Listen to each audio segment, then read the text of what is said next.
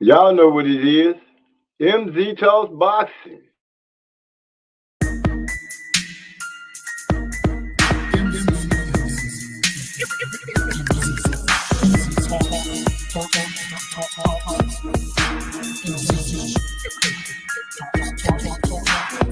Let me make this abundantly clear. We talk about boxing here. My opinion is winning, but if you ain't feeling it good on your boxing, yeah. It's been no headshot sting. So do these body blows that I bring. You wanted the big step to the ring. Let's go to the toe to the final bell ring. MZ Talks Boxing. Yeah.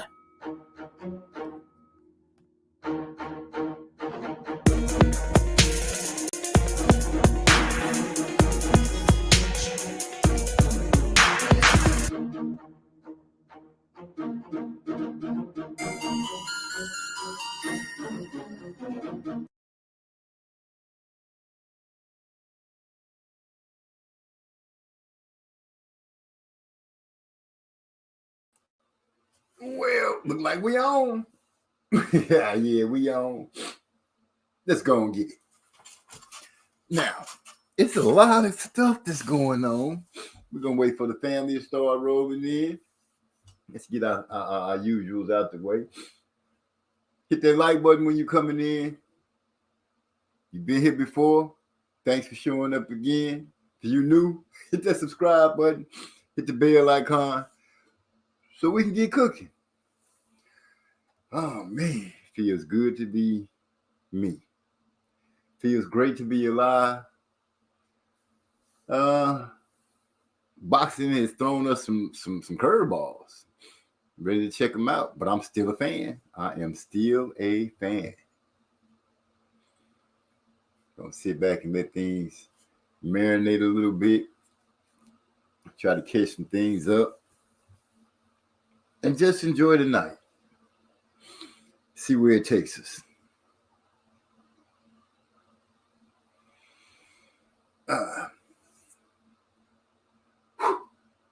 Glass is cleaned up a little bit. Let me see what's popping off here. Got everything going good. Yes. Well, I guess I can sit back now. Wait for my family to roll in. We can start chopping things up. See where this conversation goes. And I'm pretty sure it's going to go somewhere. Just don't know where. So many things going on with boxing talk that it's just what some people would say remarkable. The blame of Earl Spence and Terence Crawford, the fans are throwing daggers at each other left and right. No, everybody wants to blame everybody. Nobody wants to blame. Nobody knows who to blame. All I can say is, hey, things happen. Things happen, and that's just what it is. So, since things happen, and that's just what it is, and you can't control things, a lot of people have been trying to blame that boy Blue Blood Sports TV. And I don't see why. I don't see why anybody would want to blame him. That man just did what any true-blooded American would do, I'm thinking, in my opinion. You got a chance to make some money at a business opportunity, you strike while the iron's hot. It's not your fault. It's not your fault that other people are slacking on what they're supposed to be doing and things are not going like they're supposed to be. But if you've been listening to this saga, this breakdown, this soap opera, which is boxing today, there are three narratives, three storylines that are running at the same time. And I'm thinking that you have to listen to all of them and break them down in order to see what's going on. Bruce Gas, Boxing Jazz, and more is in the house. I say salute to you. He say salute, MZ Talks Boxing. Glad to have you in the house. Go ahead and hit that like button as you come in. That King of Kinfolk's Boxing, he say salute. As happens. Hey, all I can say is salute to you. You pay that bet. D-Lo Fofo Boxing in the house. He say salute. Salute. Like I said, we're gonna talk about. I'm gonna touch on, like I said, the saga of this Earl Spence Terence Crawford thing, and I'm not here to blame anybody. I'm here to say that there are three stories going on that are being narrated by three different entities, and I tend to be leaning toward Blue Blood and listening to what he's been saying. I I think Blue is telling the truth on his part of what's been going on. If he's holding off on something that's him, but I don't think he is. Oh snap! Lala D in the house. What's up, sis? Glad you stopped in to say hi. We've been missing you, man. It's always lovely to see you and hear your voice. So thank you for stopping through and blessing us. If you get a chance, I hope you get to sit back and enjoy and listen to what's going on, because I'm sure you got some opinions. I would love to hear what your opinions are about this situation with Crawford and Spence.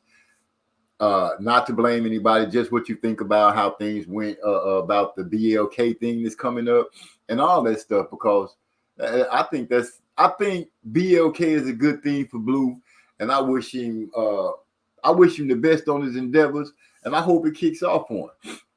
And if they could prove that they're really trying to make boxing be best fight the best, and they could try to put on great shows, then so be it. Would you not agree? You know, it's time for some things to be happening. I'm not going to throw rocks at the PBC or anything like that. Let me see. Cut myself off. D-Lo 404 says only 3 stories. I ignore much of that S, and I'm hearing damn near 10 stories, or maybe iterations of the same few stories. Well, the only stories that I'm really talking about is the one that Blue let come out of his mouth himself. That story. We have to listen to, like you said, iterations or what certain people say the Crawford camp has made, and then we can only listen to a few things that Espinoza has said that represents Showtime. Said listening while washing my hair. Well, go get it sorted up, sis. Get it sorted up. But yeah, D-Lo, I'm thinking that those 3 stories, the one that you hear from Blue, the pieces that we've been getting from Crawford, and the pieces that we've been getting from SBC. I said SBC, PBC. I'm thinking that if you listen to those close enough, you can literally start. You can kind of get a small picture of what's happening. I think that, in my opinion, listening to it, I think there might have been a couple of moves made, not on Blue's part. And I'm not here to advocate for Blue or anything. I'm just saying, listening to the stories that's going down is listening to the way things are going down. You can kind of hear some of the things that happen, and then you can also kind of draw and say, that sounds a little strange. That's all I can say about it. You know, listen to all 3 of them. Connecting the dots. There is a story there. There is some movement there. There is some things that's going on. I said back in the day, I heard somebody speak that somebody might have been holding the belt to keep somebody else from becoming undisputed.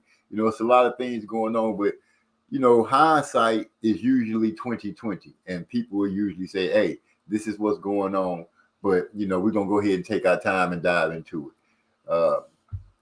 D-Lo say MS can't rely stories without putting cables on them. That's true. You remember the exercise when we was in school where the teacher would whisper something to one student, and by the time it got to the last student in the back of the class, it's a whole new subject, a whole new story. So yeah, I can see exactly what you mean by that. If you guys don't mind, hit that thumbs up button while we coming in here, and so we can get things going. Now, we do have some Jamel and what's his name? Tim Tszyu, Costa Tszyu's son, supposed to be getting ready to fight pretty soon. His manager came out and said everything was last minute, and they had 48 hours to either accept the fight or pass. Now, seeing that you said that, Blue Blood, I heard him in the interview, or he was doing the interview, he was telling his side of the story, and he mentioned that same thing, that those guys signed at the last hour. It was just something that came out the blue that all of a sudden they decided to sign. And first of all, I'm not mad at Blue Blood. I am not holding any ill will against him. As a matter of fact, I told that man, congratulations, a hell of a move. Who else in the boxing community, other than he, can say, hey, I'm really trying to do something in boxing. I'm really trying to be a part of the sport that I so-called love. And he made a move. He pulled the trigger, him and his people, whoever his people are, they pulled the trigger. to try to get something going. It was a shot in the dark, and it worked out for him. As of right now, it's working out for him. They still got to get the show put on.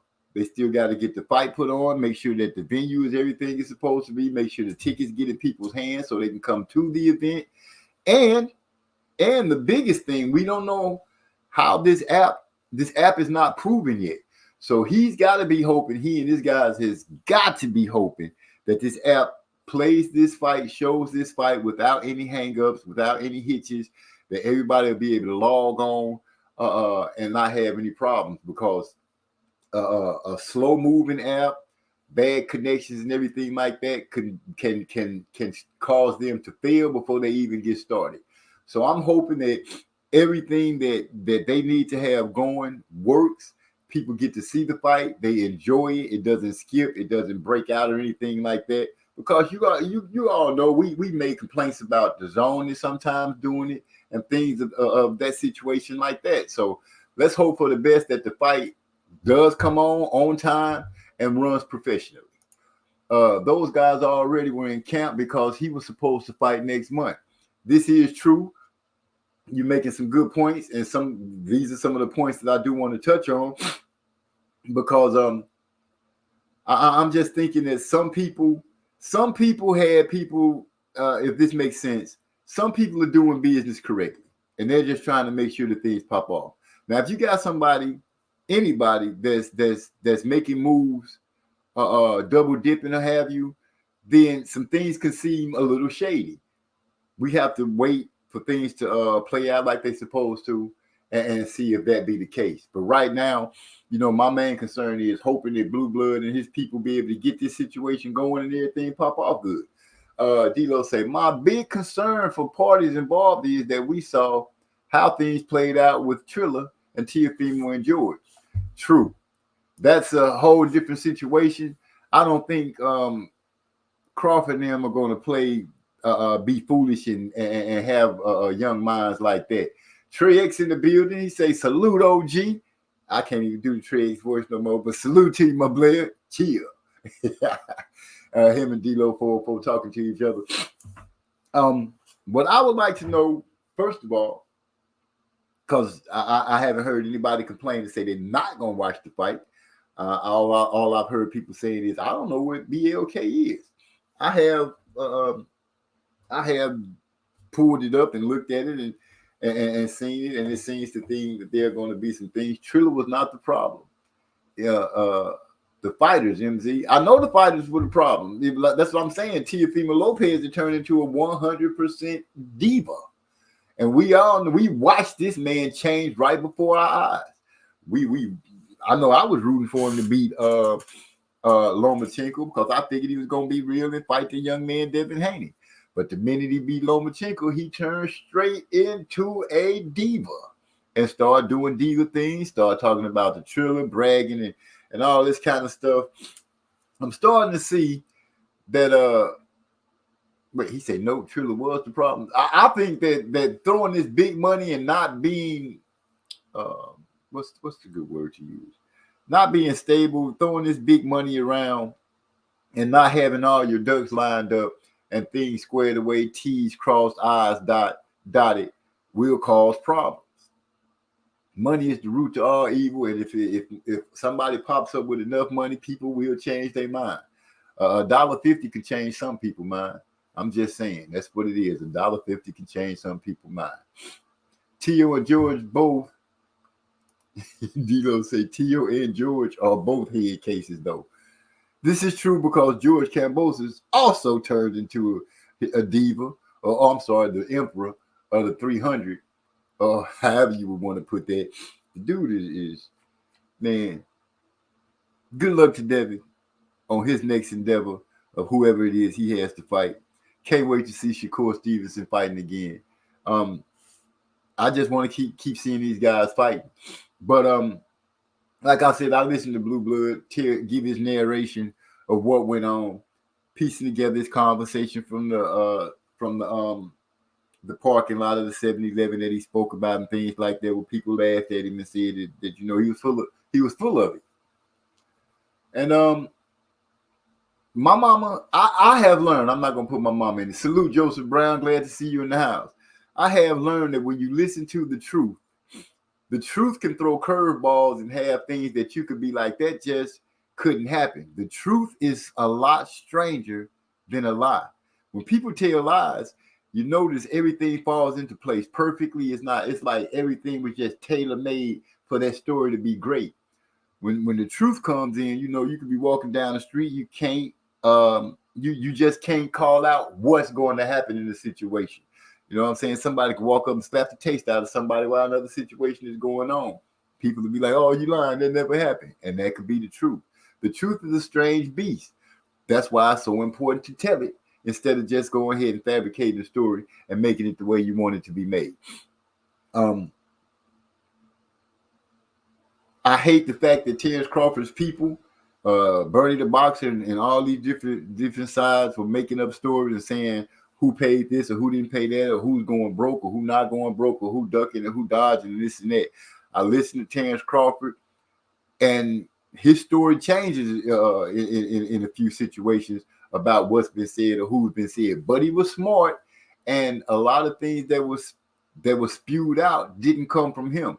So no one can really say, hey, T-Bud lied to us, anything like that, because you really didn't hear him say too much about what was going on. He did a few interviews here and there, but when it came down to it, whatever business move he was trying to make is now unfolding right now. Whatever business moves that were being made that people were really true and dedicated to is starting to unroll right now. So we're expecting to see a fight with him.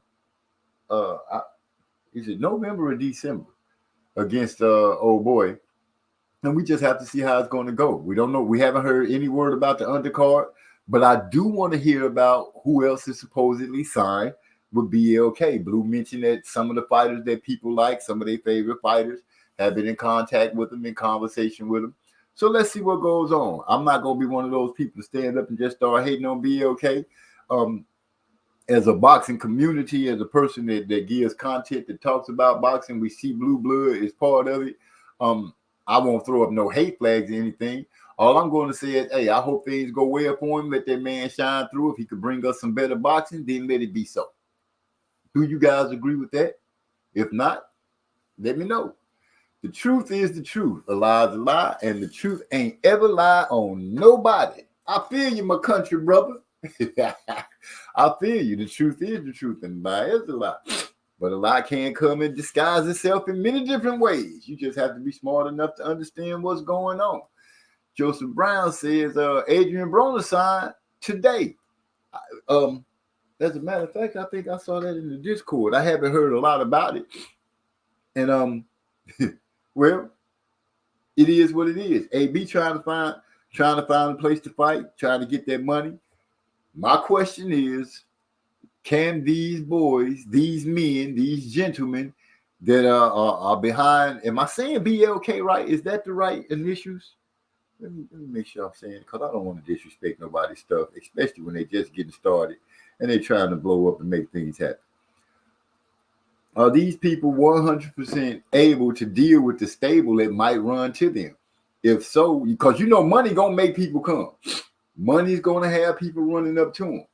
Is their pocketbooks, their wallets, their purses, whatever you want to call it, is it going to be just bust open and big money for everybody? Big money for the first few to come in. We paying outrageous numbers so we can start putting on boxing shows. If that's what's going to happen, do they have a business model? We have to wait and see. And like I said, let things happen. They starting off with a splash. As Blue said, we just trying to make a splash in the boxing game and let people know that we serious about boxing. Well, eyes are on you now. A lot of scrutiny will be on you. So, you know, and from what I'm seeing, Blue is fighting right now. He's fighting with trying to worry about how people are feeling about him, because I see he's trying to explain and let people know I ain't lied to nobody, this and that. It's a business deal. And everybody, you know, business, Coca-Cola don't come out and tell you what their next plans are on how they're going to attack the public to get people to buy more Coke, nor do Pepsi or McDonald's or any business. No business is coming out telling the world what they plan on doing. Hey, this is our plan. This is how we're going to do it. No, You make a move, you make a decision, you stand by it. Stand firm by it. That's all I can say. Now, if Adrian Broner is over there with BLK, I want to see who they put him up against. Not only that, is AB gonna handle his business and be on point? We seen him with PBC, Showtime, or what have you. A lot of people had their opinions about AB and the way AB was moving. I'm going to say this out of my mouth right quick. They taking a chance with AB, but AB proved me wrong. That's all I can say. There are hundreds of inactive fighters out there. Hopefully, they all get better options to get fights wherever they can. This is words from D-Lo. You wrote that twice? Okay, D-Lo, I don't want to. When you start telling folks what you plan on doing before you do something, things just happen to go wrong. Most of the time, you were right, my partner. When you tell people what the plan is, that's usually when the plan fails. It could either fail because somebody is you have some people that just don't want to see you make it. You just might. Some people just want to have things quiet until everything is set up so you can unveil the whole picture at one time. So you're right. Telling people what's going on before it really ends up happening. Well, Andre. Okay, that's a good one, D-Lo. Andre will probably end up over there too, which would be great. Now that would be good if they get other fighters that really mean something. You know what I'm saying? That's going to be able to help each other's career. Just fighting, just to be fighting is not going to do anything. We got to get, will they be able to make enough noise to get recognized? Will they be able to, they got their toe in the door right now. Will they be able to push a little more of their foot in the door? And if so, if they put on a good show, are we as boxing fans going to be willing to bag this new company, these new people up? And because you're willing to bag somebody else doesn't mean you have to turn around and start hating on another company, PBC or Top Rank, if you're already fans of them. That's not what I'm saying at all. But what I am saying is, if you are really a fan of boxing and you want to see good fights and you want to see Andrade in the ring again and AB and fighters actually fighting regularly, then this is a good thing, I'm thinking, in one hand. The way it unfolded to the public, that's something else, and we have to deal with that in our own ways. If you feel like Crawford is in trouble, Crawford pulled some stunts, then that's on you and how you might have to break it down and look at it. But the only reason I'm really speaking on it a lot, because I kind of felt a little bad for Blue when it came out that he had, that he was a silent partner or he had something to do with it. When I first heard it, I was like, hey, way to go, Blue. That's a hell of a move. You saw an opportunity. People not had, however the opportunity presented itself to him, he made a move on it. And I believe any one of us, if we were sitting in the same situation, would have made the same move. We would have took the same shot. There's no way you could tell me that if you have a chance to put on a fight for Terence Crawford and somebody in his hometown that you wouldn't have if this is something that you were trying to do. Yeah, I just wouldn't believe that if you told me, oh, no, I wouldn't try to do that. I wouldn't step in on PBC and Showtime and try to do that. Bull crap. If you in business and you trying to make money, that's what you're going to do. You're going to try to get that product out in front of those people, put a price on it, and see if you can sell it. Or why else would you be in the business? I'm just saying. Joseph Brown said that's the $10 million question. That Crawford better hope, better ring true. Crawford better hope. I don't know what you're going before the ring true. Otherwise, he would be another Andre out, a man with no land. I feel you with that.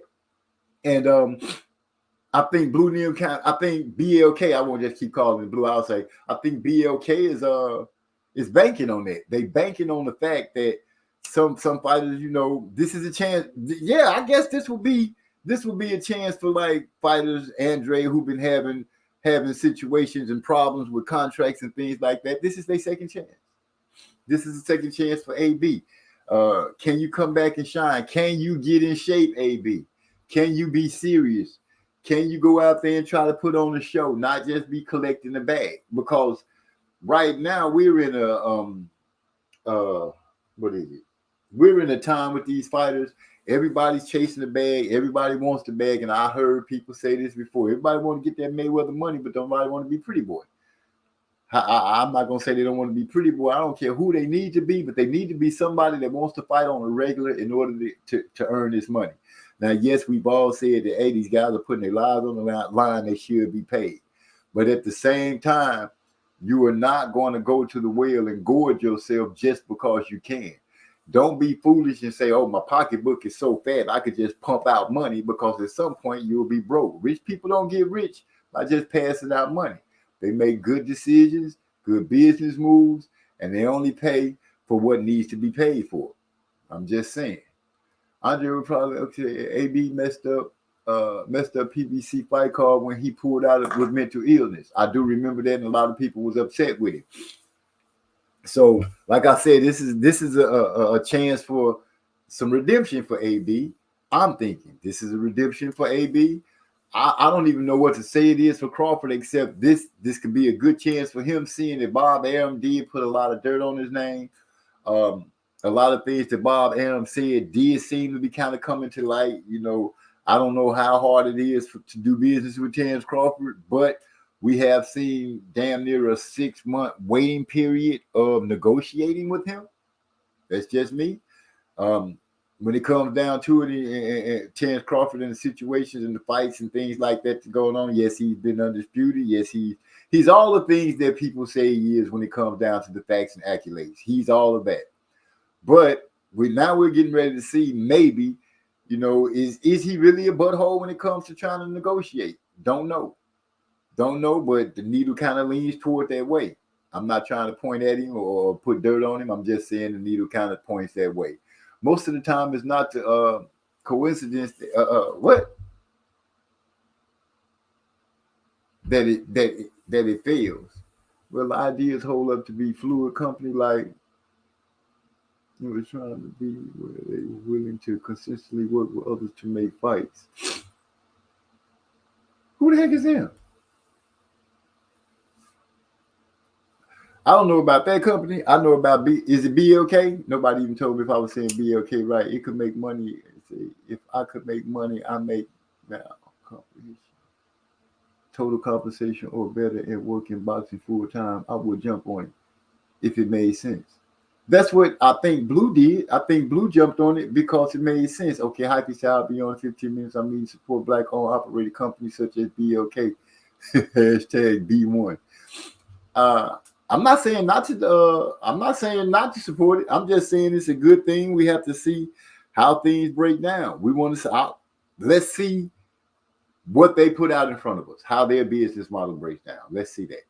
Let's see how their business model breaks down before we start making judgments about it. Everybody's going to feel a certain way, because I think people feel like they're close to Blue because they see Blue every day. They hear Blue's voice every day.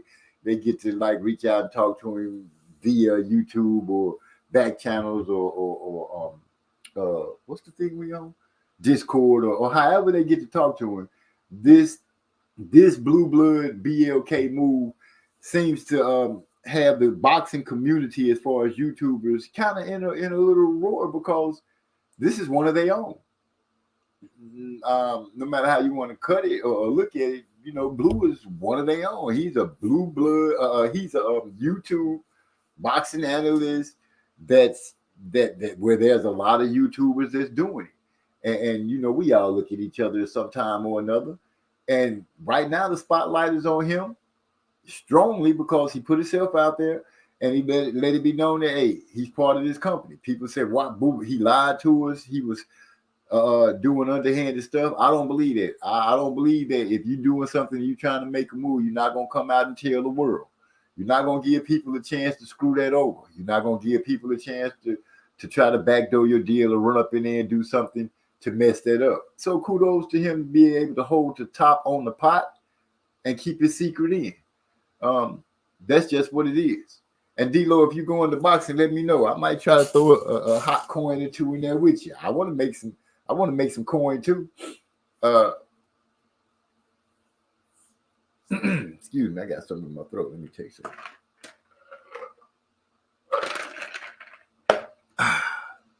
With that being said, Anybody that got the link, it's in the Discord. Come on in. If you can't find the link, let me know and I'll throw it up in the chat. I'd like to hear what anybody has to say.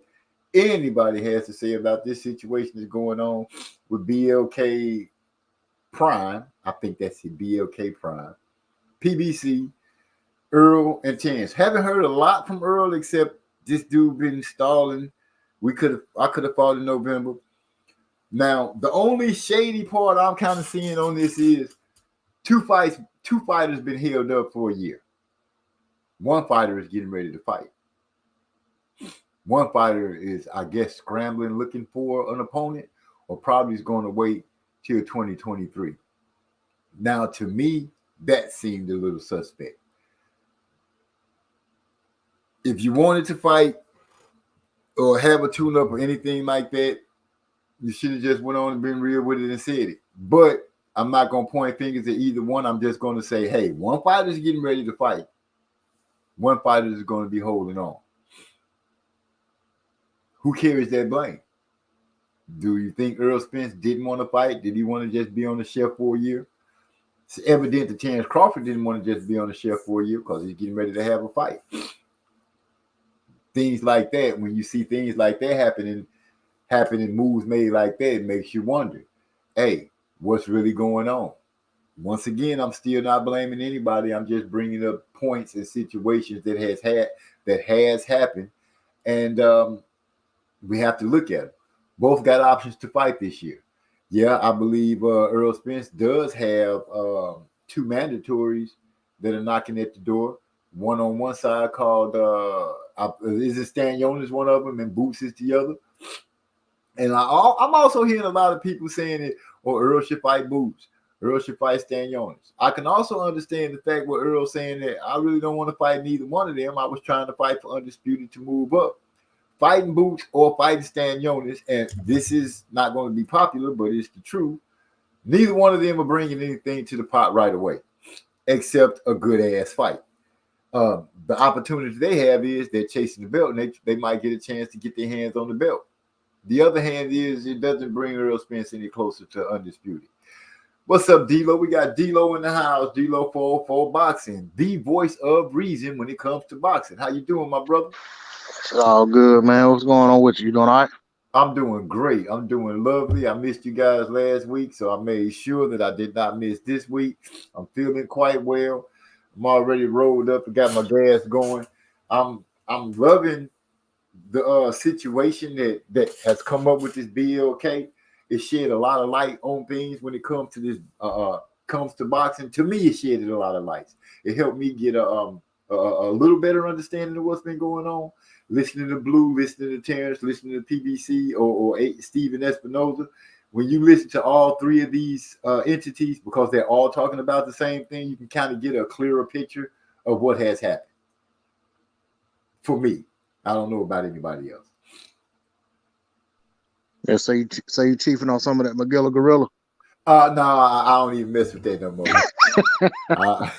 I don't even mess with that no more. I got some space. What's the name of this? Some space OG something. It's not Magilla Gorilla. I bet you that. You will never get me again with such a crazy ass thing. But it was funny as heck. You got down with that one. With that one.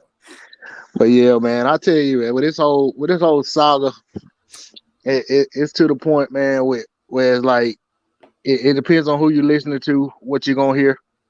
And I mean, that's not even, that's just noise out there in, basically these YouTube streets, as they say. But you know what I'm saying? I'm to the point, man, where it's like I'm just looking at what we got. Right now we know we're supposed to have Crawford having a fight in December. And they're saying Spence may be fighting in December as well, like a week later or something like that. But that's still trying to come together, and it may not even happen, But but the reality is, now we, like you just said, you got a new player in the game that's trying to make some noise, and of course, you still got the other entities out there. So hopefully, it's gonna help the fighters out. Hopefully in the long run, it'll get some of these inactive fighters off the shelf. because there's too many of these guys we ain't seen fight in a year and a half, or these guys getting one fight a year and stuff like that. I just don't know. Like to me, man, these guys sitting on the shelves like they are. It isn't just affecting their bottom line and their, you know what I'm saying, their earning potential, but it also affects the trajectory of their careers in terms of who they could be, you know, and how they could stack up for their era. You know, a guy who fighting, you know, every 4 to 5 months, 4 to 6 months may not be the same guy if he's only fighting every 13 months. So where he may go out and have a lights out performance against a guy that, you know, is on his level, he come back 13, 14 months later fighting a guy who ain't supposed to be on his level, and he just barely squeaked by. So then after that performance, they don't want to put him in against some top shelf guy. You know, so I think all of that hurts the sport. It hurts these guys' careers. Even when you look at Thurman with, you know, him having the injuries and things of that nature, and I know some of his stuff was self-inflicted, but when you look at the performance he had against Barrios, even though he went out there and won and he wasn't in jeopardy of losing the fight, like there was no huge demand to see Keith Thurman back in the ring after that. You know what I mean? It's like it just, you know, you have to wonder if Keith had been a more active fighter, a fresher fighter, how that fight would have gone. I agree with you on that. You know what I'm saying? What's the word? What have you done for me lately? You're only as good as your last performance. I believe that stands true even with boxing. You're only as good as your last performance. If you step in the ring and you look like trash, people gonna start looking at your side eye. They're gonna be wondering, hey, what's going on? You made a good point. By being a new player in the game, and there are a lot of fighters. There are a lot of fighters that we are not seeing fight. We are not even getting a chance to get an eyeball on or hear words about. Could this help a lot of other fighters? Yes, it could. But we also have to remember and question, are the big boys going to play with these guys? Are they going to give them a chance? Are they going to be willing to make moves? Because, you know, Blue also said that, you know, we could have took this to some, I think he said Showtime or Top Rank. He named the big names, and he also said how those companies wanted to be in the driver's seat. They would have been holding the bag for paying the pot or paying the purse while everybody else gets the glory. Is that what you want for your company and what you're trying to do? I don't think so. So now they, like I said, they got a toe in the door. They got to figure out how to get the rest of their body through the door now. They got to figure. Oh, go ahead. I'm sorry. I thought you were. My bad. Yeah, they got to figure out how to get PBC to play with them, how to get Showtime to play with them, how to get Fox to play with them, how to get Top Rank to play with them. Let's not forget, you got Lou DiBella that's running around and represent fighters. We got a lot of people that we are not really recognizing that's running around making deals with these fighters that BLK Prime is going to have to be able to work with and get them to work with them and start a relationship so we can be able to see these other fighters starting to show up. I'm kind of excited to see what BLK Prime can bring to the table. That's why I see we got to see how this fight is going to be laid out, how it's going to turn out. Hopefully, like I said, the biggest thing that I want these guys to make sure and take care of, make sure their app is able to handle. If they get a lot of traffic, their app can handle that. Go ahead, D-Lo. Yeah, I was gonna say, man, to me, I think one of the best things that can happen for boxing and for these fighters, for us fans, is for these fighters to have more fluidity, more freedom to, you know, move around and fight on different different what's the word, platforms, I guess, for lack of a better term. You know, I get that there's a security in being signed with a network. You know, you're with that network, you're going to be guaranteed to get some fights. I don't think guys are being guaranteed a certain number of fights anymore, but at least they're guaranteed that, hey, you're going to get you at least one fight a year or something like that, maybe. Because even look at a young guy like Boots. I think we only seen Boots once this year. So, you know, things like that hurt the sport, man. But like I said, I can understand the security of that. But at the same time, if these companies aren't going to work together, then it's like it's not really in the best interest of these fighters to be locking themselves down in deals with these networks that aren't going to, play ball with other networks and these apps and things like that, where these guys can't make the fights they want to make. I mean, you look at Jamal Charlo, where all of the other top tier middleweights were over there on PBC. I mean, over there on the Zone, and he couldn't get a fight with any of them. And the same thing, you got Crawford when he with ESPN and Top Rank. Even for the Porter fight, PBC didn't want to play ball. Basically they just sent Porter over there. They didn't want to do a collaborative effort. But so it's just one of them things where it's like, to me, the more avenues these fighters have, the more opportunities they should be able to get, and the less inactivity and stagnation the sport will have. And which, to me, I feel like that's hurting the sport just as much as some of the bad matchmaking or failure to make matches and things like that. It's the fact that, you got a fighter come out and put out a hot performance. Like for example, when you had Tank Davis went out there and stopped Leo Santa Cruz on Halloween or whatever year that was, in what was considered to be a pretty doggone good fight. And then and he should have been able to capitalize on that and been back in the ring within 5 months, something like that. I don't think we saw Tank again for about 9 months. So those are the type of things I look at as a real hindrance to the sport of boxing growing. Because a lot of fans aren't like us. They're not just following a boxing schedule, trying to keep up when stuff's going on and keeping up with nondescript fights. They're looking for marquee fighters, and if they can hold their attention, they'll start to pay attention to the other fighters.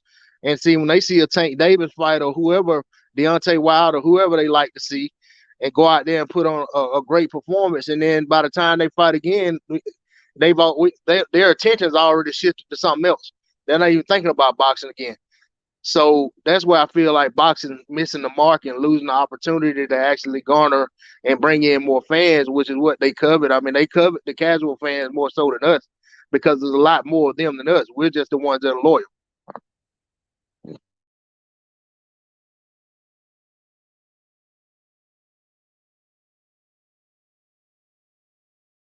We still on? My bad. I'm sitting here talking and I'm muted. I don't agree with you and everything. Nobody can hear what I'm saying. But no, I was gonna say, yeah, what you mentioned about the boxers being able to move around, having the freedom. Yeah, I was thinking that too. When the Zone showed up and they was throwing that big money and guys was going over there catching it, I was like, why are they signing and just putting themselves stuck? And I guess you would have to ask that same question too. Why would you get yourself stuck at PBC or get yourself stuck at Top Rank? And I guess the deal, like you said, is made out in front of them where they could say, hey, I got some comfort here, or I got some stability here, so I'm going to take this chance. But each one of these guys that are fighting, when you look at it, are individual contractors. They are brands. Each one of them are brands. And I guess it's going to be who can advertise and get these brands out there in a better light for everybody to see, and who can do it on a regular basis. I'm guessing that's what these promotion companies need to start doing. Once these fighters get to a certain spot and they start getting promised a certain amount of money and these big giant bags, I can see where it could be a little difficult trying to make a fight real regular on somebody here. We complain about seeing certain pay-per-views right now for $75 or $79. We'd be like, that's not pay-per-view ready, or that's not pay-per-view worthy. We have said that plenty of times. So I'm thinking these companies really need to figure out how to promote and put the product out in front of people a lot better than what they've been doing. And I think they'll start satisfying what it is that they're looking for in these fans.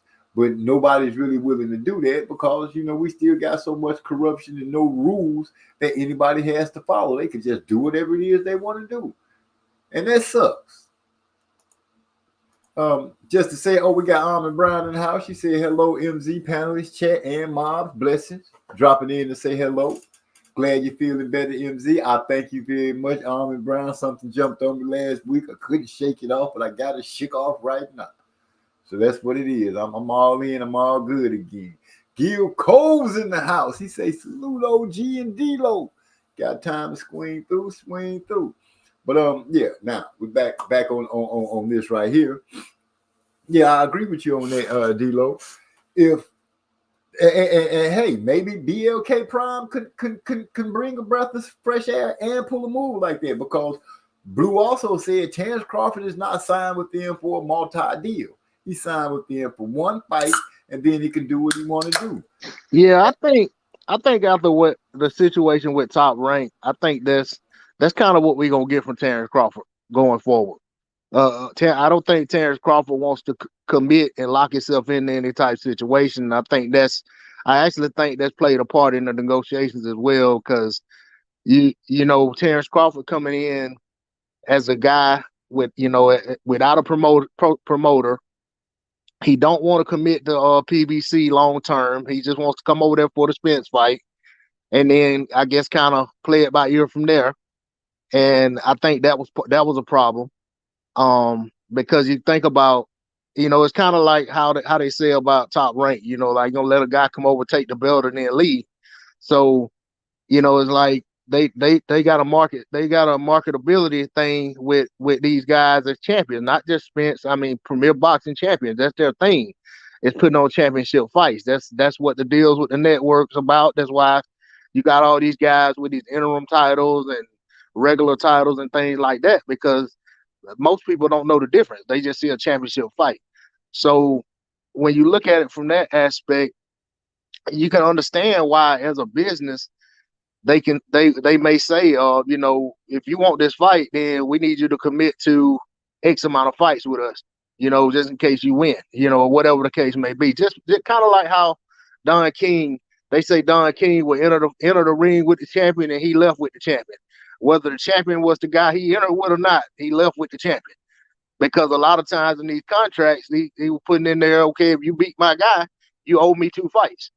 And if you look at what's going on with the zone, if you look at the list of guys that have fought AJ, since the zone came into the picture, or even before that, if you just look at the guys that AJ fought since, I'll start with Joseph Parker or even Carlos Takam. All of those guys post AJ, with the exception of Andy Ruiz, other than he had his rematch, but all of those guys, since that point, kept fighting on Matchroom. He kept fighting on Matchroom, whether they were fighting on the zone. So it makes you wonder if there was some type of options. Even Povetkin, who had a big backer behind him, he stayed and fought over there after his AJ fight. And even coming up to that fight, he fought over there for a couple fights. So it makes you wonder if that's the hold up on a lot of fights being made when it comes to these cross promotional deals, because these companies don't want a guy from the other side to come over there and beat one of their marquee stars and then go back to his network. So when you talk about the Jamal Charlo Andre fight, when you talk about Charlo Triple G, Charlo Canelo, and things like that, it makes you wonder if that was the hold up, just as big a hold up as money, is that these guys don't want somebody to come over there and basically steal their shine and take some luster away from their fighters and then take that back to where they came from. I can feel you with that. They looking at it on how to keep their company shining. And I guess the bragging rights is to be able to say, hey, I work with nothing but champions. But you got to figure out a way to get these champions paid, fighting regularly. You got to do something that's going to be appealing to them, for them to come over there and mess with you on a regular basis. And we all know what that is. For most of these guys, it's not holding the belt. It's the bag. It is the bag. And I don't see any way to get around that situation right there, because you're not going to stop anybody from wanting the bag. Everybody on the planet wants the bag. Even people who don't have, people who got big bags want more bags. How do you supply that part to the fighters and be able to get what you need to present for the public? Because when these guys are asking for these bags, it has to originate from somewhere. This money has to come from somewhere in order to pay these people. Now, if the model that PBC is trying to use, saying, hey, we're going to pay you on the back end because we got to see what we're going to make in order to pay you, If that's starting to fail, then it's going to be a pay up front type deal. And honestly, as a businessman, I don't see that working long term. I don't see everybody saying, "Oh, I can get paid big and keep it moving." I think it worked well for Top Rank to be able to give money on the front end for the simple reason they're part of ESPN and they can put on a lot of free fights. You can get your fighters on ESPN in front of a lot of people, and I'm thinking that's probably part of the lure that they use when they talk to their fighters is the fact that you will be fighting on ESPN, whether it's pay-per-view or not. You'll be on ESPN. I'm willing to bet at least half the people on the planet that have TVs or some kind of way to stream something watch ESPN, and at some point you're gonna catch a boxing match. I'm just guessing that that's part of the lure for ESPN. PBC probably put out the same type of thing. Hey, we on Showtime, the biggest spot to have a pay-per-view. And not to mention they could dangle Floyd in front of them because he is part of them. Hey, look how much money Floyd made and all this kind of crap there, which is still is oversaturating the pay-per-view as far as coming from Showtime and Fox. ESPN is putting on free fights, but a lot of fans are fickle. They feel like if they didn't pay a pay-per-view fee for the fight, then the fight isn't that good. You have people that are like that. You got consumers that are, if I ain't paying a certain amount of money or if I didn't pay for it, then this is not a good fight because it came on ESPN, which is free, which is not free. You still paying a monthly thing for it. Then you got the so-called pay-per-view killers that came into the game in DAZN, and then they turn around and start selling pay-per-views. So I'm going to go ahead and put my neck out on the limb and say pay-per-view is not going to go anywhere, not anytime soon, because in order to watch a fight, it has to be paid for. And if you want to see a good fight, you're going to pay to see it. Correct. So unless they can come up with a way to get these boys paid and get them in the ring, we're going to be still going through this. That's why I'm saying I'm hoping that Blue Blood them get a chance to get the other entities to let them play. I hope boxers give them a chance. And don't go over there and try to break the damn bank. Don't go over there and try to be the highest paid person in the place. I'm going to be real. When something that you do is good or not. When your product is worth putting out in the street or putting in somebody's hand. If that's crap or if it's good. Not to be asking for a whole bunch of money for something that ain't worth a whole bunch of money. I'm just saying that's my way about it. You know what I'm saying? La D say, MZ, I'm telling you, they should have a full set of undercards in Vegas. The biggest Spence fans versus the biggest Bud fans. I would join as a Bud fan. Nobody bet on me, though. Sis says she gonna go out there and put those gloves on. That would be funny because I hear a lot of these Bud fans and Spence fans, they be saying some crazy stuff to each other. I literally listened to two dudes talking yesterday that sound like if they could meet each other, they would start a fight. Hey, I was on a panel earlier today, and the conversation turned that way. I threw up the church finger and got out of there. I told him, I was like, hey, y'all done took it somewhere else. I'm going back to the chat. Like, I'm not here for that. You know what I'm saying? They calm down and start back talking to each other like they had some sense shortly thereafter. But I can't get in the whole BAN and MF and all that. You know what I'm saying? Like, man, I ain't here for that. Yeah, you can't have a good discussion with somebody cussing out the other person. That just don't. No, man, no, that ain't. Hey, I look at it like I don't come on here to talk boxing to get angry. So I'm not big stand no chat and somebody get to talking stupid, man. I'm gonna go ahead because the next thing I know it might get directed at me. I don't want no part of that. So let me just, like I said, I throw up the church finger and slide out the back door. Not the church finger when you hold your head down a little bit, you're tiptoeing down the aisle. I feel you. Yes, sir. I feel you. But as I was saying, and with the money grab thing with these boxers and these new entities popping up to be in the boxing game, I can see how it could grow, and I can also see how it can hurt itself. That's what I'm saying. The link is in the in the Discord, Hyphy. I put it in there.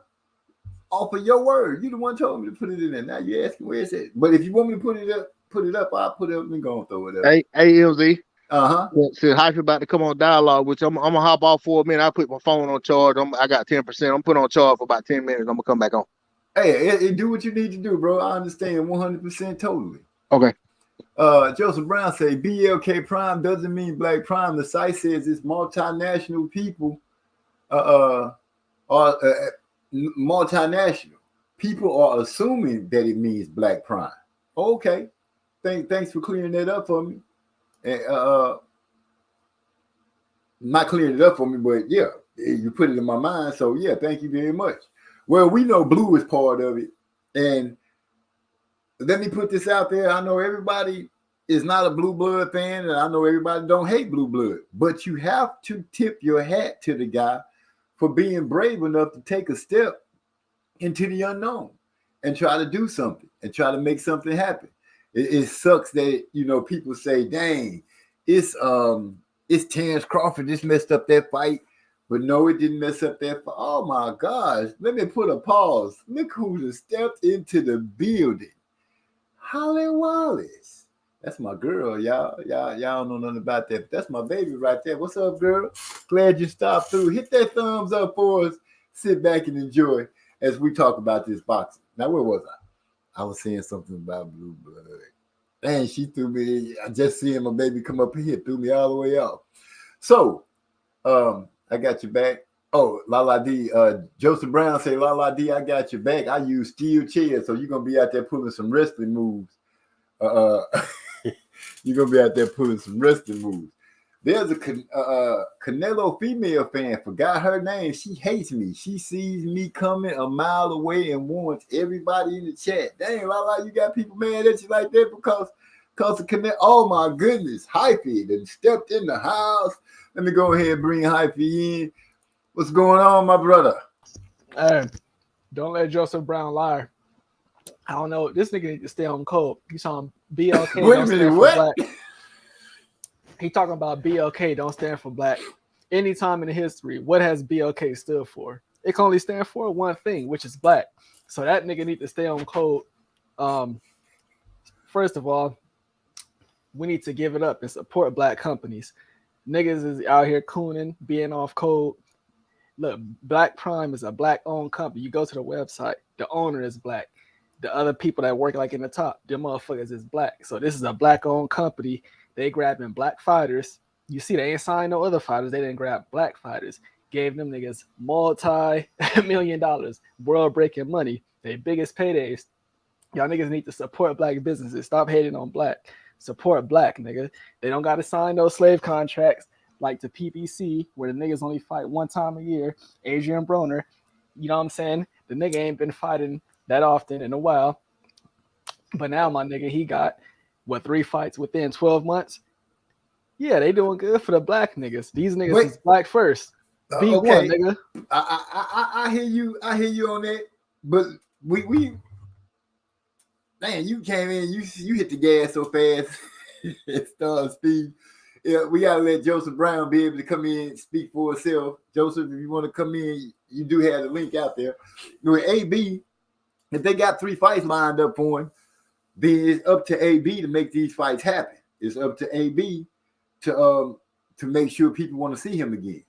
That's the part I'm saying. I don't know how they want to do things, but I wouldn't pay for too much product too fast before seeing that this product is serious. Remember, we're dealing with some people right now. You got Terrence Crawford, which, regardless of how you want to look at it, it's a label that it's been hard to deal with. I understand where the label came from, but you still have that label. And with the next set up fight that we were trying to get from him, it was difficult for him to make. We already seen AB in his antics. So this is a second chance for me, or third or fourth chance for AB to be able to pull something off. So, I don't want to see these guys put themselves out too far and mess up. But I do like the fact that BLK is trying to get in the game and trying to do something. I do that. I do understand that, and I'm happy for it. But we have to, just because it's black owned, or if it's not black owned, if it's black owned, that don't mean you just go out and start picking all the blackberries. Some of them don't be right, and some of them be already rotten. Come on, my nigga, man. Look, see, you one of them type of niggas. You one of them type of niggas, like, if you needed a lawyer for something, you one of them type of niggas, you'll go get a Jewish lawyer in a minute. But if somebody recommended you a black lawyer, you would be, I need to look up the nigga Yelp reviews. And come on, man. Now I'm gonna be funny with you and stick you real deep. If I was to hire a Jewish lawyer, his skin would be dark like mine. That's a Jew. Oh, one of them Israelite niggas. Yeah. That's a Jew. You know what I'm saying? Don't mismarket me and think that my blackness is only worn on my sleeve. No, it's mentally. I'm mentally black. I'm a strong black man. I understand, but I am no foolish black man. Like I said, when you go to the vineyard to pick fruit, do you pick all the fruit or do you pick the right fruit? You pick the right fruit, regardless. That's the same thing with whatever your people are. I'm not going to go out there and just pick up all the rotten guys and expect something good to come out of it. That's foolish. I'm going to pick what makes sense, what makes money. That's my way of thinking. You know what I'm saying? All people that are colored like you aren't a friend, aren't an ally. A lot of them are enemies, and you have to be aware of that. Well, BLK is my ally. The niggas is getting black fighters paid, world breaking money, and they getting them niggas active. We want to see the best fights out there, the best fighters. They keeping fighters active. That's who I'm fucking with. BLK all day. Well, have they put a fight out already? Them niggas already got a fight lined up, and we only heard of them not even a week ago. They already got a fight scheduled. I know they got their other guy. Superstars. I know they got their other guy that's supposed to be fighting.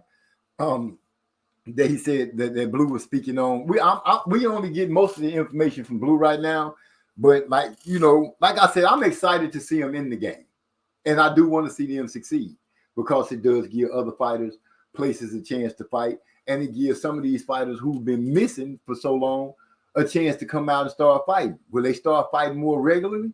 That still waits to be seen. But I'm hoping that it does. I'm also hoping that it brings more eyes to the game. But that also waits to be seen. Blue and them got this is not a little task that these guys have put their hands into. This is something big. This is a very big move, and it has to be made calculated.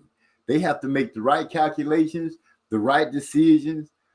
Everything has to fall into place. Are they just going to be offering fights?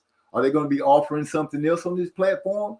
Is it going to be appealing to people? We don't want another DAZN where we go in there to look at cricket, because I'm not trying to watch cricket. So, yeah, as a boxing fan, hey, I vote for whoever going to put on the best fight. Well, DAZN, I have a problem with them still. But if they put on a good fight, we're willing to watch it. We've all went to different spots and watched good fights. I'm not shooting down anything, but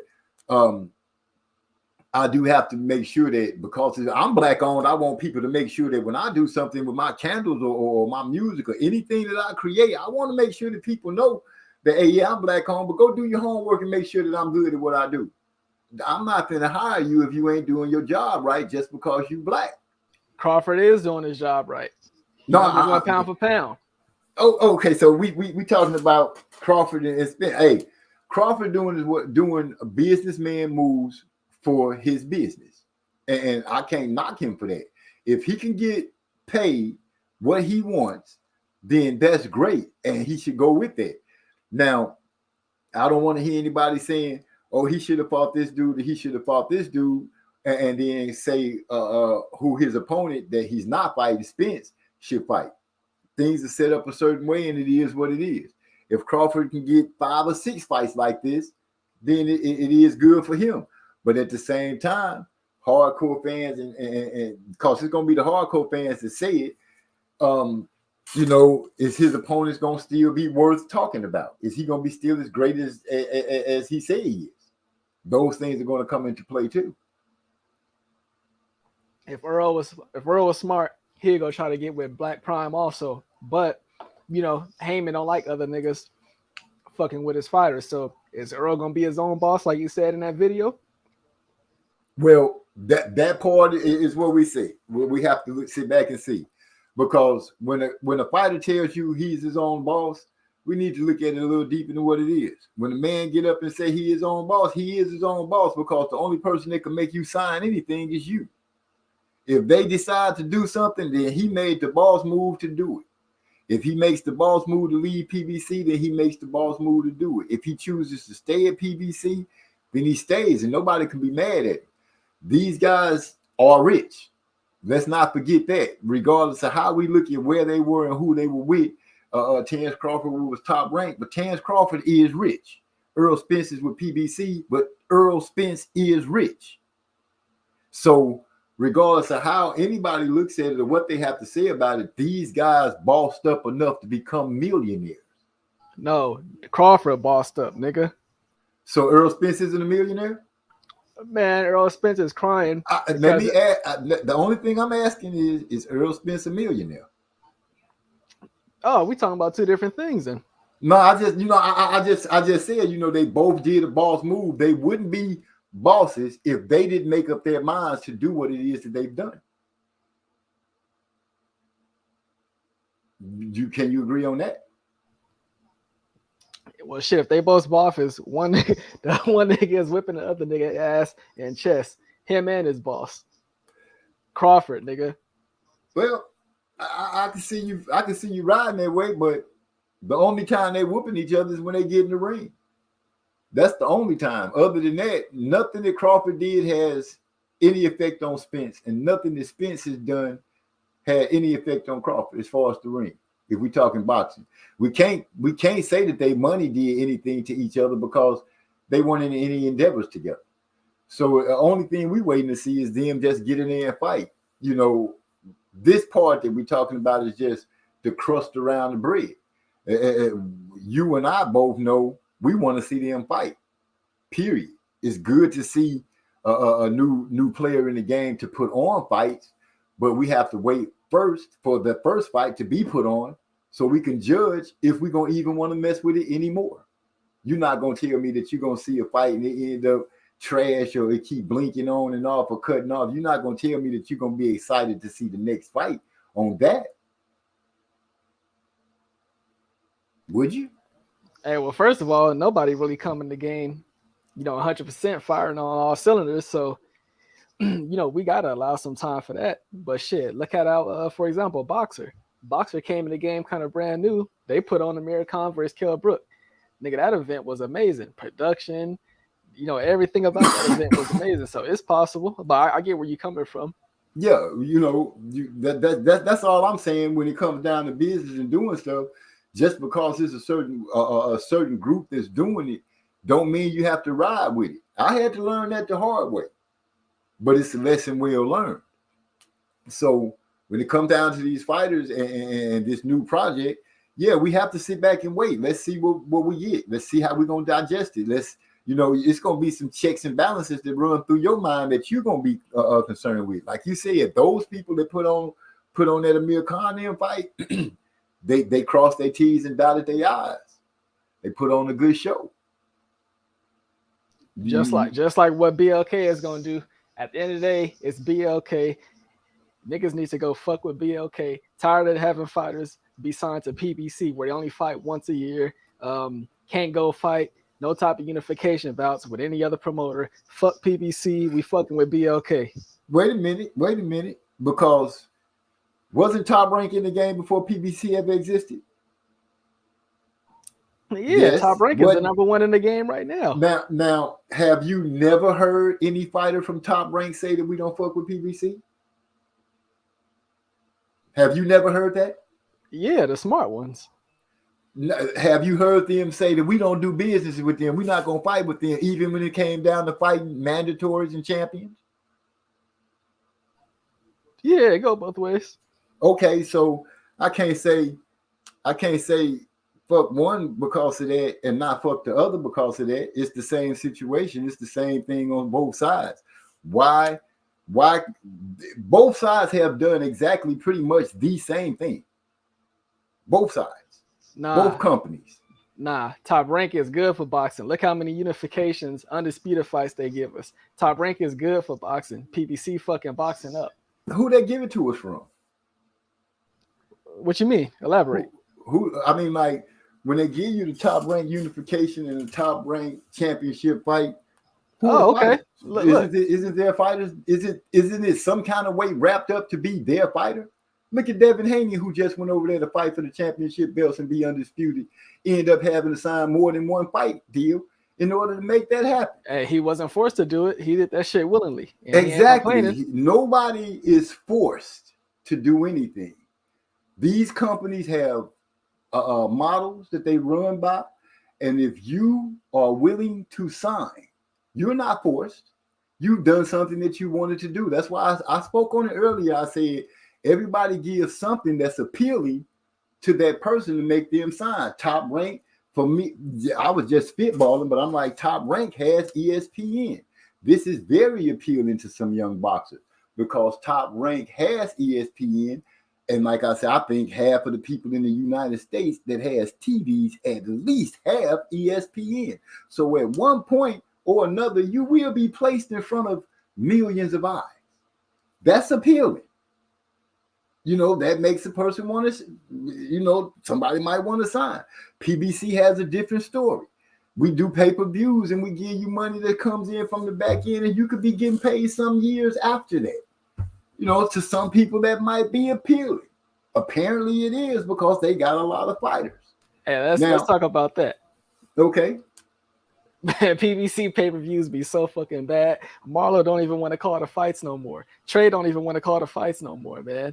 Fucking up their YouTube channel. I can understand that some of the fights are bad. It's oversaturated with pay-per-views. But let us not forget, they putting on pay-per-views, but now the Zone's throwing in pay-per-views, and now ESPN is throwing in pay-per-views. So they've had help saturating the game with pay-per-views. Nah, you know what I'm talking about. We talking about bullshit pay-per-views. That's what I'm saying. Every fight is not pay-per-view ready. I mean, not pay-per-view worthy. I do not disagree with you there. I don't think the Robert Helenius and Deontay Wilder fight was a pay-per-view fight. I feel like they could have fought on Showtime. You know, same kind of deal. You know, you see it still being seen by a lot of people and stuff like that. It's a chance for people to get a chance without spending money, saying, "Oh, I got to spend money to see if Wilder is the same." I'm not hating on Wilder or anything by no way of meaning, because I offered to send money to watch their fight to Trey X them, just because I knew they probably didn't want to get their fight. But that's what I'm saying. So yeah, I do understand that some of the fights are not pay-per-view ready, pay-per-view worthy. And if I don't choose to watch a not pay-per-view worthy fight, then you just don't. Hey, but like I was saying, them niggas throwing bullshit pay-per-view fights. Trey and Marlo don't even feel like going live to call these fights, so they can't even get no YouTube revenue. While Black Prime, they signing the best fighters, superstar boxers, they making that black dollar bounce around in the community. We fucking with BLK. Okay, that boy. Hold on, I'm jumping in the chat real quick because I do believe I saw Trey X say something about pay-per-views. Oh, he said that. Hype just disappeared though, just like that. Oh, he said the Top Rank have been putting out some good product. But yeah, you're right. They have been. You can get back in if you can, Hype.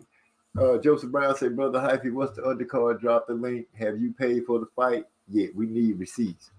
Okay, y'all shoot at each other like that. Yeah, Hype, you know you can come on back, man. D-Lo Foe is back in the house. Derek Baby in the house. He says, "Salute. What's going on?" Also, Derek Baby say, "Didn't PBC offer above 15 million?" I was hearing stuff about that, but who the heck is Hypey to change his Hypey to win change clothes on us. Hypey back in the house. Derek Bailey said about the 15 million. I was hearing people about that, but I'm not really for sure about that. Derek Bailey also, where is Black Prime getting all this money? Nah, it don't really matter where they getting the money. I wouldn't ask. That's like asking the bank where they got their money, or asking Al Heyman. Well, we know Al Heyman did do music, but asking PBC where they got their money. That's just going too far into it. I'll let these flex now time. Okay, I think I caught up with everything that's pretty much being said.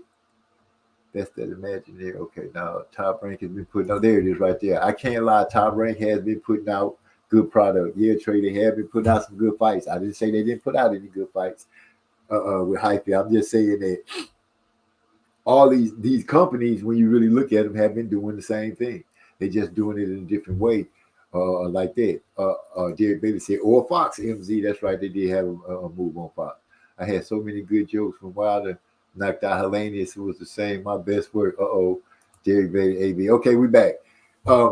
We got D'Lo 404 Boxing is in here to chop it up with me, and I see Hyphy back in the house. D'Lo, did you have something to say? I didn't mean to be in the chat too long. No, man, you gotta get a chat. They just do, man. I mean, hey, you need a chat, just but you need somebody on this panel. Yeah. No, I just wanted to, also talk about the pay-per-view situation, man. Of course, these numbers come out and nobody really knows what the real numbers are, but everything on the Wilder fight, is 75 to 77,000 pay-per-view buys. You had what was it? Ruiz versus Ortiz. I think it was like around 55 or 60, and then who knows what Charles Martin versus Luis Ortiz did. And all of those were kind of like pay-per-view fights that looked like they were pay-per-views to build the next pay-per-view, to build the next pay-per-view, to build the next pay-per-view. Because if you look at it, all of those in succession all lead to Wilder versus Ruiz, which is what's rumored to be the next pay-per-view fight for PBC. And now I ain't saying the next as if none other, but I mean the next one for Wilder and Ruiz would be against each other. So I think, even though there was a method to the madness, I feel like there was a gross oversaturation of pay-per-view right there. And a lot of those fights, I mean, I'd say none of those fights were pay-per-view worthy fights. I understood Robert Hellenius as an opponent for Wilder. It made a lot of sense. I thought it was a dangerous opponent under the circumstances, but I didn't think it was a pay-per-view worthy fight. And apparently, I wasn't in the minority if the numbers are true. Right. I understand what you're saying. Trey Exton joined into the conversation. What's up, my man? Salute, man. Hey, I just had to come and talk to you because I'm trying to understand where you're coming from.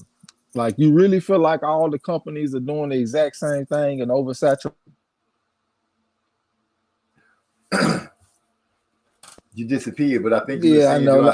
I'll be back. Let me go turn my shit to where my screen stay on. I'll be back. Okay.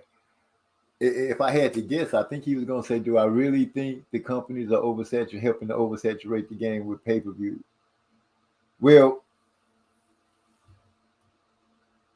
kind of, sort of, but when I say they was all doing the same thing, I mean, it's they making themselves marketable to the fighters to make the fighters sign with them. But see what's crazy, MZ, and I hate to be sounding like I'm just bashing PBC. But PBC, everybody talks about PBC having all the marquee fighters, and they got so many of the top fighters. But we never see them fight. They rarely fight, and then most of the time, if we get a good fight, it's got to be on pay-per-view. But then there have been a lot of fights that could have happened that they didn't. To me, they didn't make happen. Like, to me, I felt like Errol Spence shouldn't have had to, beg and barter to get these fights against Sean Porter, Errol Spence, Keith Thurman, which he never got, and Danny Garcia. It's like if he had never pulled Mikey up from the lower weights and got that fight, he would have never got the fights against those other guys because nobody was gonna make it happen. You know what I'm saying? It's like PBC got these fighters and they're there. They need to be making these fights, man. And I mean, granted, we ended up getting those fights later on. But look at all the ones we didn't get. Like Hurd should have been made to fight Charlo, when after that Laura fight. And things like it's just a lot of opportunities that I feel like they missed that they wouldn't be in the situation where they got to put all these fights on pay-per-view now. Had they made some of these fights that they could have made and didn't make. We should have got Gary Russell versus Leo Santa Cruz. You know what I'm saying? I mean, maybe even Gary Russell versus Tank Davis. It's just a lot of fights that I feel like they had opportunity to make and didn't make for whatever reason. And then now it's like to get a halfway decent fight, got to go on pay-per-view. Then every once in a while they'll throw us a bone like Castano versus Charlo, or pretty much any other fight with Charlo. But I mean, Charlo was on pay-per-view also once, and it did very poorly from my understanding. So they never revisited that. When they had the two Charlo brothers on the pay-per-view together. Right. So, I guess that one was so bad they didn't go back to that well. See, to me, when I look at it, it looked like they want a whole stable of pay-per-view fighters. They look like that's the model that they want for every fighter. You know what I'm saying? That's why I feel like they oversaturate the market with pay-per-views. I didn't have no problem with pay-per-views until they came with Chris Arreola versus Andy Ruiz. Yeah, that was the one I forgot to mention. Yeah. And then they came with the Charles Martin and the Luis Ortiz. Then they came back with the Luis Ortiz versus Andy Ruiz. And I paid for the shit like early on. You know what I'm saying? But I just felt like we gave them the wrong message. Like, we willing to pay for this. So they started coming back with other ones. You know what I'm saying? But they the company that I'm seeing that's putting out these type of pay-per-views. Other people have, but I think they high-level fights. Like, you might say Canelo versus fucking Better Beef, and Canelo versus Caleb Plant and all that kind of shit.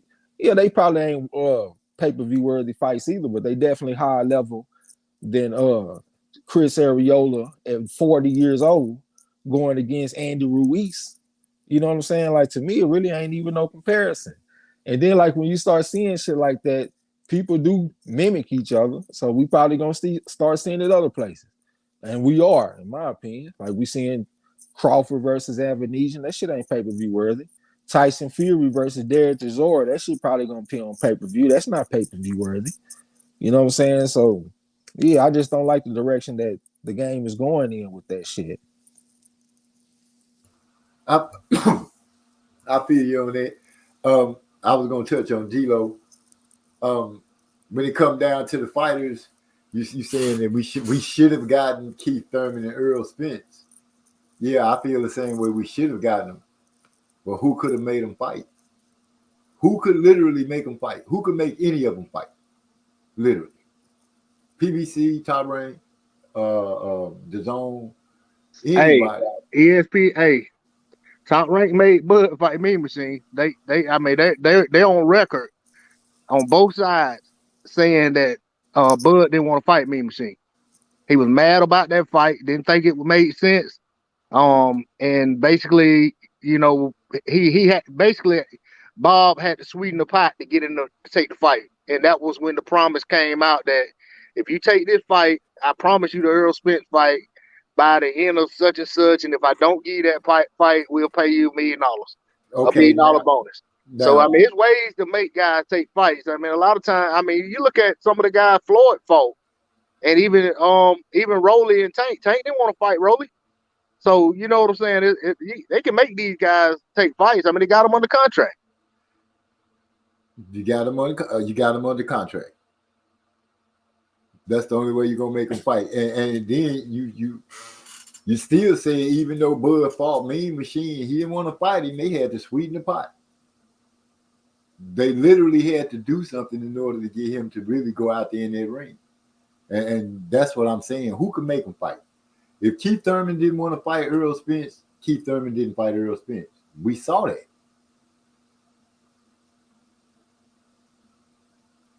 So when it comes down to it, it's certain things that we can blame on the fighters. It's certain things we can't. There's certain things, it's a lot we can blame on the companies. You know what I'm saying? But whose idea is it for them not to fight but once a year? I haven't heard any fighter except for a couple like Boots, maybe talking about fighting more than once. It's been a few of them that I heard talking about fighting more than once, but you don't really hear a lot of them talking about fighting more than once. I heard a PBC fighter say he want to fight one time a year and make $1 million. Just fight one time a year, get him $1 million. You know exactly who I'm talking about. Little B-Hop.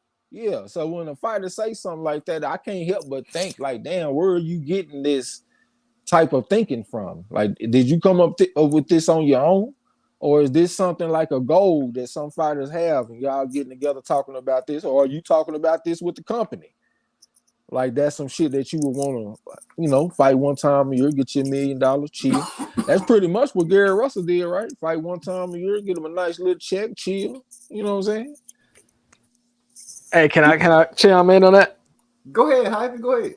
No, I mean after you're done, Trey. No, I'm done, bro. Go ahead. Speaking of that, this specific situation, Gary Russell. Now, number one insider, Rick Glaser, he said that he was good friends with Gary Russell Sr. And basically, Gary Russell Sr., he asked Al Heyman, why can't his son get more than one fight a year? And Al told Gary Russell Sr., it don't make sense for him to try to fight twice a year when off that one fight a year, he get as much money as everybody, more money than everybody else around his weight class. And if you fight twice, you got twice the chance of losing. So this is this is not just no random thing. This shit is, these motherfuckers got this shit set up for these niggas to fight only once a year. Man, that's crazy. Yeah, I was about to say that's deep. Well, Jamal Charlo turning the corner to 2 years. And then look, since they fighters coming off layoffs and shit a lot of the time, because they only fighting one time a year, they kind of got to be careful with them niggas. You can't put them in there with no killers, because they might go out there and whoop their ass coming off a long layoff, especially from another promotional company or something, because you want to keep everything in-house. If this motherfucker lose these belts, we want to keep them hoes in the PBC. We don't want them to go over the top rank or some shit like that. You know what I'm saying? I'm just thinking how they be thinking, man. You know what I'm saying? Hey, and this is another thing. It's kind of off topic, man. But since I be forgetting shit a lot. Y'all have brought up Tank, and people been wanting to see him in big fights, and he maybe have a big fight coming up pretty soon, and that'd be good for him. You know what I'm saying? But a person defending him was talking about how young he is. I don't know. They were like, "Hey, man, he's still young though. Tank's still young." I don't know if everybody is aware, but Tank turns 28 years old next month. Yeah, that's what I'm looking. I'm like, Tank a big boy. He a grown man. He turns 28 next month. Exactly. When is he going? Yeah, I mean, I can't say when is he going to fight somebody, because they seem to be trying to fight somebody now, but we can't keep living off Jose Pedraza, brother.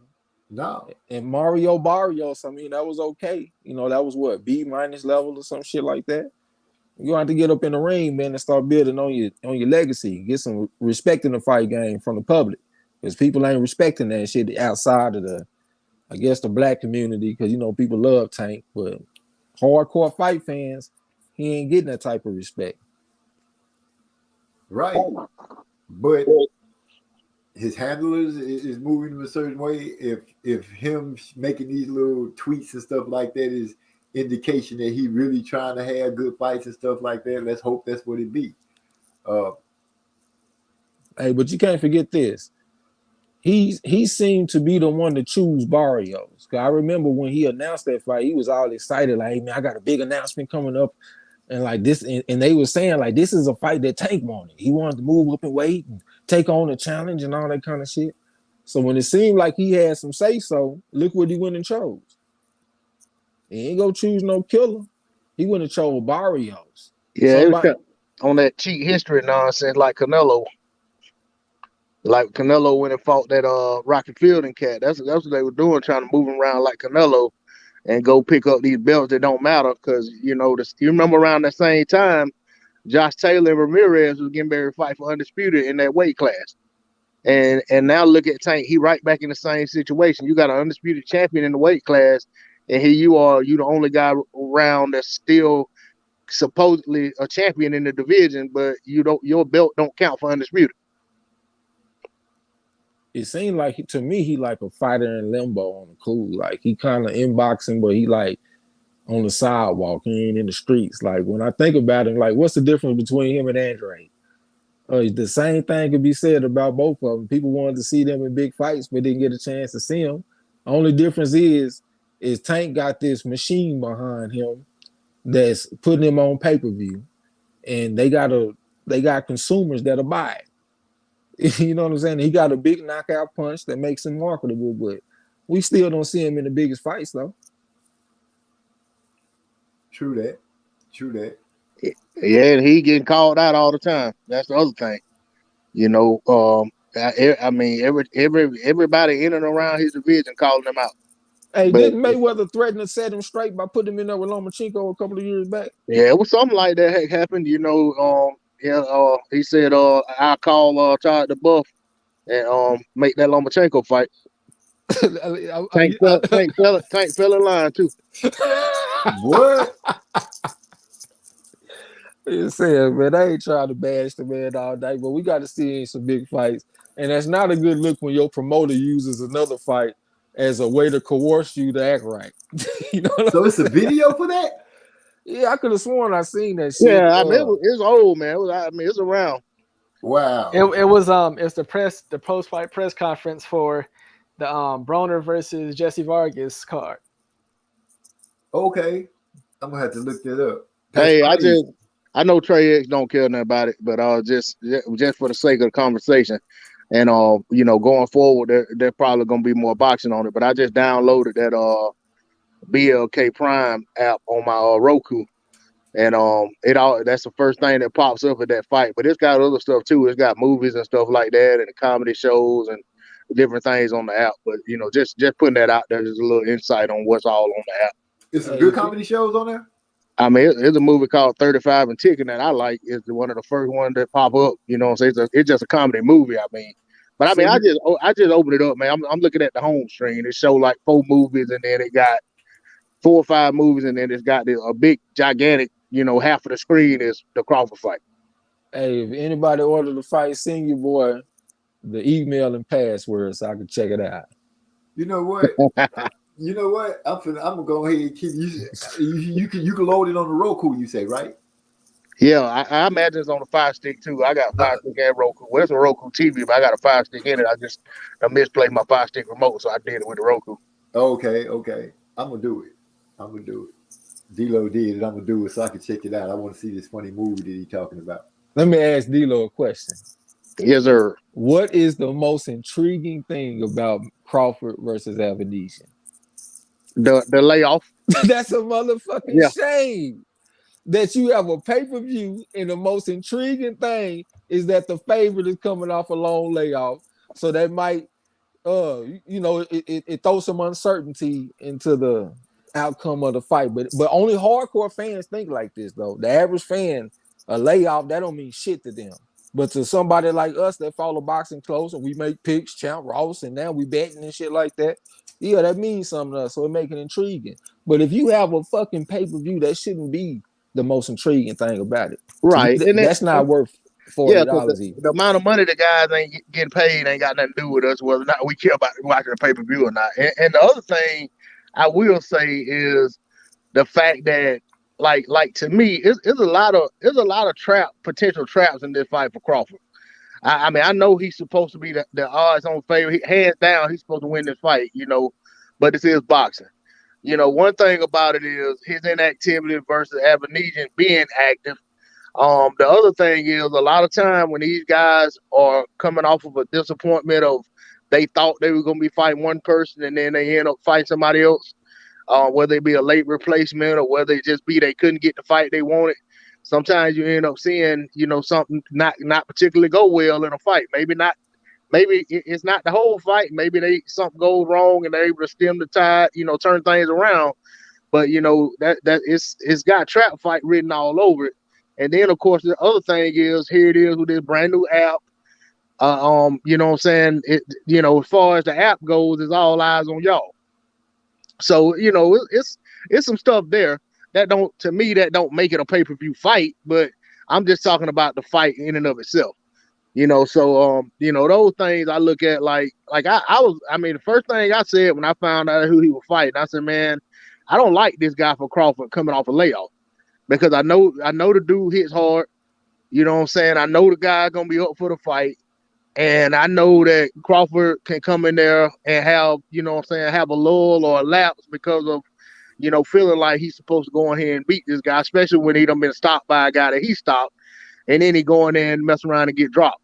You know what I'm saying, or something like that. So it just all depends on I think it's all about Crawford though, and that's saying something. I don't think it's as much about what the other guy can do as about what Crawford doesn't do. As he should do is how the fight gonna play out. And I hate to say that because it almost seems like I'm just saying the other guy don't have a chance when he got 2 fists and feet and all that too. Yeah, I'm with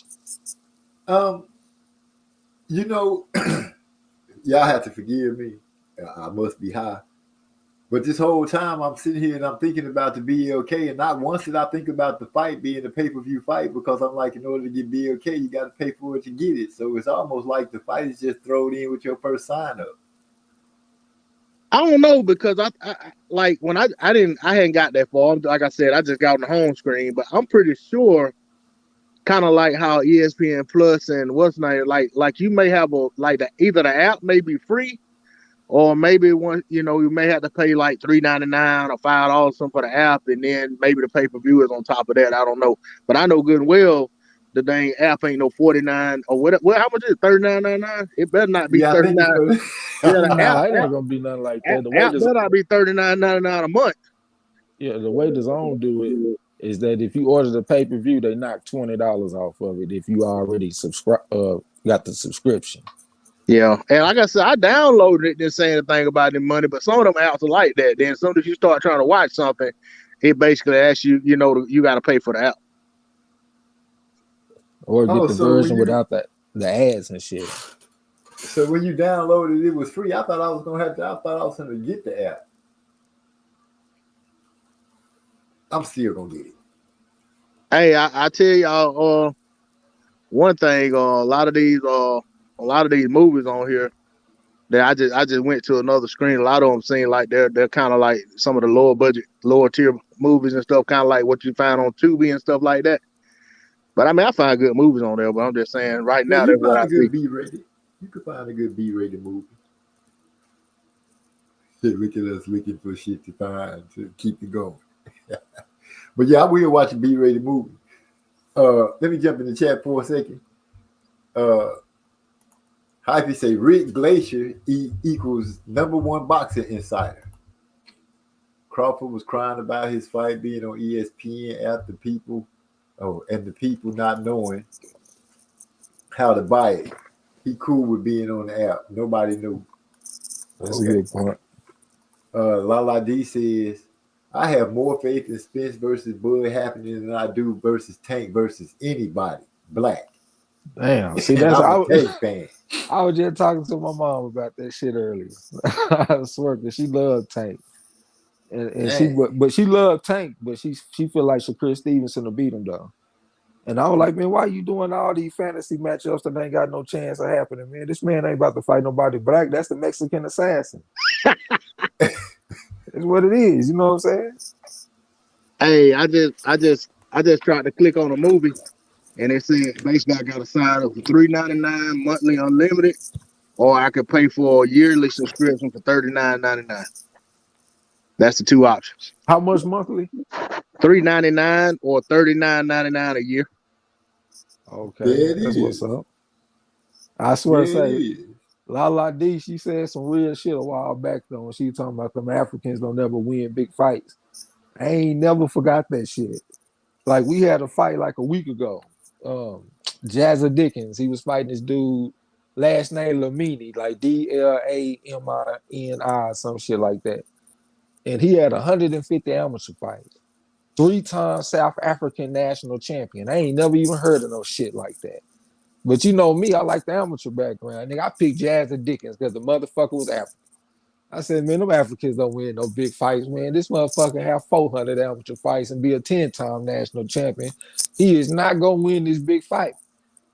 By hook or by crook, you know how they do, nigga. They used to complain about it back in the day. Like they say that the Africans always got the short end of the stick when it comes to the judging and shit. You know what I'm saying? Right. So by hook or by crook, either they going to let you down and get the ass whooped, or they going to get robbed if they do win the motherfucking fight. They got to win by knockout, like Nakatita when he knocked out Miguel Burchell type shit. You know what I'm saying? But that was real, nigga. When it comes to a big fight, don't choose an African, bro. You just flush the money down the toilet. For real. They said, don't choose Africans, bro. You're going to flush you down the toilet. They talking about fights that were not pay-per-view. Fury Chisora should have even been made. That's what Derek Bailey said. Lala D agreed. Lala D asked Derek, but I'm going to go ahead and throw it out there. Wilder versus Jared Anderson. Who you got? Who said that, Anybody? Derek Bailey? No, Lala D asked Derek, but it's a good question. I like the question, so I'm going to throw it out there. Wilder versus Jared Anderson. Got a 4.5 going against a 3.5. Jared Anderson, he was the number one rated heavyweight in the United States, but he never reached the heights of a Deontay Wilder. Like the switch hit and shit like that. He do move very well, though. He moved like a light heavyweight to me. Got good coordination, ambidextrous, got good punching power, got a little bit of a mean streak to him. But I just don't know if he'll stay away from that right hand for 12 rounds. If he goes southpaw, Wilder done knocked out. Yeah, Wilder done knocked out a high-level southpaw before with Luis Ortiz from the Cuban boxing school. So he can hit you with that right hand no matter what stance you in. Jared Anderson can do a lot, but I see him mainly trying to fight on the inside. I think he's gonna take a right hand from Wilder, and I have to go with Wilder because I just don't know how the kid gonna react to it. And plus, his last fight, he was coming off a layoff, but he kind of had like a letdown fight. He was catching the lead right hand, and the old boy was coming back to hook. As a matter of fact, Jared Anderson went southpaw. His opponent hit him with the lead right hand and brought back the hook on his ass and knocked him out the southpaw stance and made him go back orthodox. I promise. Yeah, I remember that. That was my number one takeaway. Man, Hey, I was that right hand is over. When I saw that, I was like, "That's why these jokers need to quit all this unnecessary switching." Yeah, they need to stop that shit, man. Man said knocked him out the southpaw stand. He did, Square Big. Go back and check that shit out whenever you get a chance. His All last right. opponent. Derek Bailey say Thurman held the belts hostage for 2 years. What am I back there? Then Lala D was saying, wow, they only care about the bag, not the fans. Al Heyman is a hater. That's just going down the ride. He went so far as to say racist. Joseph Brown says Glacier is a racist and a hoe ass.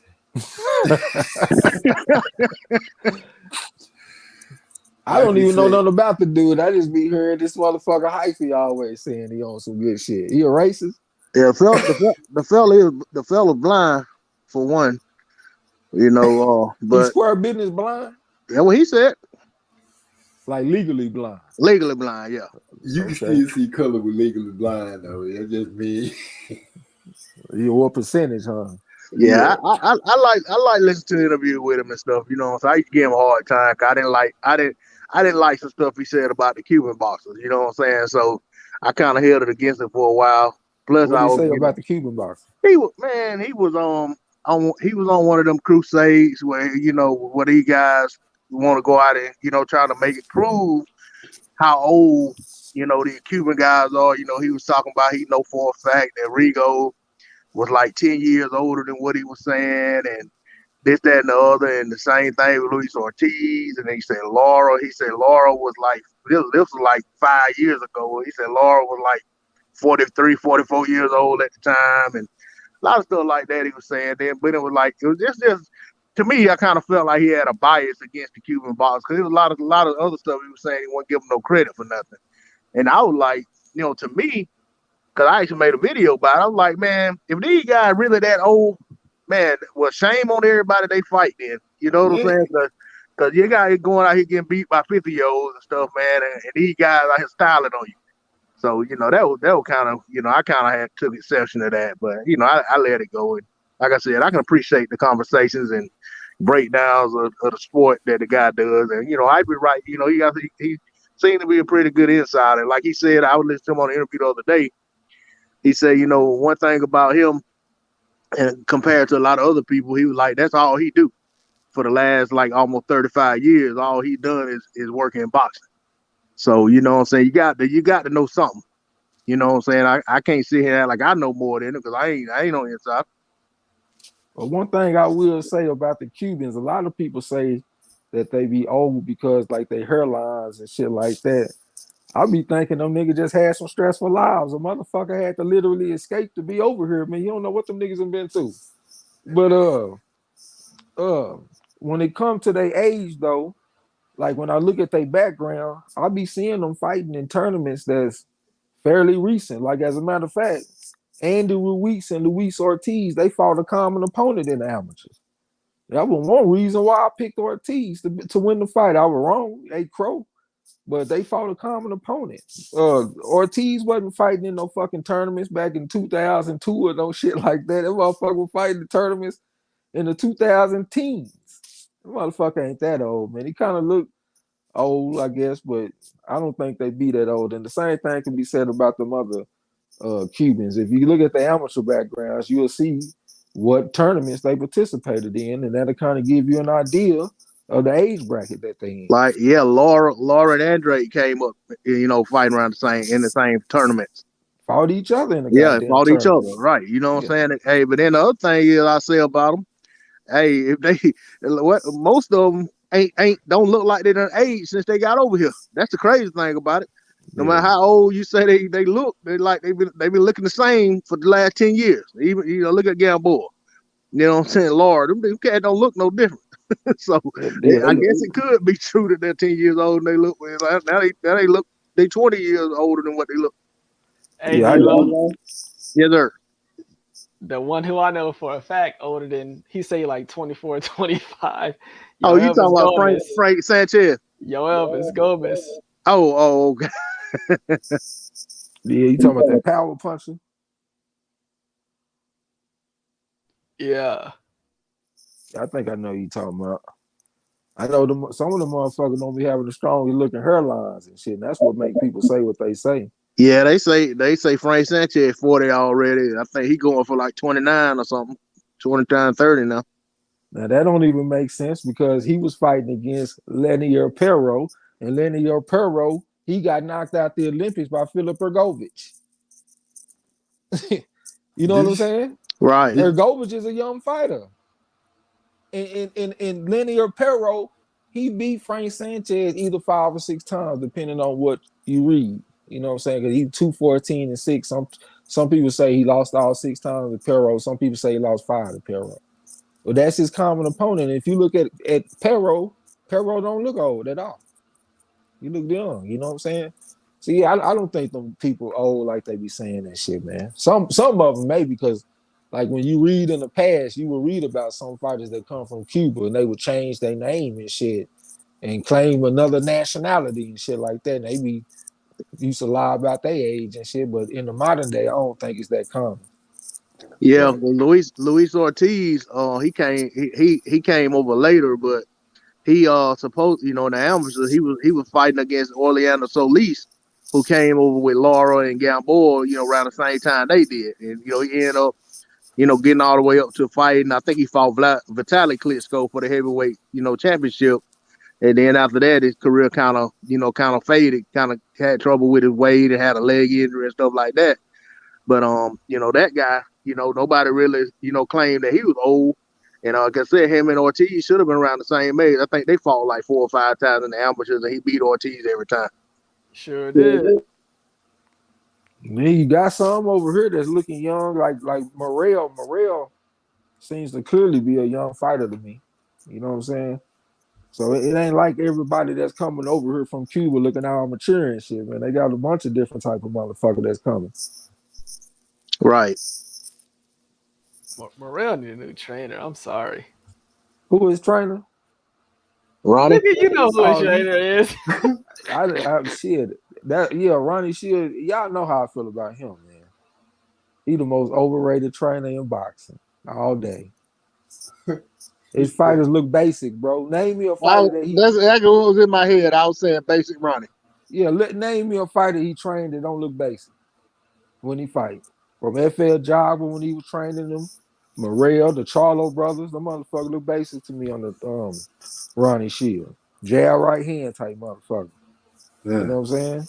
Yeah, even Laura looked, like he fight with more fluidity since he got out from under Ronnie. That's And, his he, one. and he's older. That's his one right there. But look what type of motherfucker he is, though. That's somebody that done fought in the AIBA World Championships and all this kind of shit. You know, this is a 4.5 on the pedigree scale, ass nigga. It's gonna be hard to make him just look basic because he done been around the world. You know what I'm saying? Yeah, but Right. Laura used to be mad predictable though. You know what I'm saying? He even though he had movement, you know, he kind of threw the same punches over and over. Oh, You know yeah, what I'm saying? Now he's a little he kind of seems like he mixes it up a little more and does a little more than what he used to do. But I mean, maybe that's because he's at a point in his career where every fight matters so much more that he's out here, you know, fighting with more desperation and But urgency. he was still good enough for where you and Lala D was applauding him for his counter punching skills. He ain't gonna just stand Oh in yeah. front of you, he gonna give you a little bit of angle, shit like that. Like his style, even though he was kind of repetitive, to me it still looked more complex than like a Then the Jamal rest of them Charlo. guys, yeah. And I mean, I'm a little biased, so I really shouldn't even be speaking on. Galore, my favorite boxer, so you know, it's a little, you know, I'm gonna give him a little more. I'm put a little bit of cables on it when I talk about it. Okay. That's the same. That's the one that's the older Charlo is with right now, right? Yeah. That's who training him right now. Yeah, he used to train FL Jogba too. You know, a Jogba was looking basic. That's why we was thinking Frank Sanchez was gonna whoop his ass as soon as he came on the scene. Yeah. Frank Sanchez did beat him, didn't he? Yeah, what but we we predicted. called it Yeah, about 2 years before it happened. I don't know if you was in on this one, OG. Me and D-Lo was on that shit from the inception of the thought of these motherfucking fights. I wasn't from the beginning, but I know I remember rooting for him. I was like rooting for him to lose. You were rooting for who to lose? Frank Sanchez? No, FL Jogba. Oh, why you wanted the man to lose? We just predicted he was gonna lose. We didn't necessarily wanted to lose.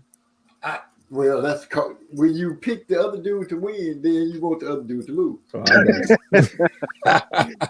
Hey, I thought you said you had something against him out of fight. Well, you know, and part of it was FA was supposed to fight this guy. I forgot his name. He did end up fighting him later, but he was supposed to fight this guy, and he got pulled. And Sanchez got the opportunity to fill in and fight the guy. And Sanchez went in there and just looked very impressive. I mean, we knew FA wouldn't look that good against the guy, even if he'd have stopped him early. It just, you know, Sanchez just went in there and just shined. And I was like, man, we talked about it right then. Like, man, FA can't beat this guy. You know what I'm saying? And they've been like, you know, we were waiting on the fight to happen ever since then. And they finally made it. And then there's one motherfucker that's supposed to have a boxing channel. He gonna make a video talking about Sanchez a D-level fighter or some shit like that. He gonna go out there and get his ass knocked out by FL Jogba. Yeah, he was mad at the fight. He said he was mad that they made the fight. He said they could have put FA in with somebody better. That they, you know what I'm saying? Like man, that's a crap fight, blah, blah, blah, blah. You know, Frank Sanchez, he was calling him Frankie Sanchez. And I was like, I actually asked him in the comment section, I was like, man, are you talking about the same dude or are you thinking it's somebody else? And he was like, no, I know who it is. I was like, okay. I was like, man, this dude finna go out here and whoop FA ass. For real. Yeah, that was one of them fights that separate the men from the boys on picking these fights. Okay. Jumping back in the chat, I'm gonna skip over the Hyphy question where he says is Hyphy buying the fight, support Black. Hyphy say, how is Frank Glacier, Rick Glacier? Did he answer that question? Is this nigga buying the fight? You buying the fight, Hyphy? I'm going to the fight, nigga. Oh no, that ain't the same. Cause D-Lo said the same thing. I don't like that as an answer. I mean, I understand going and supporting, but I'm that's not buying the the same. fight if I don't go, and I don't look into some things. It's looking more like I'm not gonna go, but I buy it if I don't go. Well, what about you, Hype? If something happens that you just couldn't go, or you gonna purchase it? Purchase the fight for me and my mama. How about that? 2 pay-per-views. Bet. Let me stand on that shit there. Trey X said he'll watch it if you purchase it with him. You goddamn right, nigga. I love boxing. Yeah, I ain't never boycotted no Crawford fight. What I'm doing is boycotting pay-per-views that I don't feel like are pay-per-view worthy. That's you going against the establishment. That's what it is. Like I done bought every single one of Terrence Crawford pay-per-views. A lot of his fans can't even say that shit. I have literally bought every one of his fucking pay-per-views. So, nigga, it is what it is. I'm going against the movement. I feel you. But so you say it's $39.99 a year, right, D-Lo? It's the principle. Yeah, that's for the app, but the pay-per-view, that don't include the pay-per-view though. Okay. Yeah. Okay. The pay-per-view is no $39.99. I don't want to be paying like $3 every month. That shit is like Yeah, it does. away. Hey, I get aggravated with all these little bitty charges coming out all the time. Yeah, I don't want that. I got one right now, ProBox. Every time they take some money out, I get one of them text messages that say some suspicious activity is going down on your account. You got time to talk about it. But I already know who it's gonna be every time. You know Hey, what that payment must be going through like Aruba or somewhere. I have no idea. They hit me from a little $2.99. I don't even be watching that shit. But I have the option though if I want to, you know what I'm saying? Yeah. But real shit though, they got great commentary. Yeah, they got Roy Jones, they got Paulie Malignaggi, and they be having real conversations on air. As a matter of fact, one time they had a conversation about the perils of switching southpaw, and all of them were talking about how we in the age of people switching, and they against that shit because they from the old school. They said all the shit that I be saying. Right. I'm like, hey, tell me I don't know about boxing. And these niggas saying exactly what I've been saying for months on YouTube, not even months, for years. And they said the exact same shit I've been saying. How it compromise your defense and shit like that because you're not used to seeing them punches coming from that angle. You know what I'm saying? All the shit that I've been saying, my mind going blank right now. You know what I'm saying? Because I done got crunk. But a lot of shit that I've been saying, they said right then. Hey, I'll be hearing a lot of these, trainers and shit who got fighters that all of a sudden do this switching shit. They claim that the fighter been doing this switching shit since, they was umpteen years old and they trained the fighter how to fight both stances, equally.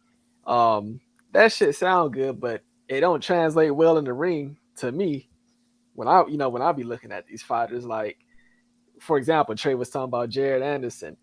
To me, it seemed like he switched just by like habit, but it's not a good thing for him. Like multiple times in a round, you know what I'm saying? Every time you reset, you switch into another stance. Nigga, there's no strategy behind that. Some of them admit that ain't no strategy. They say that I don't even think about it. I just be switching. I even heard Bruce Ennis say that. Yeah, shit. Bruce said that. I think some of these guys be trying to get comfortable, trying to find a rhythm. But I think that makes it harder for them to find a rhythm doing that. All I know is, like you said, you got pieced up and beat his ass out of that stance. I don't know if it's a habit or not, but Trey made a good point. How can you train equally a person unless that person is ambidextrous already and they always messing with both of their hands at the same time? How do you train a right-handed person equally left-handed and vice versa? So, yeah, I feel you on that hype. They need to get out of here with that one. My test is, can you throw it straight? Like if you switch southpaw, can you throw your left hand straight? Because most of the time when I see them switch, they can loop it. Hell, I can do that. I ain't no switcher, but I can get in the southpaw stance and throw a looping left hand, but I can't throw it straight. And my head gonna lift up and all kind of coordinated looking shit if I try to do that.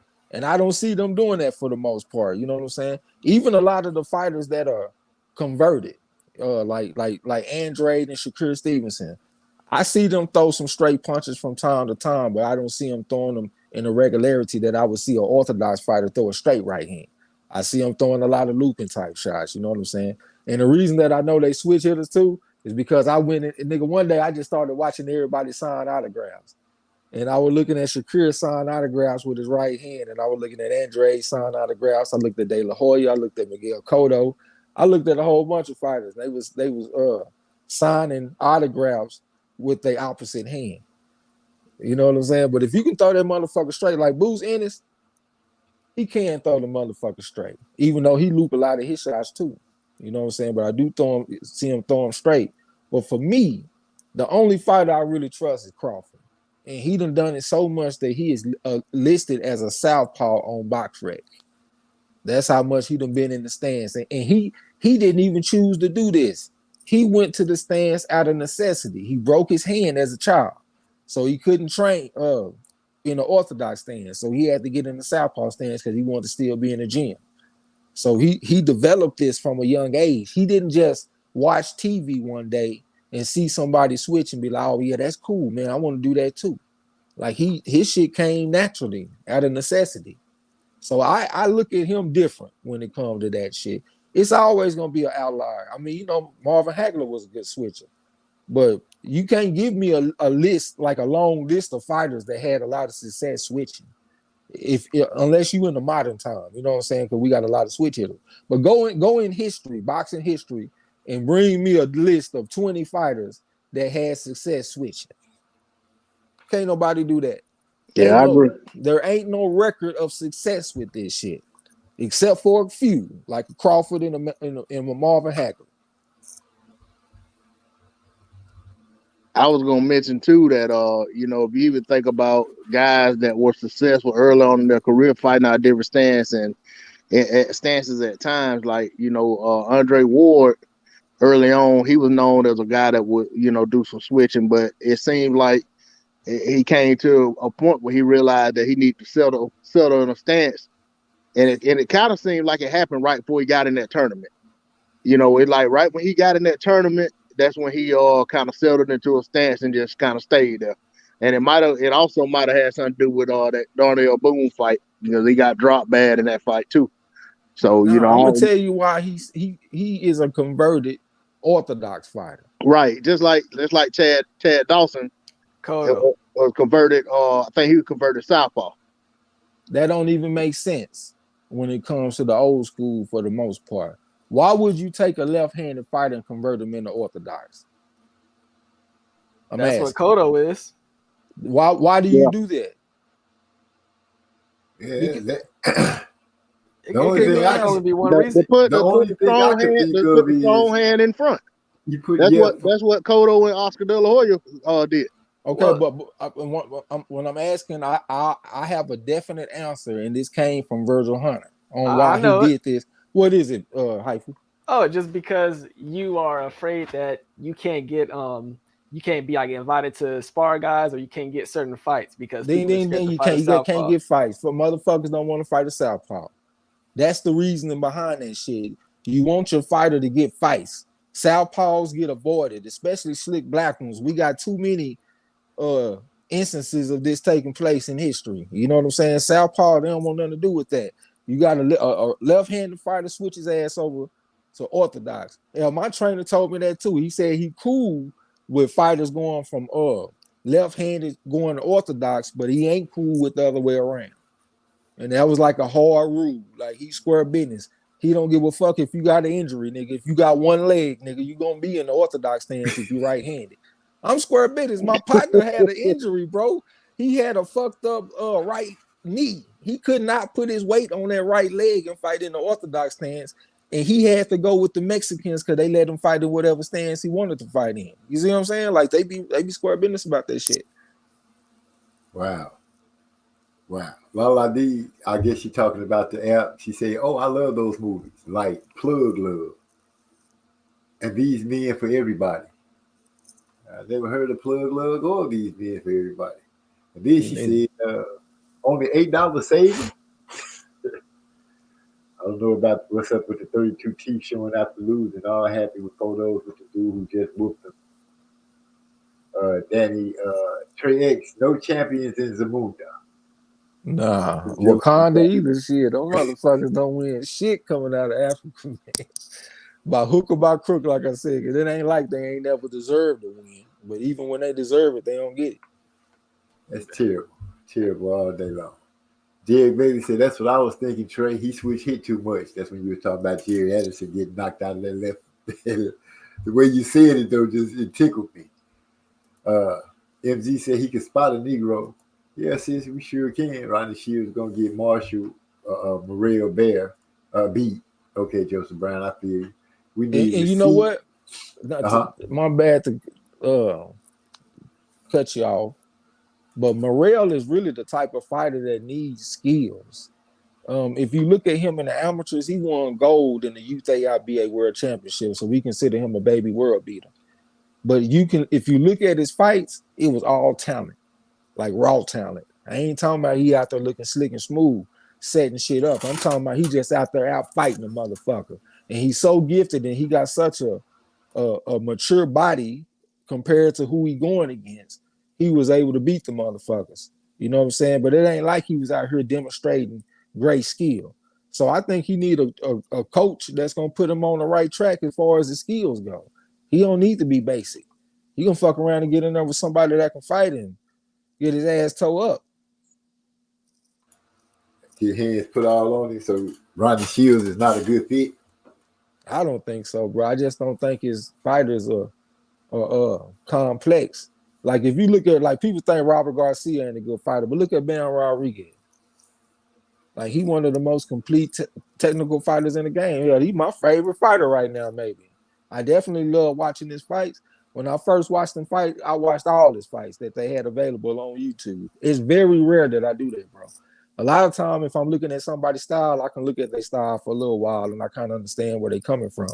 But he was doing so much shit right that I was like, damn, this shit is refreshing. I like how this shit look. You know what I'm saying? And that's coming from Robert Garcia. Okay. I pretty much got all the way down. Lala D said Trey X is crazy. Joseph Brown said that is his laziness to me. Lala D said, OMG, I remember Dawson. And then she said, yeah, Trey X, I remember you said Andre Ward was told that. So, make fights, man. So, yeah, I'm going to get to BLK. So, yeah, I'm going to pay for the fight, even though I probably don't get to watch it. What day is it going to be on? Because I'll probably be, I'm getting my off days changed. Did any of y'all watch that video that Joseph Brown posted in Discord? The video, let me look at it real quick. No, I haven't watched any videos to Joseph Brown. He posted a video from this channel called Angry Man Podcast, and he did some digging into BLK Prime. And he was looking at some of their high-ranking, I don't know what I call that, but like people that's high up on the chain, you know what I'm saying? Right. And he was going into their backgrounds and shit like that. It did look kind of weird, man. I don't want to try to explain it wrong, but I think that y'all should check it out. It was interesting. It kept my attention. Like they had people that's high ranking in the company, and then they former real estate motherfuckers, or they might be some kind of assistant or some shit. And then all of a sudden they a high ranking member in this company. Then after that they might turn around and go be a principal or some old weird shit. Like it don't seem like they got like big time business minded motherfuckers according to what they posted anyway. You know what I'm saying? Like it looks strange. And at the end of the video, he said, ask yourself this: would you trust these motherfuckers with your career? And I can't lie, when he asked that question, I was like, nah, hell nah. These folks look like they don't know shit about business, entertainment, boxing, and none of that shit. So one of the women, she came from damn, what's that fucking word, man?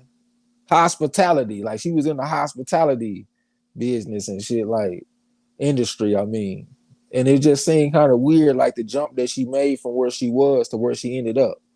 You know what I'm saying? You just got to go check that video out that Joseph Brown posted, man. That shit was interesting. I'm gonna check it out. That's what I was saying earlier, man. Like I'm worried about it being like that Triller situation where, cats got all excited, went over there, thought they were gonna get a bag, whatever, and then, you got one fight where they ended up basically having to sue them, and they paid their way out of the fight. Triller pretty much paid their way out of the fight. Then you got they put on the Roy Jones Jr. Mike Tyson fight. Both of those guys said they didn't get all their money.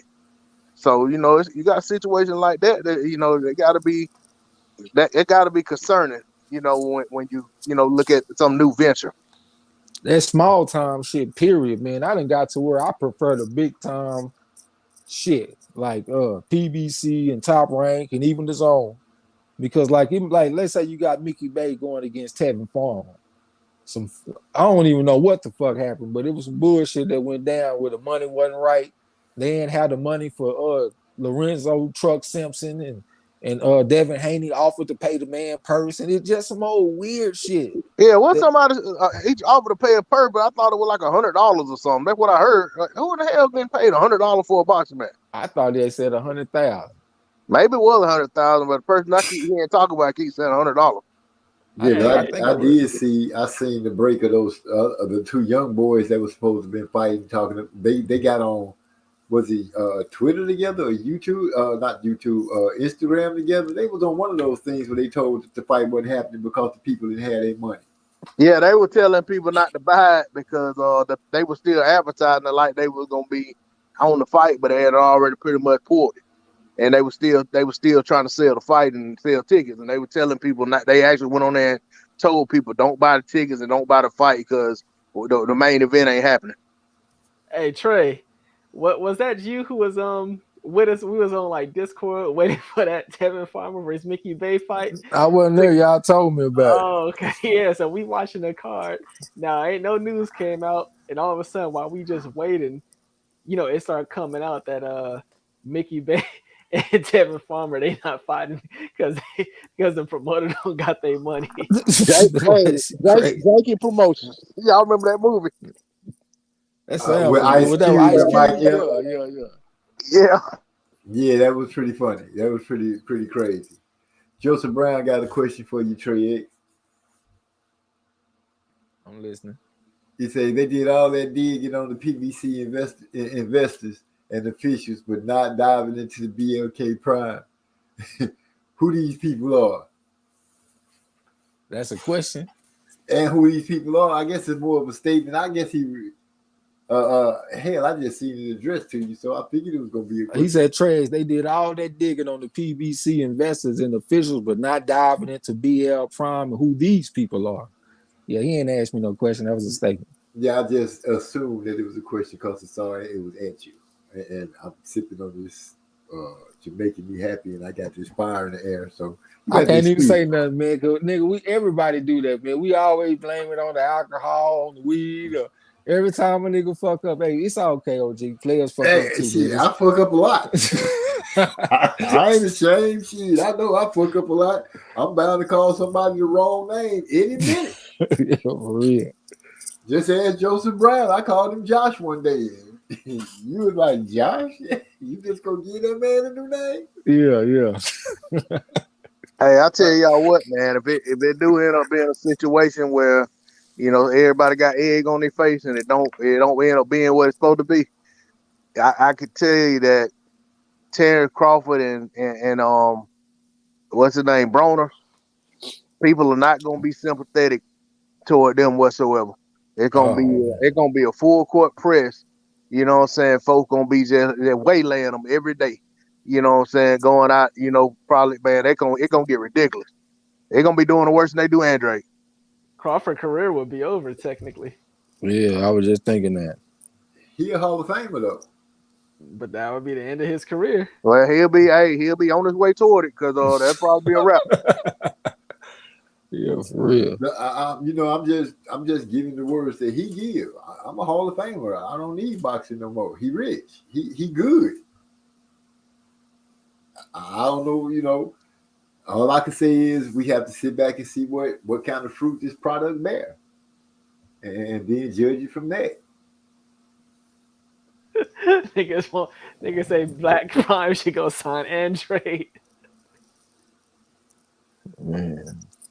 Yeah, I heard Blue say today that he hope they can. So I don't know what's gonna happen. I just But, hope Andre get a big fight for that'll be man. another one. Ain't nobody gonna feel sorry for him if it go bad. They already don't feel sorry for him. No. I just want the nigga in the fight before he 40, man. The man is, what is he, 34, about to be 35, or is he already 35? I think he's 35. I could be wrong. Name me what fighters overall. I know we done had Archie Moore and Sugar Ray Robinson won the damn middleweight championship for, what was it, the fifth time or some shit when he was 37. You know what I'm saying? I know it's done, but overall, when you get into them late 30s and shit, man, that's not your prime. Only fighting once a year. Yeah, I was gonna say the biggest difference is those guys fought a lot of fights though. A lot of Yeah. By the time they got that age, they didn't want for no big fights. Hell, they had plenty of them. I just hope this guy, by the time he make it to a big fight, he ain't aged out, and then he go in there and get his ass whooped, and it'll be against a level of fighter that he would have whooped 10 years ago. Would have went out there and beat the shit out of him, but instead of fighting him when he's 27, he get a chance to fight a motherfucker when he's 37. I mean, that's a big difference. and then it's gonna be told y'all he wasn't shit the whole time, blah blah blah blah. He was a hype job, etc. Nigga, we ain't gonna never hear the end of that shit. Yeah. That's why I was kind of mad with him, man, when he didn't fight Callum Smith. But when it was explained, he was like, hey, he had to pull out because of an injury the first time. That made me feel Talking about Zach Parker. Yeah, that made me feel different because he had to pull out the first time, and then when he come back healthy, the price done went down. Yesterday's price ain't today's price type shit. You know what I'm saying? So it made me feel a little bit different, but at the same time, that still doesn't take away from the fact that he is in a position where he gonna be eating crow and everybody gonna be eating crow because he gonna get in there with a bad motherfucker. He gonna be significantly older. It's a chance. He get beat, and we all sitting up here eating crow. And we put our faith in a 5 on a pedigree scale. 14 years it went from this man winning the AIBA World Championships all the way from 2007 to 2021 when that Jamal Harvey and Raheem Gonzalez won that shit. 14 fucking years. That's who we put our faith in. I think that's a good horse to put your faith in. But not if you're an old horse. Yeah, now he just been sitting around eating hay all day. Shit. Lala D say, I remember a huge fight. Forgot which one. They were paying a black Mexican on the undercard $900. We almost never see a black Mexican boxer. So she just went over the $900 to the black Mexican part. That's square business though. What's the undercard Crawford for the Crawford fight, if any? I'm pretty sure they're gonna put something together. Just gotta wait and see. Lala D said Andre said he had a great surprise for us, but he was just calling out Plant, and Benavidez doing something else, it seems. And then she said, "Oh my God, D-Lo, true. I mean, OMG, they're going to get him bad." And then she's like, "MZ, I'm going to give what I do. What I do? I don't know what I did, but okay." What was I? Hyphy, you got anything you want to say about anything else you want to say about PBC or the way these fights are going down? You getting the fight on Prime though, right? You get 2 times. Getting it 2 times. Yeah, look, that's how we doing it on Prime. BLK Prime, BLK all day, support black. PBC, man. You know, another thing I'll be thinking about, they in a fucked up situation based off, you know, the whole Paramount shit and all that. We don't know what that 2023 gonna be looking like. So you got most of the fight, like the whole PBC roster, maybe except for Javier Tuna. That's like the only fighter who didn't fought twice this year. The rest of the roster, they not fighting twice this year. And with next year coming around and not having no dates and everything, you don't know what their career is gonna look like. These motherfuckers might be out for a while. I got a question for you, Ivy. Yeah. If Adrian Broner and Andre go over there, if they have pay-per-views, you gonna buy them too to support Black Prime? Yeah, they're gonna be on the same card. Hell yeah. What if they ain't on the same? What if they ain't on the same card? She love Andre, I love AB. What if they ain't on the same card? You gonna buy both the pay-per-views if they own headline and they own pay-per-view? Yeah. Yes. So you'll spend $120 worth of boxes on Andre, Broner, and Crawford. I'm just putting you on the record. Yes, loyal to the soil. Yes. All right, that's what's up. B1. Hey, B1. I would think that they'll put some, or hope that if they start putting on cards regularly, that they won't all be pay-per-view.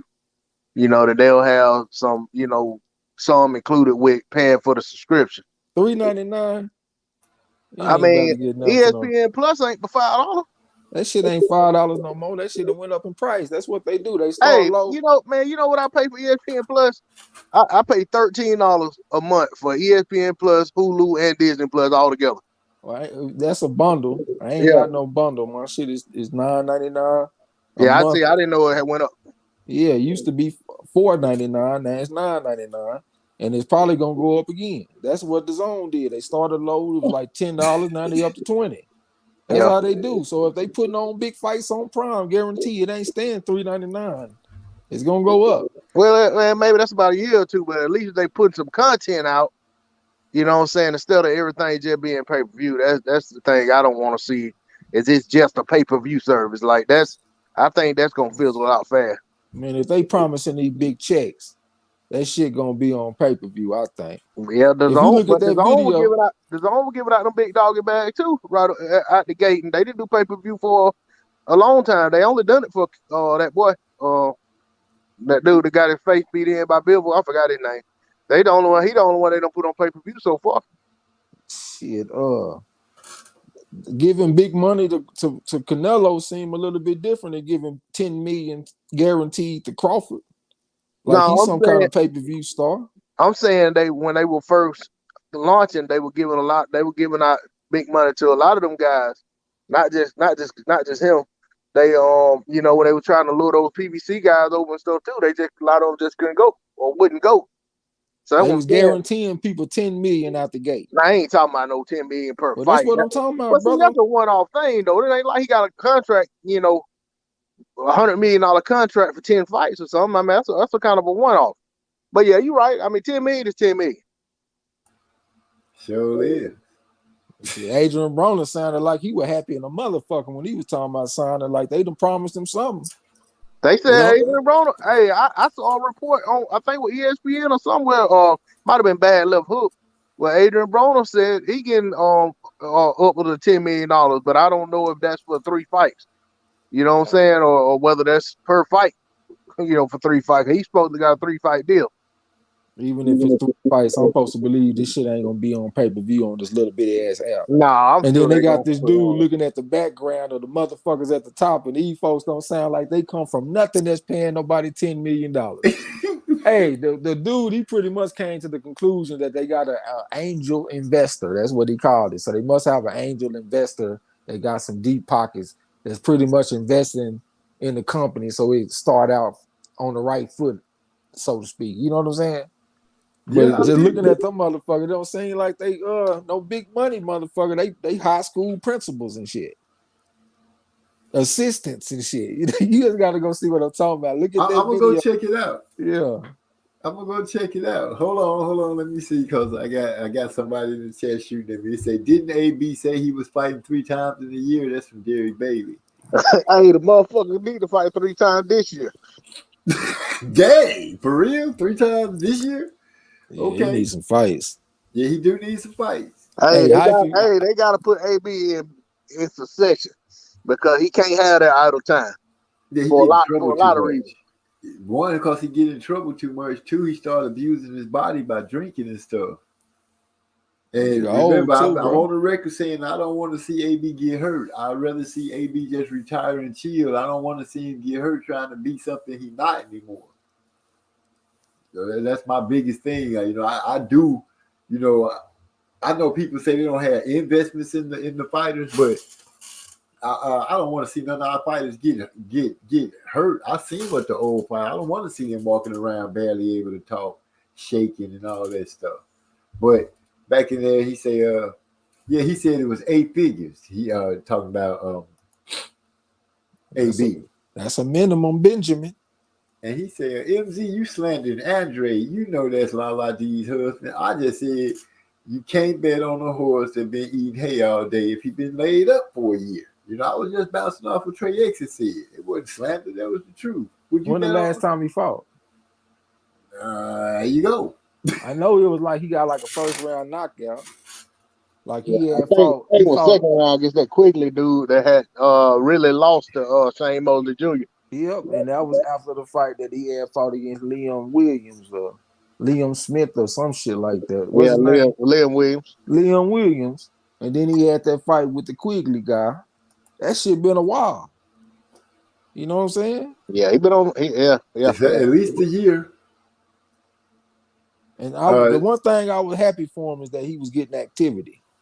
I had saw Hyphy had said something earlier. He was like, man, hey, the PBC fighters, they jealous because these niggas talking about fighting 3 times a year and they barely fight 1 time a year. And I was just sitting up there thinking, like, nigga, are you sure about that? You sure all these motherfuckers want to be active like that? That shit just might be the new norm, man. Fight 1 time a year and wait till next year.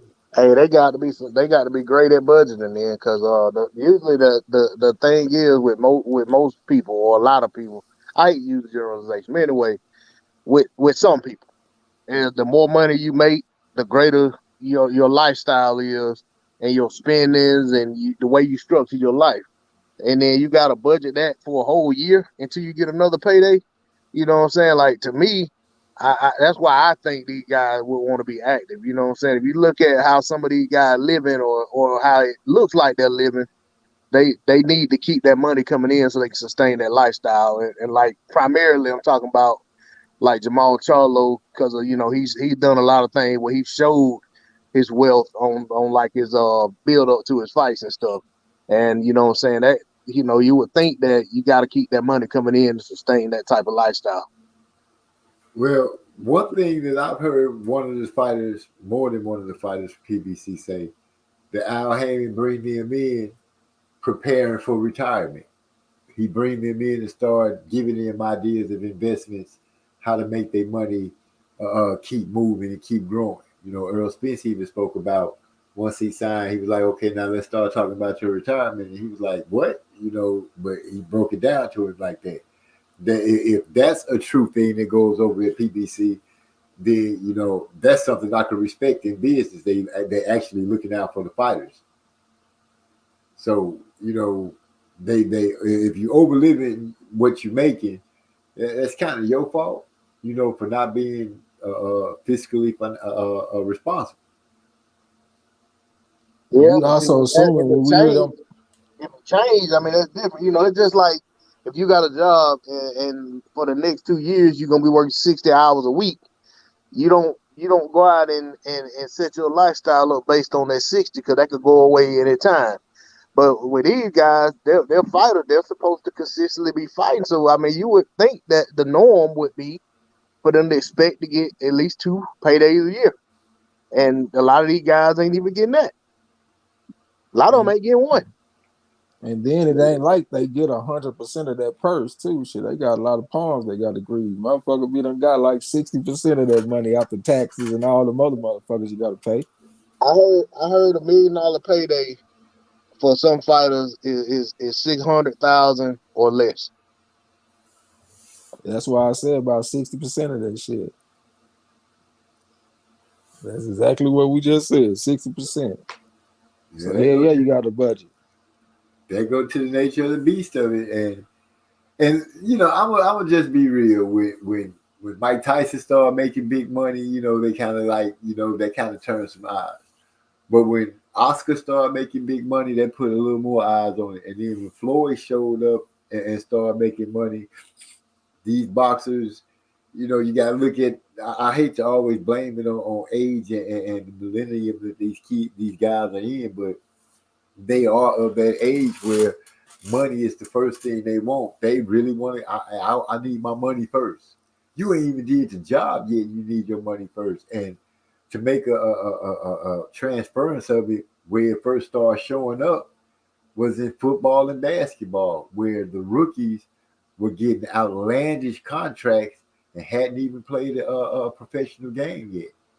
It's not the same sport, but you can kind of make the comparison and see the bleed over of the generation of what this generation is. This generation is like that. They want money first and then produce. That's just what I see out of it. Let me ask y'all a question. As boxing fans, what's more important? Us being entertained or a fighter leaving the game with all his faculties? Honestly, for me, it's the fighter to leave with his faculties. Okay, what about you, D-Lo? Yeah, for me, it's about the fighter, man. I mean, that mean that some fights get left on the table, especially late in a guy's career, for the sake of him being able to have a healthy retirement and quality of life after he leave the sport. Then, I'm all for that. What about you, Hyphy? How you feel? Yeah, I'm in agreement also. I'm gonna say as I've aged, as a boxing fan, first it started out the total opposite, but now over the years it's tilted to the other side. I look at it different. I mean, I kind of got like a humane side that's like, yeah, I mean, they safety and shit, but they know what they signed up for. This is a gladiator sport. Are you a gladiator or not? And like when you think about the fighters, what's in the best interest for them ain't in the best interest for us, and what's in the best interest for us ain't in the best interest for them. Like we want to see big fights against the best, and they're gonna take some damage in those fights. Imagine Earl Spence and Crawford fight when they're young; they might beat the hell out of each other, change each other for life. Look at Nigel Benn versus G-Man. Some shit like that might take place. You know what I'm saying? But we want to see the big fights. They want to leave the game healthy. If people are really looking at the game in a humane type of way, we just need to be quiet then, because they moving in the best interest for them. We shouldn't even complain about fights that we're not getting. If we're not gonna look at them as gladiators, if we're looking at them as people and just regular people, and we want them to be good and be happy and have their money and have their faculties and all that kind of shit. I think this is a rough sport, man. Even if we ain't getting the best fights that we want, they gonna be in the gym beating the hell out of each other. It's a chance that might happen. You know what I'm saying? So I just, if you want to be a big time fighter, be one. If you don't, I think you should go sit your ass down somewhere.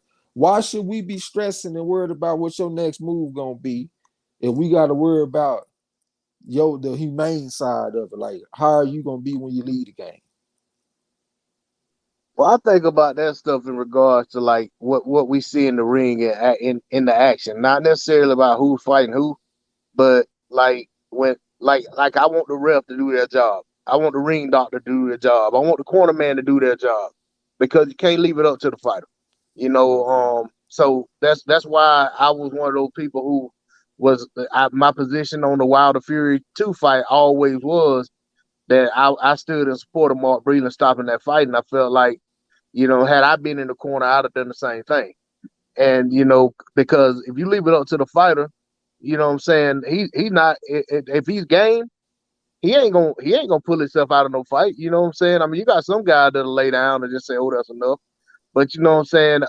Those are the things that I look at as, where I don't want to see these guys in situations, that are unnecessary. Even when it come to certain fights late in guys' career, that's I guess where you get to the matchmaking aspect, when a guy is pretty much done, but he still got a name, and you throw him in with some young up and coming guy just to launch his career, and then you go out there and like just say Shane Mosley versus Canelo, something like that. You know what I'm saying? Where the guy, could have went in there and got hurt pretty bad because he was just at that stage in his career where he really didn't have much left. You know what I'm saying? And you got another guy that's young and up and coming and has already pretty much arrived. So those situations like that, I think, lend itself to really, not really being in the best interest of these fighters in terms of them having a good quality of life, or it's rolling the dice. So those are the things that I kind of frown on when it comes to those situations. But as far as like the best guys fighting the best guys, and if they just can't, what I'm saying, that means somebody, gonna potentially be forever changed after the fight, then I think that's just an occupational hazard. That's what I'm saying. The fighters that we like, all them legends, let's be real, they was fucked up when they died. Right. Ali, Right. Sugar Ray Robinson, all of them. That shit that D-Lo talking about as far as stopping the fight, all of that's understood. We don't debate that every day. We don't get online talking about fighters getting fights when they need to get stopped, but we talk about Mayweather versus Pacquiao back in the day. Right. And Max Kellerman was talking about this shit. He was like, what's in the best interest for Mayweather and Pacquiao is to not fight when you're in your 20s and shit, when y'all can go out there and beat the hell out of each other. Milk that shit and fight when y'all 38 and 36 or some shit like that. I guess they Because listen to him, huh? yeah, because it'll be easier on your body. That's in the best interest of the fighter. It's not in the best interest of us. You know what I'm saying? So to me, you can't be on both sides of the fence on this. You pro fighter health. Not talking about fighting when the fight gets stopped and all that kind of stuff. I mean, you know, that's supposed to be handled in the right way. But as far as the matchmaking go, like what's more dangerous to a motherfucker? Fighting David Benavidez when he's 26 or when he's 36? Now, I look at it the way D-Lo looked at it. You know, I'm not trying to see a fighter that we know this dude finna go out here and whoop his ass. Why y'all putting him out there like that? That dude. I'm not trying to see that. I'm also not trying to see a dude just over there, he can't defend himself, and you just getting the well off on him and everybody looking. You know, that's what I'm talking about. I've been said years ago that in order to watch fighting, you have already mentally told yourself that you are willing to see somebody die. Simple and plain. You know, leave boxing as it is, but putting a dude out there that you know he can't perform no more, you know he don't have a chance, and you finna get the hell beat out of him just because of a name. No, that part I'm not with. I would have loved to be able to see Ali, for Ali to die, and we'd be able to understand what he was saying and not be shaking, because I felt like the man had a lot more to offer. Sugar Ray Robinson, as you mentioned, James Toney with his slurred speech, Evander Holyfield. We enjoyed the wars that they had, but when they was at the point where you knew they shouldn't be in the ring, or somebody, you knew what was going on with them, then come on, you got to be humane about that. But as far as Earl Spence and Terence Crawford going out there and fighting, if they had chose to fight at 21 and 25 or the young ages like that, then we would have accepted that fight. They did what they did, and yeah, I would have watched the hell out that fight and probably had it on rewind and everything. I'm not saying that I care about how they match make and who they match make, because if you really want to see them fight, you're going to watch them fight. Well, fighters staying past their expiration date ain't what I'm talking about. When you get the best fighting the best, they going to damage each other.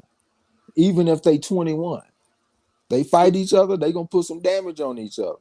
So, like what the fighters done, like Mayweather, they look at this shit and they saying that's not in the best interest of the fighter. You know what I'm saying? Let me pick a path with low risk, high reward type of shit. That's better for me. You see what I'm saying? Fuck the fans, because they ain't putting their life on the line. That's how they looking at the shit. But we can't look at it like that with them if we want the big fights. Like if we wanted fighters in their prime, like what's a good fight that was in their prime? Like Mayweather, De La Hoya and Trinidad. I be talking about that shit all the time. They were like in their mid-20s, you know what I'm saying? They took a risk. They didn't go out there and beat the hell out of each other. That was like a tactical fight, but it's a chance that you can go out there and get some serious damage. Kelly Pavlik and Jermaine Taylor is a good example. Look at that shit. That was a good fight. Beat the hell out of Jermaine Taylor. Fucked him up. When he hit that boy and that like wave went through his body when he hit him in the chest. How about this one? Julio Cesar Chavez versus Mildred Taylor. How was Mildred Taylor after that fight? Never the same. That's what I'm saying. There's a risk that the motherfuckers taking. I'm on the fan side. I'm saying, nigga, this is the sport that you signed up for. I done took blows upside my motherfucking head too. Not in no professional prize ring. You know what I'm saying? But I knew what I signed up for when I went down to the gym. You know what I'm saying? It is what it is. I ain't gonna get there and be like, okay, it's time to be safe. And us boxing fans, shit, we should want the best fighting the best. Like we are opposed to them. We might like them, but their best interest is not our best interest. Fuck all of that. How you gonna lead the sport, nigga? Get in there with A-level fighters. Like I'm not gonna sit up here and watch you fight C and B-level fighters and just be happy with that, because at least you get to retire with your faculties and I don't have to see the A-level fights. Fuck that. I want to see the A-level fights like they used to do. Now y'all ain't got to do it like they used to do. You ain't got to fight no 30 times in 1 year. We're not asking for all that crazy shit that they used to do back in the day. But goddamn, no man. 15 rounders. No 15 rounders. We don't need all that. But damn, we do want to see you in there with the best fighters of your era, though. That's all we asking. Like let's say a fighter, he fought like one A-level fighter a year, and the other 2 or 3 fights that he had might be against a B or C level fighter. We not gonna be unhappy with that, brother. I'm not even gonna be tripping on that. Ali and them did not fight great fighters every single fight. You go look at their box record, you see some niggas with a whole bunch of Absolutely. losses on there. Yeah. Joe Louis had a bum of the month club. You know what I'm saying? But they still had those moments. You still had Thriller in Manila. You still had Joe Louis fighting against Max Schmeling and shit like that. You know what I'm saying? And we just want that from these fighters. But it's gonna come at a cost for them, though. We can't get around that. All them fighters that we named, they retired and died fucked up. It's just a price of doing business in boxing. Hey, you know what I kind of look at it as being akin to?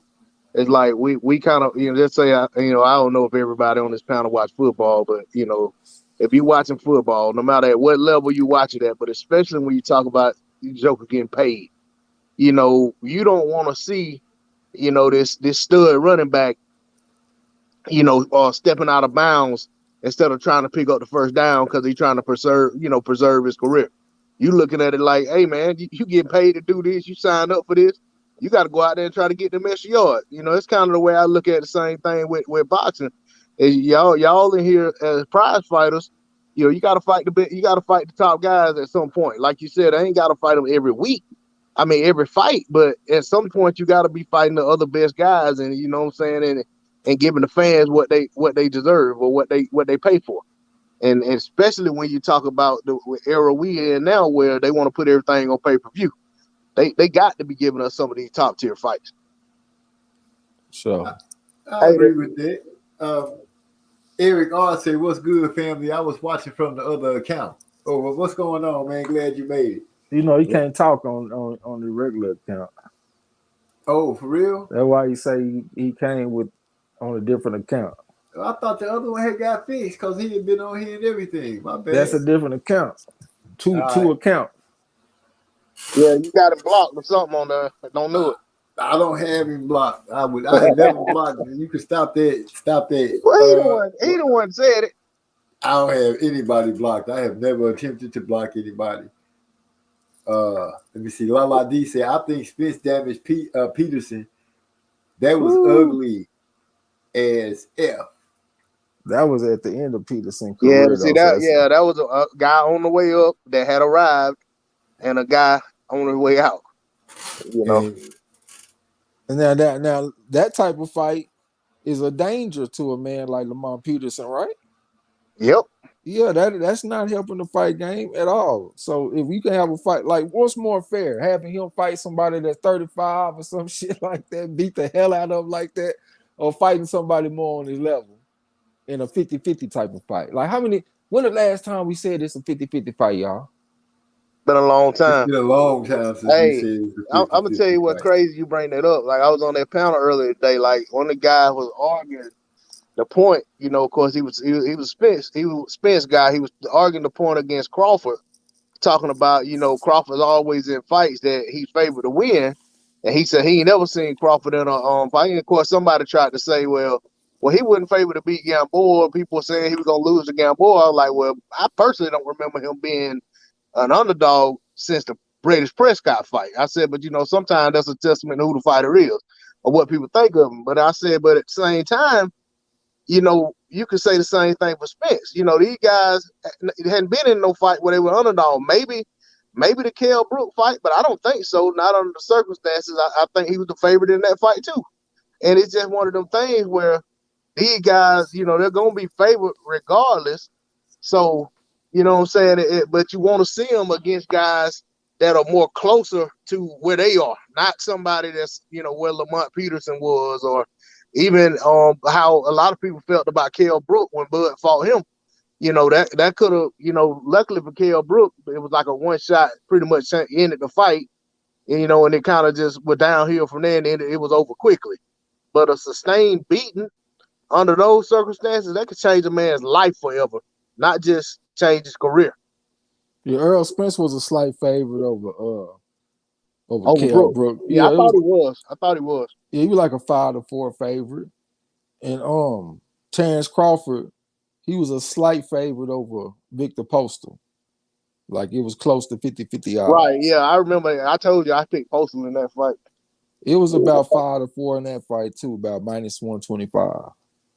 I'm gonna go look real quick, man. I know exactly where to go. I'll be right back. I tell y'all the last fight I saw that I actually like really felt bad for one of the fighters was that Richard Torres, the last guy that he fought, the last guy that I saw him fight. Richard Torres, a heavyweight prospect. I think he fought at heavy. He was a Olympic silver medalist. Uh-huh. You know what I'm talking about? I think he fights out of California. But man, that dude, man, they had him in the ring with a guy. I can't remember what card they were fighting on. I think they were fighting on a undercard of a pretty decent fight. Yeah. Uh, But man, that Hyphy may know you from out there. You out that way, man. That guy he was fighting, man. That was pathetic, man. I like that dude. They just went and drugged some dude up and like, hey man, we're gonna give you $1,000. Go ahead and do the best you can. Yeah. So you out there get your brakes beat off of you. Hey man, it was ugly, man. I mean, it wasn't no sense in that, man. It was just bad. It's like they got a dude out the audience and was like, man, you want to make $1,000? Well, I'm gonna tell you what. It's one of the unfortunate things, but with women's boxing, like it's a huge gap between the women at the top and the contenders, and everything below that. Yeah, But it ain't bad as it was though, Hype, because back in the day, like Christian Martin was just fighting like your mama's best friend. Right, exactly. And beat her brains in. You'll see, like Chris, she'll be fighting somebody who, the woman, she only been going to the boxing gym for like 1 year. Right, exactly, something like that. It's gotten a lot better for women, and it's growing. And I see these women, I'm hearing them more and more say that they want that 3 minutes. You know what I'm saying? They want those 3-minute rounds. And I understand it. And I guess this goes into the part about caring about their health or not. I'm like, with that part, it's acceptable loss and damages. It's when you get over the line where you can't defend yourself, because the worst beat down that I think that I was just really feeling sorry for the dude was when Tommy Morrison was just asleep and that dude just kept punching him over and over. That was Ray Mercer. Yeah. Yeah, I think that was like one time that I actually looked at a dude getting beat up and was like, dang. I think his arm got hung in the rope. He couldn't drop. Yeah, whatever was happening, he was getting his face punched off.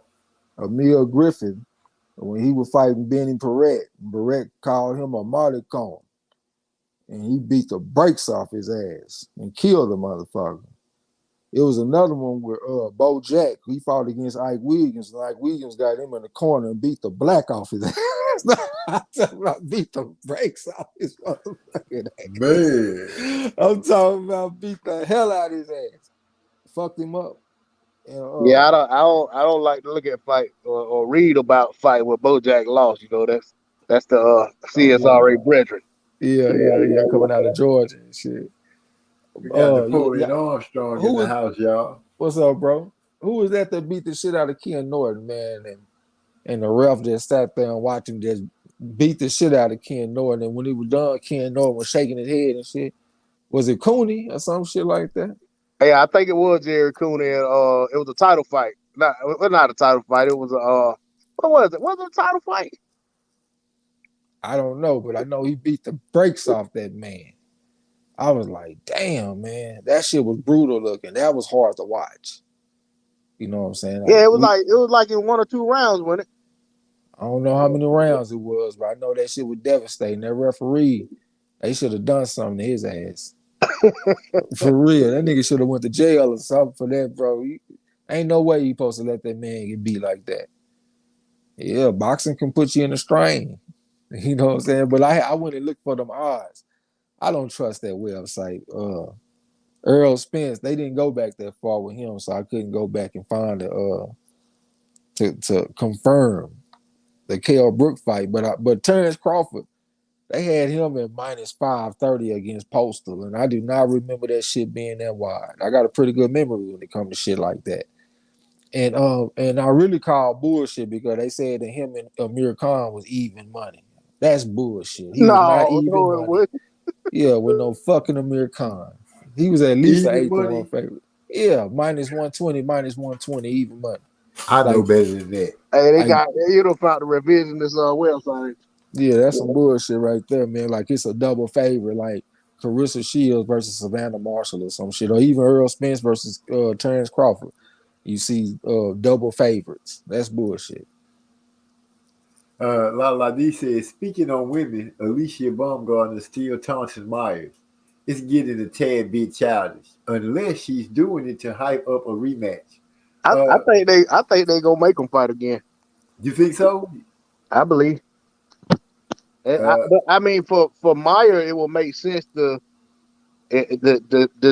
take a fight, let Baumgartner go ahead and see if she can pick up that other title, and if she can, then try to get a rematch, and that way she got more to gain if she wins.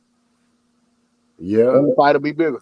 but they gonna really have to give Baumgartner something because Baumgartner don't seem like she really trying to do that. But there's only so many big fights for these women, and especially when you consider weight classes. I mean, you know what I'm saying? Yeah, they had Like, 135. she got a good dance partner, and they kept talking about how they could have been their own main event. So that alone would put more skin in the game. If they're the main event, they're not the undercard or co-main. Okay. You know what I'm saying? That sounds more tempting right there. That sounds a lot more pleasing, especially they all give the shine, and each one of them they shine bright. It shines a light on women boxing, and I do remember them talking about they fight being good enough to be a headliner. But they, with all respect, they was gracious to be on the card with Alicia. Oh man, with Clarissa, that's my girl right there. I like Baumgartner, but Clarissa, that's my girl. I don't know, it's just that's my girl. Man, yeah, going on from what I lost my whole train of thought. Well, I'll jump in a little bit. I can't even cap. Like, I like Baumgartner a lot more before this fight, and she coming off the biggest victory of her career.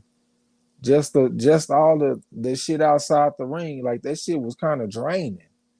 Even her own coach said that the shit was getting on his fucking nerves. All of that back and forth, catfighting shit, arguing over the internet, tweets, and all this kind of shit. I really wish she would have kind of just chilled out a little bit. I don't think it take all that. I mean, she got good boxing skills. She very marketable. People think she beautiful. I don't think she got to do all that because the shit that she has is what Mayer wants. I'm telling y'all go look at that woman Instagram and you're going to see Mayer turning around showing her ass on a lot of pictures. She wants to be seen as a beautiful sex symbol type shit, and that's what Baumgartner already has. You know what I'm saying? You feel like you're the better fighter. You get a chance to prove it in the ring. I don't think it take all that. Like, we love Carissa. Carissa don't do all that. Not on that level. Now, she'll get with you and talk shit to you. You know what I'm saying? Back and forth with Savannah Marshall, but it was nowhere near on that level with Baumgartner and Mayer. You know what I'm saying? Marshall and Shields actually had some comical moments, you know what I'm saying, in their build up where they kind of embraced each other, you know what I'm saying, to an extent. These girls never did, act civil. Yeah, they were salty toward each other from the get-go. And now that Trey mentioning that, I haven't really looked at their Instagrams and stuff, but I guess I will go see if she turning the butt around to the camera because that would be saying a lot. And nigga, she at the beach. She at the beach turning around, nigga. She at the park turning around. She by a cliff somewhere, like out in nature, turning around. Like she got like a lot of pictures turning around, showing her ass. So that just let me know she want to be looked at as a sex symbol. Oh, okay. Not Baumgartner Mayer. No, I'm saying I understand what you're saying. And when you start saying it, I want to just be real. The first thing that came across my mind is that's every girl's pose nowadays. They all turn around in the camera and show they could be standing at McDonald's. It's the volume though. Like if it was just one picture or something, that's one thing. But damn, half your pictures are like that though. That's the basic pose for girls right now. They either poke their lips out, poke their backside out, you know, for a majority of them. But I can't see what But you're hold saying on, that she but wants in that. bikinis and shit though, not just regular pictures in regular clothes. I'm talking about in bikinis where you can see her ass good. And that's what I'm talking about, nigga. I'm not talking about like, nigga, why are you even wearing a bathing suit at the park or some shit? Like you just having some scenery for your shit. Like you ain't at the park, you ain't got no kids playing at the park. What the fuck you doing at the park? And you turning around with a bathing suit on so we can see your ass. Like it was just so overt. You know what I'm saying? Like you just it wasn't like on the level of other fighters. And her that rage that she had with Carissa, not Carissa, but Baumgarten, it seemed like that was just a part of it to me.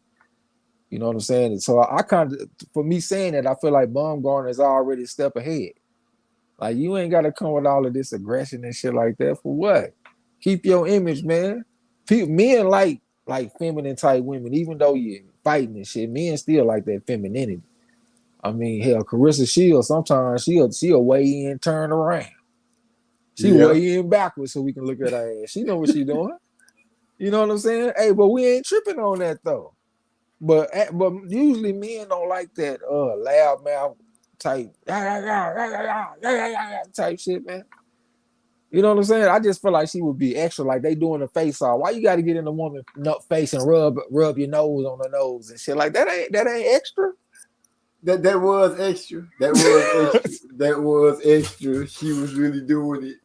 But hey, the best of them, who the best trash talker all the time? Female or man or female? Cause female or man? Ali, because I was gonna day. say, you know, he had somebody just, you know, remember we even had to talk about. He just got on Joe Frazier to the point where it was like, damn, for real. Yeah, but like D-Lo was saying earlier, it's like a different type of energy. Ali, how you laughing at the motherfucking shit? Yeah. Ali talk shit to make you feel inspired. You know what I'm saying? I'm pretty sure it was some white people that got annoyed because they called him the Louisville lip. And Right. They say he talked too much. When he would fight certain people, they say you got to go out there and shut him up. But as far as the brothers go, though, nigga, we love that shit. You know what I'm saying? You ain't got to go out there so hostile. Just recognize where you at in this. Like you have the upper hand. You are what she wants to be. I guess she missed that message. But maybe she'll get it together now. Cause let me see, Lala D. Oh, that's Hyphy and Lala D's conversation. I was trying to catch up and find out where we at in the chat. Oh, I've been more than that. Okay. Lala D said Trey X. I like Alicia, but honestly, I don't think she's wrapped too tight. I think, like Eric R. I believe she just felt like she had to do a little extra because, you know, she on the big stage with some big names. You know, she was doing something to make sure people remember her, which I don't think she has to do that for the simple reason she could box. She could box and she looked good doing it. She like Trey said, she easy on the eye. She has a nice physique. She has what a lot of people would say she has an athletic build. I would say a boxer's body. She bad. And so I get all that, but yeah, she did kind of act a lot extra, but I'm down, you know, I'm gonna go look at the pictures and see these bikini pictures and stuff so I can get a better understanding of what Trey is conveying to me about what's her name again? Micaiah Meyer. Yeah. So I can see what the weakness is and like you said, maybe they are trying to get a rematch together. I could see where it could do its thing, where it could be on where they could headline and sell some tickets. Cause man, they were a breath of fresh air when it was time for them to fight, all they comedic and going at each other. They were a breath of fresh air opposed to what the men was giving us. I gotta say that wholeheartedly. Oh yeah, I with that all day. That was like some big shit for boxing. Katie Taylor and Serrano too, like they've been doing big shit. That's why I say this is like the golden age. of boxing. You know what I'm saying? But hey, when you see them outside of making weight and shit, man, the women be looking different. Like you gonna see Mayor, she gonna be looking a little bit thicker than you normally see her. You know? Right. Hey, this a fighter named Terry Harper, nigga. She went up to she went from 140, I think, to 154 and fucked around and got fined out there. Wow. I was Wow, like, man, hey, she looked man. totally different than she did at 140. I'm like, damn, she done went up there and got thick at 154. You Hey, already did be y'all, seeing Carissa when she in between fights. She did be y'all thicker than a bowl of grits. my bad. Did anybody did any of y'all get to see the undercard of the Haney Camboso fight? Did y'all see the female fight on there? I was stuck at work. I forgot the one girl last name. Her name was something Johnson, like maybe like Chastine Johnson or something. I forgot how to say her name. And she was fighting that what's the other girl name? She had a pretty cool nickname. They She had was like old. 2-3 fight cards on that day, bro. But, I but was on that. anyway, yeah, but the Johnson girl, she got cut by a hit, but early I think it was like in I remember. second round, man, she was bleeding all over the place, man. But all it did was just made her turn up. I mean, she went out, she put down a boxing clinic, you know, pretty much the second half of the fight.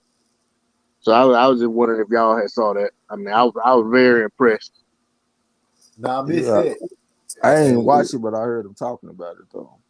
I'll go look at it since you brought it to my attention. That's the day Wilder fought Helenius, so I was on the Wilder card. Oh shoot, I was just man, At I was work. so You was at work, fiending man. at work. Yeah, I was fiending at work because I was like, I can't find nobody calling the fight. And when I do find somebody to call the fight, they call it like this. Garbage. Oh, he threw he threw a good left. I changed from that. And then I come to, he throws a left.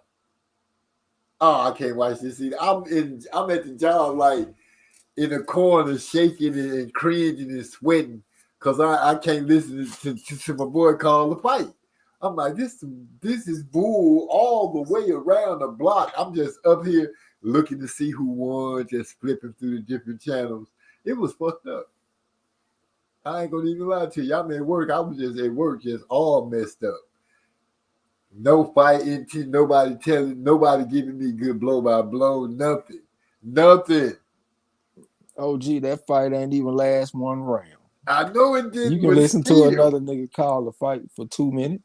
Dude, they wouldn't have called it like you. They would. I'm telling you that by the time they would have been getting off of it, you would have had at least 4 or 5 punches called, the feint, the foot movement. They would have still been talking about the first jab, and then the knockout punch would have came, and I would have missed everything in between. Yeah. Well, shit. My bad. Nah, you know it is what it is. I'm just saying that's how I was at work. It was like torture, dude. I was like, my whole night was long that night. My night was long. You know what you can do though? Just get a link from Yasin. You can just listen to the broadcast. You know, Yasin and I have not really ever had a long conversation. We've had maybe like 2 or 3. He posted shit right there in Discord. Oh, okay. I gotta start paying attention more to Discord too. And Yasin post a link for everything. Like I'm on my crusade. Well, I guess I'm on my protest, but I ain't missing nothing, nigga. I'm watching everything. Shit. Nigga, I'm pirating, nigga. Yeah, nigga, Yasin post that shit. I watch everything. So you ain't got to miss no pay-per-views, nigga. Hit that link and listen to that shit. And you can pull your phone out your pocket and check it out every now and then. I have it sitting right there in front of me while I'm talking to the people. It's right there. Yeah, nigga, that's what you better do. That boy Eric Ross said they don't turn around if they got an ironing board on the back. Michaela Meyer don't really have no bump in the trunk. That's why I'm telling you, bro. That's when you seeing her in boxing shape. When she outside of that shit, she look a little bit thicker. Yeah, I seen in that red dress when she looked like, she like a different blonde. Just like Michaela Meyer look. Because, you know, when Michaela Meyer working out, she looked like she a little small. But when she like in her chill mode, I mean, not Michaela, Alicia. When she in her chill mode, it's something else. Yeah, all of them look better when they ain't cutting weight. I mean, that just makes sense though, man. You know, women got that adipose tissue, but we like that shit when it's in the right places. But when they cutting weight, that shit leave. So I can't wait. they look a lot more feminine. Like Michaela Mayer, she don't really look a lot feminine to me, but she look a lot more feminine when she ain't training. Yeah, because you know they going through they getting ready for war. So I ain't even talking about all that. I'm talking about the body composition. Yeah, I feel you. That's what I'm talking about. I'm with you, bro. I'm with you. Trust me. Might be sounding like what else? Lala having a lot to say. That's great. She said when Alicia tries to talk boxing, you would cringe. That girl knows nothing about boxing, about what's going on in boxing. It's kind of weird. I like her though. She's good for women's boxing. I never held that against her. Like she get mixed up on some shit when she talking about it, but it's kind of hard for me to say that. How many belts she got? 3 now. She got the IBO, the WBC, isn't it, and the WBA. Okay, so that's a unified champion, and some people might say that she don't know boxing because people were saying this a long time ago. Even Eric Alver trying to laugh at her. I still remember that shit, maybe. And to me, she know boxing. All of that shit like that we be talking about, that's peripheral boxing. That's what I call it. You know all the fighters. You know what's going on in this division. You know each individual Charlo. You can tell them apart. That's peripheral boxing. That's just like somebody telling my coach they got a second round knockout over Ron Law. They know more about boxing than him because he don't know all the bantamweights. That shit's retarded to me. Hell no. This woman she know boxing. All of this other shit is peripheral. You know what I'm saying? And she know what counts. All these motherfuckers that know all of this nerd shit about boxing, can they teach boxing? Could you take them to a boxing gym and they fit in? Would they whoop ass? Could they teach somebody, like train somebody? Hell no. Could they know peripheral boxing? They don't know real boxing. She know how to fight. She know how to fight. And all the shit that come with it. How to train, how to cut weight, all the real shit that really matters. Knowing all of that, knowing the landscape of 154, because somebody asked her a question about something about 154 and she gave a crazy sounding answer. I don't give a fuck. That's peripheral boxing. Ask a question about real boxing and see what the answer is. If a motherfucker do this, what do you do?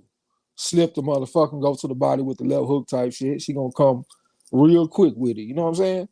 Yeah. And I can understand you had those phenoms that show up that know nothing about the history of the game, but they know the game. They know what to do. They know how to do it, and they know how to do it well. So because boxing history is peripheral. That's some boxing nerd shit. It's good to know, but it's not required to be able to fight. Boxing is a discipline about fighting. That's what it's about. You know boxing, you know how to fight. If you don't know how to fight, you don't know boxing. Have you seen Xavier the boxing nerd around any other groups lately?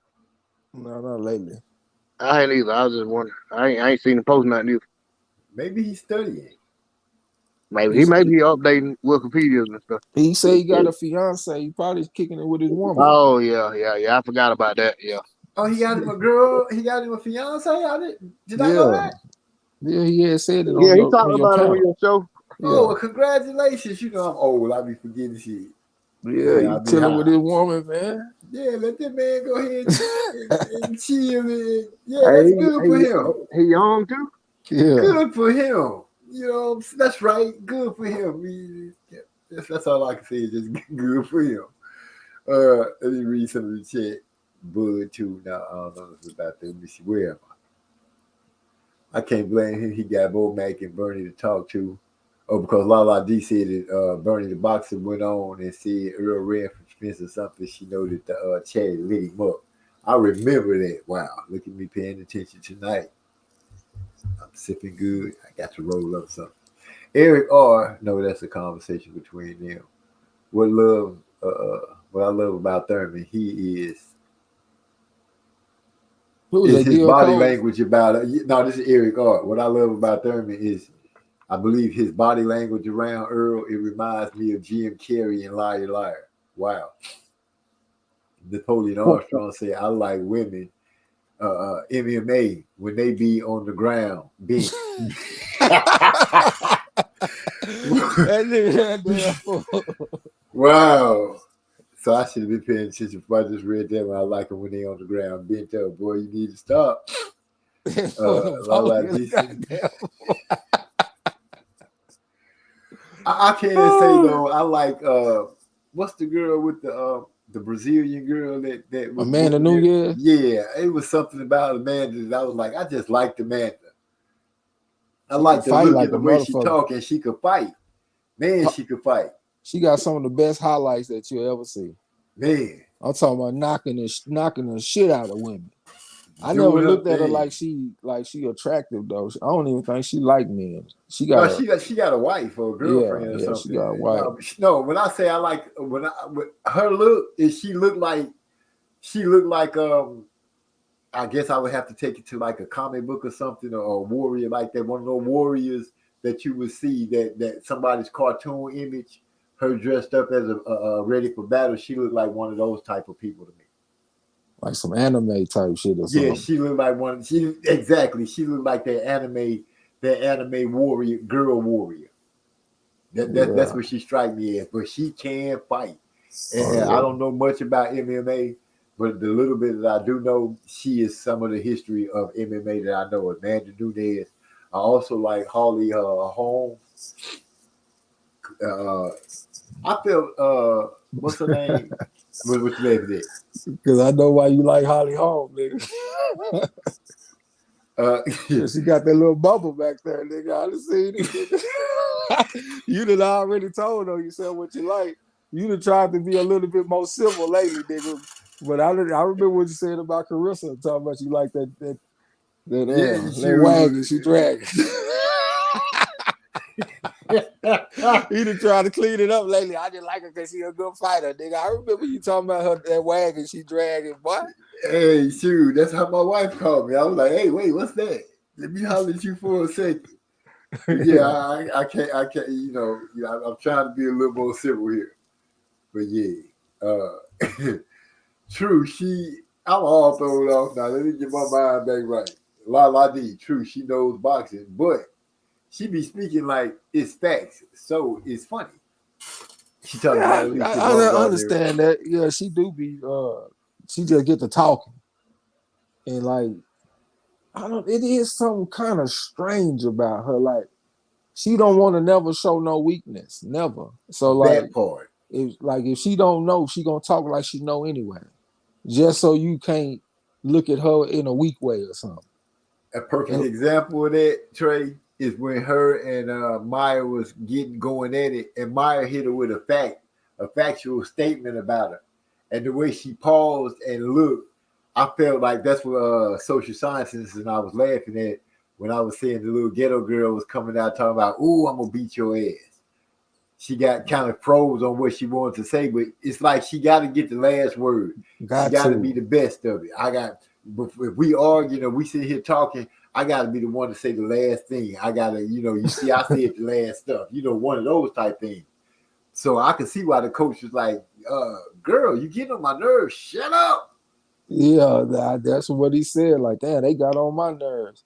And to me, the strongest ain't got to have the last word. I'll let you have the last word. I don't mind. But I know I'm heard the loudest though. Like whenever I say it, if you the last one, I'm the last one. Whatever I say, I'm square business about what I'm saying. So all of that last word shit don't mean nothing. You know what I'm saying? But I think Lala might be right. I think that motherfucker might be crazy. No, for real. I think so. The pretty ones be crazy in the motherfucker a lot of time anyway. Crazy, retarded. You call it. You can label it a lot of things. I'm not saying retarded. I'm just saying. Okay, I won't say retarded. That's part because politically correct and all that. Back in the day, we used to say retarded with immunity. We need like maybe bipolar and stuff like that. Yeah, some shit like that. bipolar and all that kind of stuff. Some stuff that you got to take some pills for, or some kind of medicine to make you have a good day. Schizo. I to was make just you have a thinking good that day. she might got some prescriptions. I wonder who dealing with her on the regular, talking about, baby, I love you. Because he Yeah, got to be motherfucker. prepared.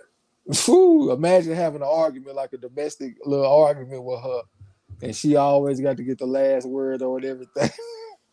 What if she one of the ones that like to put her hands on you when she feel like she can't express her words correctly? Oh shit, this just gonna be a straight fighting that motherfucker. Because how you gonna let a champion of the world just get off on you? Even if it is a woman, this is a fucking champion of the world, and I ain't supposed to fight back. I People probably gonna get off. understand. They I gonna had to get off understand. first. I had to get off first. You ain't even about to be getting that shit off on me. Yeah, and you got a high knockout percentage for a woman. You don't even hit like a regular woman. Yeah, you got 13 wins and 7, 8 knockouts. Most women have 1 or 2 knockouts. You got 7 or 8, and I'm supposed to let you get off on me clean. You got me fucked up. I'm gonna get off first. Before we even get started, I'm gonna let you know I'm gonna be the first one to throw the punch. Cause if I don't see you coming, I might get a little woozy up in this. For real. Yeah, I'm gonna feel about myself if she hit me and knock me out. Oh, Like, nigga, hell no. let me just be your lawyer, so I can. You think I'm supposed to go to jail if the woman is a champion of the world, bro? And she about to hit me with a right hand and knock me out, nigga. I ain't supposed to defend myself. Did she start it? If she started it, no, you don't supposed to go to jail. But if I swing first, I'm supposed to go. But damn, I know what's coming though. If you started it, then I'm gonna have to go ahead and say you was the aggressor. I'm gonna have to take it on down. So go ahead. You can see if you know what's coming, you might well be prepared to parry or dodge and counter. That's what I was thinking. I'm gonna have to get my Canelo versus plan on. I can't get out first. I'm gonna let her have to make the first move, then I'm gonna have to slip it and come back with something. That's what I'm gonna have to do. That's the best that's the best I can think of for you right now. That's the only way we're gonna walk up out of there without any shackles being ever on our skin. That's a clear cut self-defense. We can go into the house, roll up one, and call it a day. Yeah, but if my timing ain't right in that motherfucking lane. Ooh, then I guess we got a whole other case on our hands. You're gonna have to go ahead and sue because you finna come up in here with a swole eye, busted lip. Something finna be wrong if you was off just a little bit. It's square business. But yeah, I can see a lot of people. Maybe she gonna calm down. Maybe they'll get her to calm down and see that she don't have to be so rah-rah all the time. Maybe, they can tell her, it's a good selling point for a fight, but you really don't need that. You got a nice look, you're marketable, and I'm just looking at it from the way the world will look at things. You got a nice look, you're marketable, you got a nice physique, so you could sell a lot of exercise equipment. It's a lot of stuff she could sell if she could just calm down and not be so rah-rah. And I'm pretty sure that somebody going to get through to her with that. And I'm talking to Alicia Baumgartner. I'm thinking somebody going to get through to her where they could say, hey, you killing a lot of marketability by being so rah-rah. And that's, if you kill marketability, you're killing eyes that's coming to women boxing. So come on, let's get that shit together. But I will say this on her behalf. She only acted like that with Mayer. She didn't act like that before. So it seemed like it's just something that Mayer brought out of her. Mayer was kind of disrespecting her amateur background and stuff like that. And she was a national champion. So that shit got under her skin. She talking about she just came out of nowhere like she ain't been grinding. So maybe it's just something that Mayer brought out of her. And that ain't nothing that she gonna do moving forward unless somebody make her feel disrespected. And it ain't too many fighters that's on Mayer's level to say the things to her that Mayer said. I mean, Mayer is a 4 on the pedigree scale. So most fighters ain't no fucking 4. So, you know what I'm saying? Yeah, I feel you. And I know Mayer mad too. I know Mayer wants a rematch. She was so disgusted the way she snatched her hand away from the referee when they announced that she lost. The way she walked off, I was like, that was classic. Classic. Yeah, she was pissed. I She thought was she won, hot. so I thought she edged it out. I understood why she was mad, but it was a close fight though.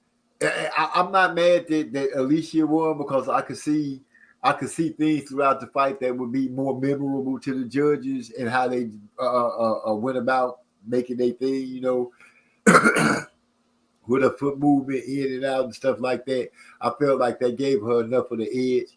I felt like Michaela stayed steady, kept applying good pressure throughout the whole fight, didn't get deterred, and kept throwing good, meaningful blows. And she did catch Alicia a few times. I could have seen it going either way. I wouldn't have been mad either way, but I could see how she kind of edged it out. What's funny? I was just laughing at they'll comment because they talking about how Bomb going to call her a horse face, with your horse face or some shit. I remember that shit. And Michaela Mary was like, "Oh, you gonna call me you gonna say I look like a horse? That's racist." But she do kind of look like a horse. That's what She made got the that shit long fun. profile on her nose. The front of her nose is she got a long profile. You know, when I was looking at them, I was like, dang, we got 3 American girls going over there, and I was like really looking at them. I guess I was rating their beauty, and I did notice how long her nose is, and then from the side view, I can't even explain the way her nose. It got this little dipsy doodle thing that it do from the side view. Yeah, that shit was funny. That shit was hilarious. That was like yeah, you know, I can't even compare that to the Ali gorilla thing. her nose. Talking about Michaela, that shit just remind me of like them ancient Mayan like figures and shit. How that shit just flat as fuck and long. Yeah, I know what you're talking about. I was thinking that part of Baumgartner's the thing antics and things after the fight, because I didn't know she still was doing it. I mean, I was thinking about like immediately after the fight and the days after the fight. Now we like what, 2 weeks out now, 2 weeks from the fight since it happened. But what I was thinking it was that maybe she, because of Meyer's accomplishments in the amateurs and of course her fast rise in the pros, that maybe Baumgartner accomplished something that she, even though she said she expected to do it and she thought she would do this and that maybe she accomplished something she wasn't sure she'd be able to do. And then that she was able to accomplish it. She want to make sure that nobody forgets, especially Mayer, that she was able to do it. And that, you know what I'm saying? So she's kind of like, yeah, I'm gonna keep talking about it because I did it. And I was a little unsure, even though I didn't let on.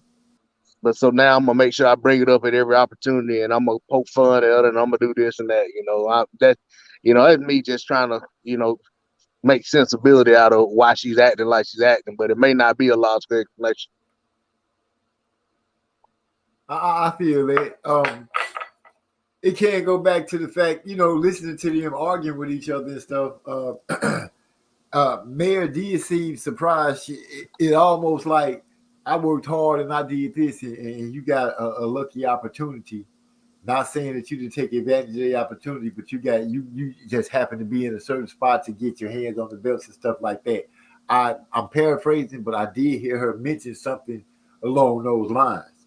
So yeah, I can see how Baumgartner is feeling felt disrespected before the fight, and I can see why she would be still poking at Mayer right now after the fight, because it's like, now since you wanted to say that I only got this because of a lucky opportunity, you got to eat these crumbs off this plate and take this ridicule that I throw at you for disrespecting me.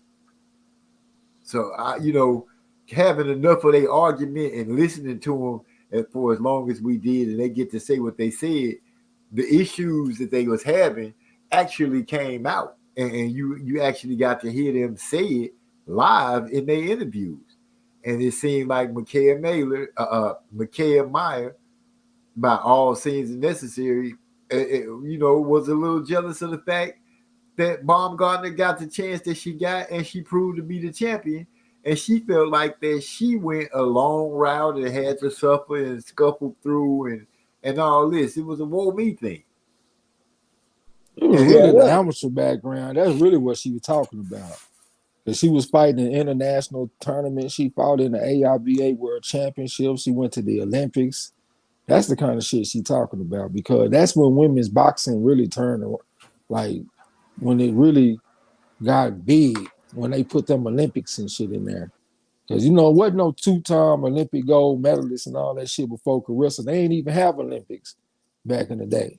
You know what I'm saying?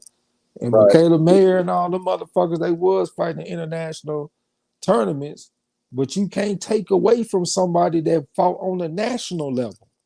I know that you surpassed the national level. That's why you fighting on the international level. You deserve respect for that. That's why we give you a 4 on the pedigree scale. You fought in them tournaments like the AIBAs and the Olympics, but she wasn't medaling. So we give her a 4. But a motherfucker that's fighting on the national level ain't no joke. You discrediting this woman for winning a gold medal in a national tournament. That's why we give her a 3.5. I always say a 3.5 can beat anybody up to a 5. And that's obviously true because we sitting up here just looked at it not that long ago. You know what I'm saying? So that's what she was fucking up. And I think that's why Alicia Baumgartner was feeling disrespected because she thinking about all the miles that she done ran. All this motherfucking training, hot ass gym, working hard, sparring men sometimes, doing all kind of shit to be a good fighter. And just because you did more than me in the amateurs, that mean that I ain't did shit. And I just came out of nowhere. When I've been grinding like a motherfucker and got accomplishments and coming off the best win of my career. I understand why she was emotional, but I just feel like she didn't control her emotions the best. And then right now, I mean, this is kind of overkill. I do understand that to the victor goes the spoil. So if you don't want me talking shit, you should have won. You know what I'm saying? And I can't say too much because I'm known for talking shit when I win. But at the same time, the ultimate gloating comes from Mayer watching you fight for undisputed against Troy. That surpasses all trash talk. Just like I was saying earlier, she has advantages. She ain't got to talk. She is what Mayer wants to be. So she was already having a leg up in that. And you already saying what they say about the pretty women, they get it easier. So she's saying that you had an easier route. And a lot of that might be attributed in her mind to the way you look. And now you don't want to fight. You one fight away from undisputed, something that she wants to be. You ain't got to say nothing. You already winning. Just win. True. Like Al Davis, nigga, just win, baby. That's my last name, too. So that shit really square business. So you talking about Mayor just now? Yeah. What's up, bro? Not losing this shit. Yeah, what's up, man? I fell asleep after work, bro. I couldn't hang tonight. People be tired. Ain't nothing wrong with it. But I thought Mayor was just spoiled, man, because she used to be in top rank and used to getting decisions that she may not deserve. So if it's close, she used to it going to her. So when she walked off, I thought that was that privilege that Baumgartner was talking about in the lead up to the fight. I That's think that she felt like she deserved a win because it was close. And yeah. I actually thought Mayer won like 5-4-1. That's how I scored it, you know what I'm saying? So I think that she legitimately felt like she won because in the second half of that fight, like Baumgartner got off in that first 3 rounds, and then Michaela started coming back, and she started laying in combinations and shit, and then Baumgartner closed, coming down the stretch kind of strong, and I think I might have had the last round a tie, so that's why I say 5-4-1. But I think she legitimately thought she won the fight. Yeah, but I thought especially for that 10th round, I felt like she ain't leave enough in the ring to be acting all indignant when she lost. Like you end a fight like that, and then you gonna be mad. Like you can't be mad at nobody but yourself.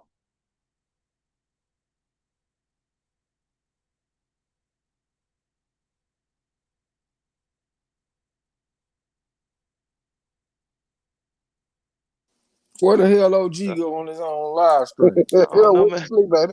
We waiting on this nigga to come on, you know what I'm saying? I ain't want to make no noise, so that's why I'm on mute. Oh, okay. But yeah, I had 4 rounds apiece and 2 rounds I couldn't score. So it's like for me, it really could have went either way. Shit, you won round off of my scorecard. Yeah, I got it 5-4-1 and you got 4-4-2. right. You see what I'm saying? That shit was close, bro. Yeah, it's very close. Yeah, I saw it as a close fight too. That's probably why they probably gonna make them want to run that motherfucker back because they still the 2 biggest names in their weight class. Ain't they the Kane? They the 2 biggest names in their weight class. Yeah. Razor close fight. People would be interested to see it again. I know I would. They probably need to go and run it back. Maya was talking about going up, moving up though. Man, where Yes, you been? big. I had went to go get some pizza. Yeah, she big as hell for that weight class. So the last thing I heard her say that she can't get the rematch. She was gonna move up for bigger fights.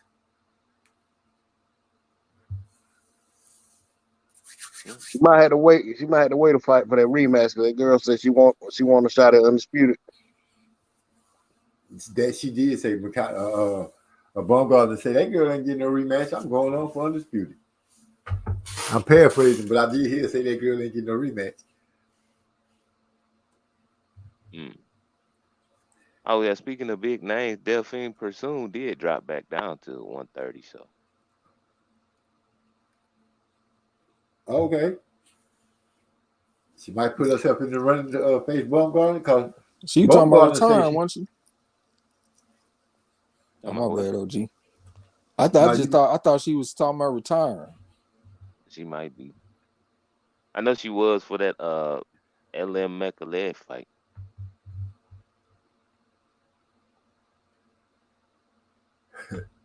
I'm laughing at them talking about the girl getting called horse face, saying it was racist. Now she said it was racist because Baumgartner said something about some privilege or something after that. That's what she was talking about. But being privileged ain't a racist statement, is it? Well, I guess you felt like the way Baumgartner was saying it.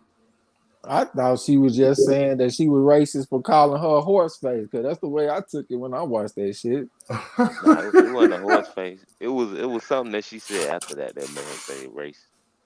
Okay.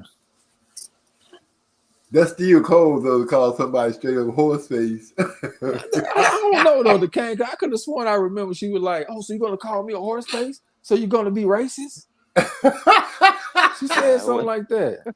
I'm gonna pull it up and see. I'm gonna be right back. Yeah. Hold on, can you imagine that's the point that you use for being racist? You call me horse face. That's just as racist as you can be. What? Like we compare white people to horses now. That's a thing. Like, wow! Oh, you said it. You said it. You said it. I don't think that's a common thing. You know what I'm saying? It ain't like black people and monkeys or nothing like that. Oh, we just sitting around making up stuff now, huh? Dang. So she look like a Philly from the face. I can't even think of a good name. Clydesdale. Oh, hell no. If you look, just think of one right now. Think of one of the Clydesdale that pulled a big Budweiser thing when they was outside playing football. I just listened to it. Oh, my bad. Go ahead. Yeah, she called her a horse face. Then Mayor, she was like, "Oh, you gonna call me a horse face? You gonna be racist?" That's exactly what she said. As a matter of fact, I'm about to play it. I don't think he's gonna get no copyright or nothing because they just talking. Hold on, let me. I can't really. Hold on, let me go to this other shit, man. I'm gonna find the spot. I'll be right back. Okay. This is a lot being said. Shields would embarrass Layla. I said Lala, but I'm tripping. I'm way too much skill. Layla was too slow. Layla was big though. Layla was big and she had a little punch in her power, so it would have made a good fight, I think. and I'm just jumping in y'all conversation. I think Ali ain't seen nothing like she. Not a lot of women fought like men as much as they have evolved now. That's Eric R. speaking on the boxing game of women, which is That's what it classic. was. My fault. It's because she called her a Karen, the horse face Karen. That's what it was. That was what you were talking about. Oh, Right? she put the Karen at the end of it. So Yeah. a horse face. Ooh, Yeah. that cut deep. Yeah. So when you listen close to that Karen. That's what she was talking about. I remember they had a She did discussion. call her a horse face fucking Karen, but Yeah, she that's didn't. So you think that's what she called a racist for? Yeah, Karen, because Karen is a fucking The complaining ass neighborhood white white. woman. Yeah, Yeah, but the way white people be using that shit, they don't use it like that. Yeah, they call black people Karens. You ain't never seen them videos? No, Yeah, I haven't. white people they don't use that shit the way we use it. Like the way the word was intended to be used was them white women that be all in your business fucking with you and shit for being black. But the white right. people done hijacked that shit and they just made it anybody that's fucking with somebody. You know what I'm saying? So that's why I didn't look at it like, because basically what DeCane is saying is that Michaela Mayer is looking at the word in its original intended use, and that's why she got offended by it. He might be right, but it didn't hit me like that. She dating a black dude anyway, so Whew. Oh, my bad. Damn. Michaela Oh, my Mayer. fault. What that mean? What's that? Yeah, I might. She dated a black dude. So what? So she know the original meaning of the word. I'm just saying, you threw that curve in there on me, like she played the black dude though, so she feel like she know that Alicia being racist by calling her a horse face Karen. Damn, that's a good double insult though. That's a good one. I'm gonna have to write that in my old school joke book. Pull it out one day. Horse face Karen. Cause I see some in my job sometimes.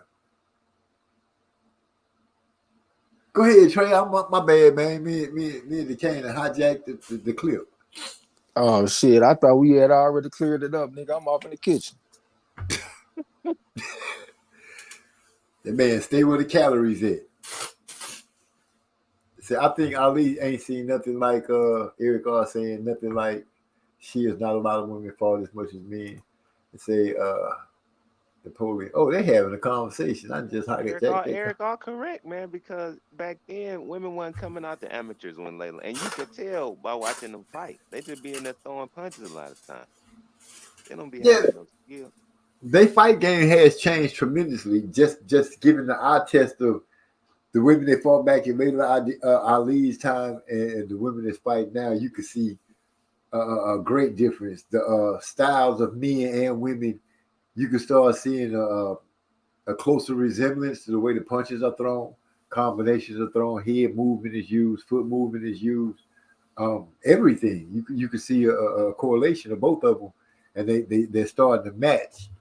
Yeah. If that's the correct word I'm using, but they are starting to look like looking at a woman fight throwing punches and looking at a man throwing punches is almost looking the same now. Very similar, yeah. Hey, shout out to Teddy Atlas too, because he said that Shields' performance against Marshall might be the best woman performance he ever seen, and he saw all of them, the Christy Martin, Layla Ali, blah blah blah. But he had high praise for Clarissa.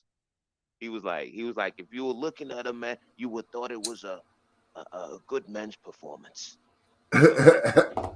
Yeah, it's like, cause you're just looking at the skills, and the skills were there. So he had some high praise for Clarissa. I was surprised by that. Every once in a while in history, the people that you kind of find hard to swallow come through and say something that you kind of agree with, and it seems to carry a little weight because you feel like that person has been an opposing figure the whole time. So to hear him give praise to one of our fighters or somebody that we classify deem a great fighter, a good fighter. To hear it come from that enemy, it kind of makes you say, "Oh, okay, so you're gonna give prop now? You know, you give it prop. And when your enemy give you prop, then you feel like your prop really means something. Your loved Yeah, one's for gonna real. lie to you. Right. But yeah, Clarissa did a thing, and you could tell she had a couple of knots. You know, she had a couple of knots on her forehead. I was like, damn, that girl must can punch because she had some knots on her head. Well, you know, after the fight, she in the ring down there about to cry, talking about, you know, after the 5th round, I couldn't see out my right eye. She do it hard. And she had Trey X pissed off. I 'cause he couldn't couldn't top stand her. that shit. Wow, man, the motherfucker when she done that. That's the only blemish. The I only ain't gonna talk blemish too is much on me. in the ring at the interview after the fight, the post fight interview. That was the only blemish. She was letting it be known that she went on and fought through whatever adversity she was having. She couldn't see, y'all. Yeah, I liked it. I liked it. You know what I'm saying? And she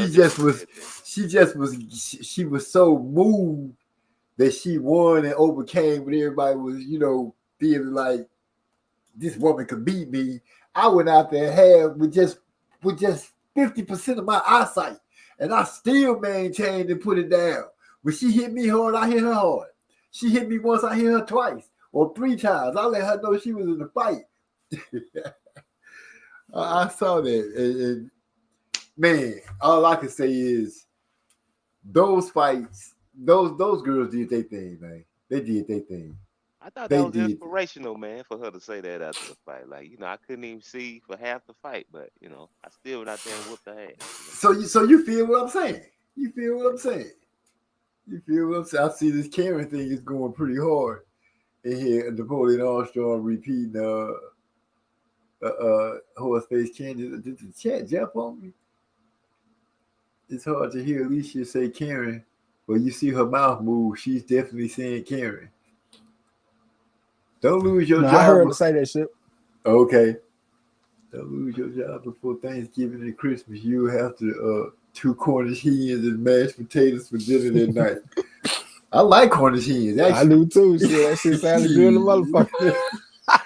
Sure, you don't know. He was just saying something that had been shot back memories like a mug. I remember my mama came, we finna have some Cornish hen. Ooh, I get a whole little bird to myself. That's how I was looking at it when I was a little dude. I'm finna get a whole bird to myself. Y'all got me tripping. It's like the dude on TV eating the whole chicken. It say, Eric, don't say it directly. Just walk past and say horse face. They be like, what? I'm a horse face today? Y'all finna get fired, wrote up, all kind of shit at work. Y'all finna start all kind of things. Etiquette for my disrespect. Clarissa left everything in the ring. She worked so hard for that. It was amazing. Yes, Lala D. That's my girl. That's my favorite fighter. She putting hands on everybody right now. She holding it down from 154. She said she could make 147. If that girl keep talking noise, she gonna go on down there and do something to her. But I don't know if she could make 147. You know, she could lose a lot of weight, but it's some weight that they gonna shed. Yeah, I mean, Clarissa's a small girl considering that she done fought at 168. Just though you talking about McCaskill that she gonna whoop her ass. Yeah, I think that's the one that been talking noise to her, and she talking about going down to 147. Right. Because old boy was talking about her going up to 175, and she was like, "You can pump the brakes on that shit. You can pump the brakes on that. Those girls up there hit hard to the motherfucker. You ain't finna just hand me up there running around thinking I'm finna be doing something I don't want to be doing." Once again, I'm paraphrasing, but y'all did hear tell you to pump the brakes on that. But she up there talking about fighting down Shadeja Green. She might as well. Shadeja's a big motherfucker. But was she fighting 168? Yeah, she fight at 168. Okay, so she got to suck down to that 168, even if she is a big girl. Yeah. Clarissa is, I have to say, when it come down to fighting and girls fighting, the girls be keeping their word. They get out there, they fight who they say they gonna fight. They go out there and scrap it out. Most definitely. They go out there Cause and like scrap it out. I mean that's a great thing about women's boxing right now is like the pool ain't that big, so they realize they got to make these fights, and they trying to build the profile of the sport. I just hope that once they get a bigger roster, that the shit don't turn into men's boxing. Right. I'm Like, hoping that they keep on fighting. I hope that hunger stays the same. Where they be, where they really like, man, I'm the best. I ain't trying to hear what you talking about, cause that pit bull Clarissa Shields, you say that you better than her, she coming. for sure, yeah. She coming. If you in that weight class that she can get to, and you talk about you better than her, she on her way. You might as well get ready for it. And I love that about her. And Alicia Baumgartner seems to be that way too. She more like a pit bull terrier, a smaller one. So she got the size complex thing going on. But so that's why she barking so much all the time. But I can see her taking the mantle and really showing off skills in women's boxing in the lower classes. She might go up to 140, to 140, maybe 147, but I think maybe 140 might be as big as she might need to go. Baumgartner, Yeah, yeah, she was because smart. she's not that big of a girl, But young lady. to your point about Clarissa Shields, coming if you say you better than her. I mean, I don't think nothing proved that more than the fact that they were saying that the girl from MMA, Leona, Nunez. Oh, yeah, Nunez, they were saying she was the best woman in the world, and Clarissa Shields said, "Well, fuck it, I'm gonna go to MMA to prove that I'm the best woman in the world." Like Yeah, that's to her yeah, detriment. that is She that's she over like there in MMA. bitch. What? Yeah, I just said I'm the best. Now you say who the best? Oh, okay, I'm on my way to go see about that. And you can't help but respect that and love that. That's like a American fable story being told and unfurled against the world. She started yeah, boxing because she wanted to make her daddy proud, and she pretty much wanted to be like her dad. Get into boxing, 2 gold medals, undisputed. What 3 weight classes? uh, Undisputed. yeah. No, It's 3, right? she undisputed in 2 weight In classes, but 2, she just did it twice undisputed. in 1. Yeah, yeah. That's it. Okay, 3-time undisputed, twice in 1 weight class, unified. Yeah, she the GOAT. So when somebody jump up and say, I'm better than Clarissa, it's going down. So I can see how she could feel disrespected when Savannah Marshall, you got to give Savannah Marshall some prop. She played the card well enough. She got a good check. She got her name out there. She got in front of a lot of people riding that fight from when she beat up the teenager. I think the women gonna be all right because I think that we gonna be more forgiving if they lose. Like we got to play our part. If a fighter lose, we got to still support them so they don't be scared to lose that oath. But it looked like that's not gonna be a big thing because like going into the Mayer fight, Alicia Baumgartner was not undefeated. She took a split decision loss, but that shit didn't matter. And hopefully Michaela Mayer, she gets supported moving forward. Same thing with Hannah Marshall. You know what I'm saying? We done seen some women fighters take a loss and come back, like we saw Terry Harper lose to Baumgartner, then go up and beat Hannah Rankin at 154. So I think that's something that's going to be good for them. I don't think that we hold them to a standard that you have to be undefeated or you ain't shit because we seeing things like look at Franchon Cruz. Yeah. She lose her professional debut to Carissa, then she go on to become undisputed. You know, as a matter of fact, she got another loss. They might have took it off when she was fighting that big Mexican looking motherfucker. That looked like a guy. And she was knocking a wig off her motherfucking head. Who was she? Jimenez. The one that cheated. Alejandro They Jimenez. say they had cheated. Yeah. That juice. So that might be 2 losses, but maybe they don't count that one. Nah, that's a no contest. Oh, it's a no contest. Okay, but you know, she still got her ass whooped that day. Yeah, man. Yeah. That girl was juiced up that day. Here's the thing, man. That's why I'm comfortable letting these women lead the charge as far as talking about women's boxing because a lot of them just incredibly supportive in a way that you don't hear from male pundits, whether it's online or or on TV or whatever. Like they just always support no matter what. They'd be having 8 losses. They'd be like, oh yeah, she's great. She's you know what I mean? It's just a whole different atmosphere when you listen to women talk about their own sport. So that's why I like just listening to them.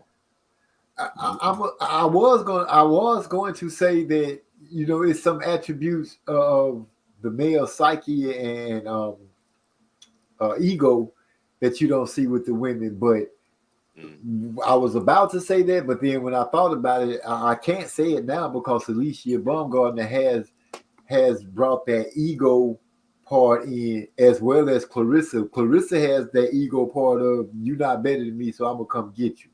She got that part that we wish a lot of the male boxers would show.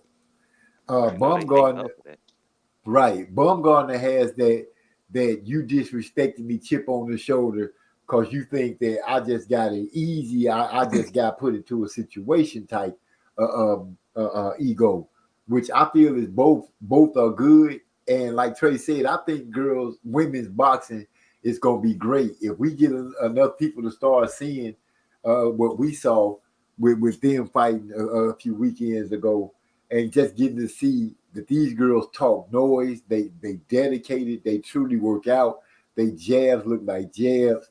Alicia Baumgartner, when she threw some of those combinations, that was so pretty to me. I'm like, this girl looked good boxing.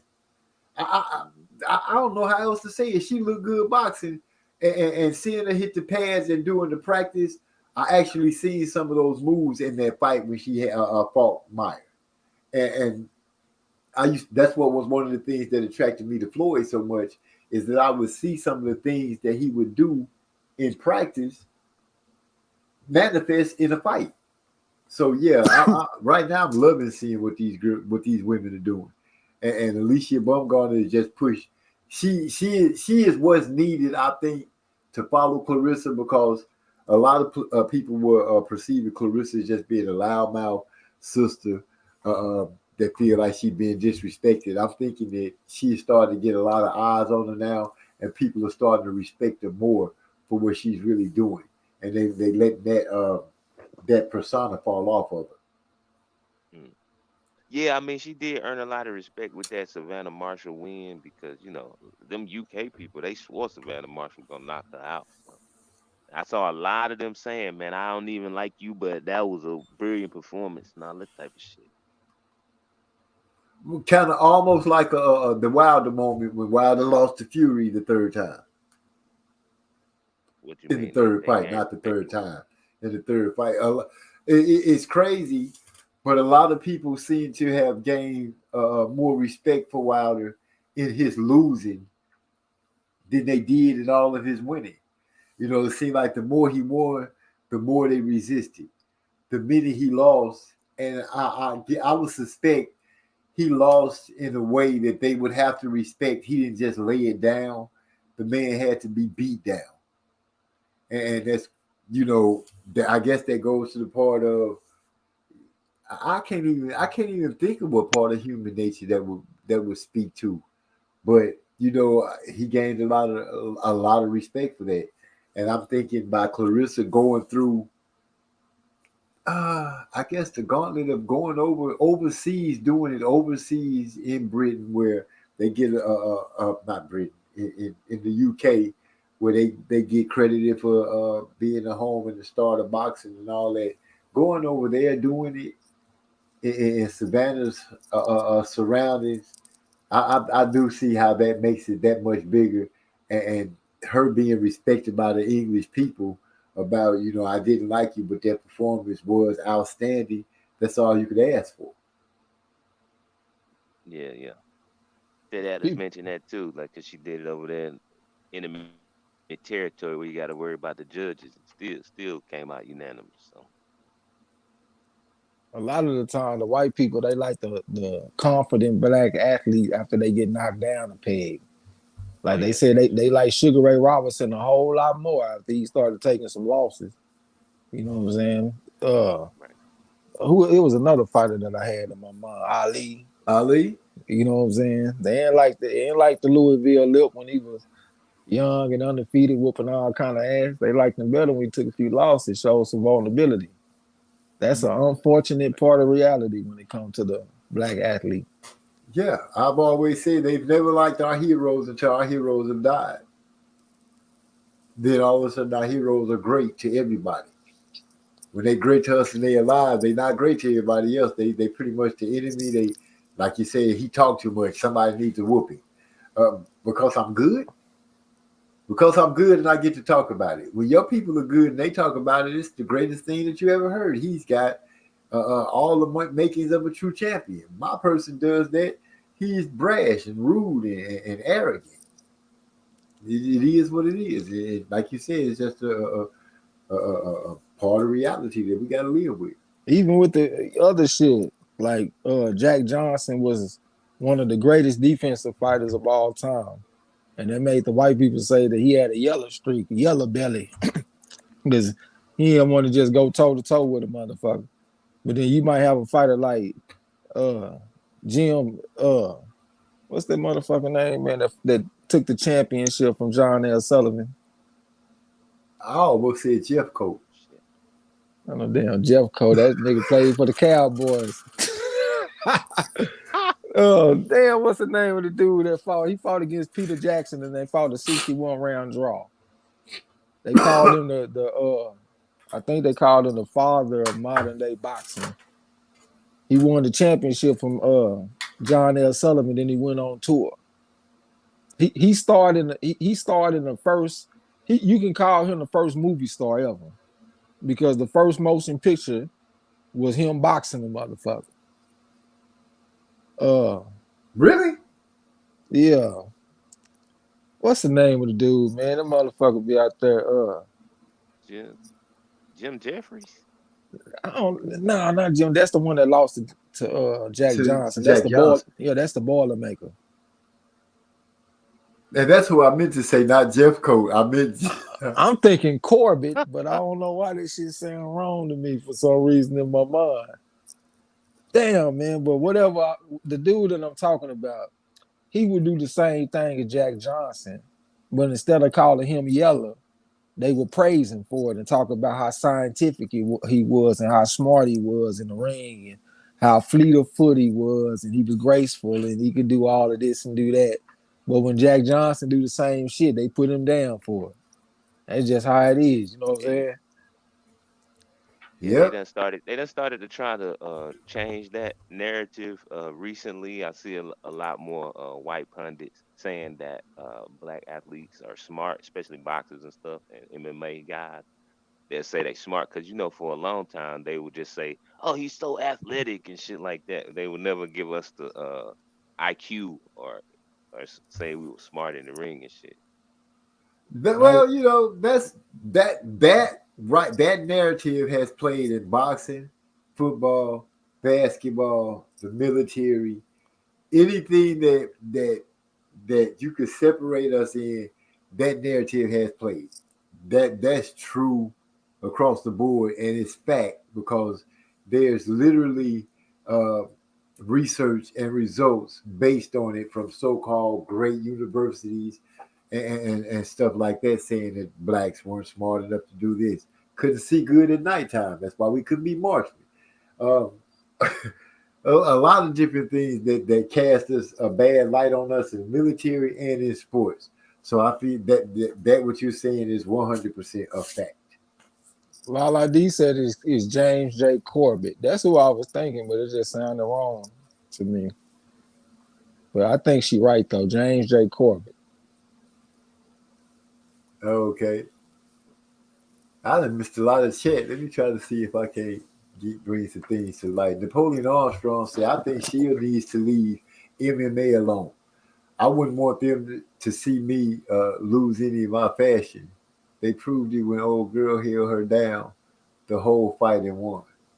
Well, it's MMA, and I think people respected her for the fact that not only did she say she would go over there, but the fact that she actually went over there and did it.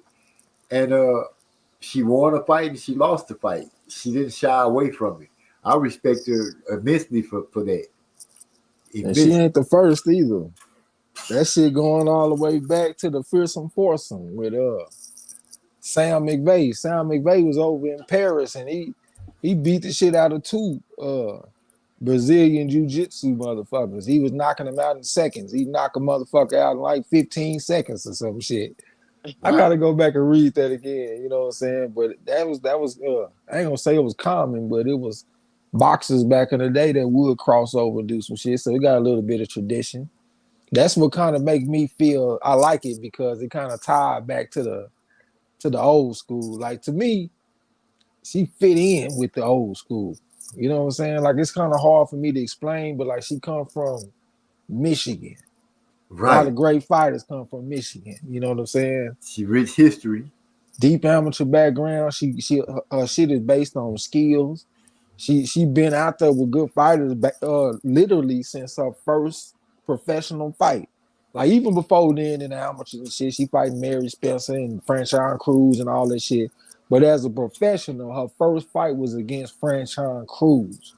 Like this is a throwback type woman to me. And the fact that she willing to fight you anywhere and she willing to prove that by going to your sport, which is another sport, and getting up in there, I like that about her. You know what I'm saying? But I really do kind of agree with Napoleon that I wouldn't mind seeing her not do the shit no more because I don't want her attention being divided. I mean, boxing is hard enough. I think that you want to focus on that and improve your skills because you can always get better. But if you got your time on MMA, it seemed like that would hinder that.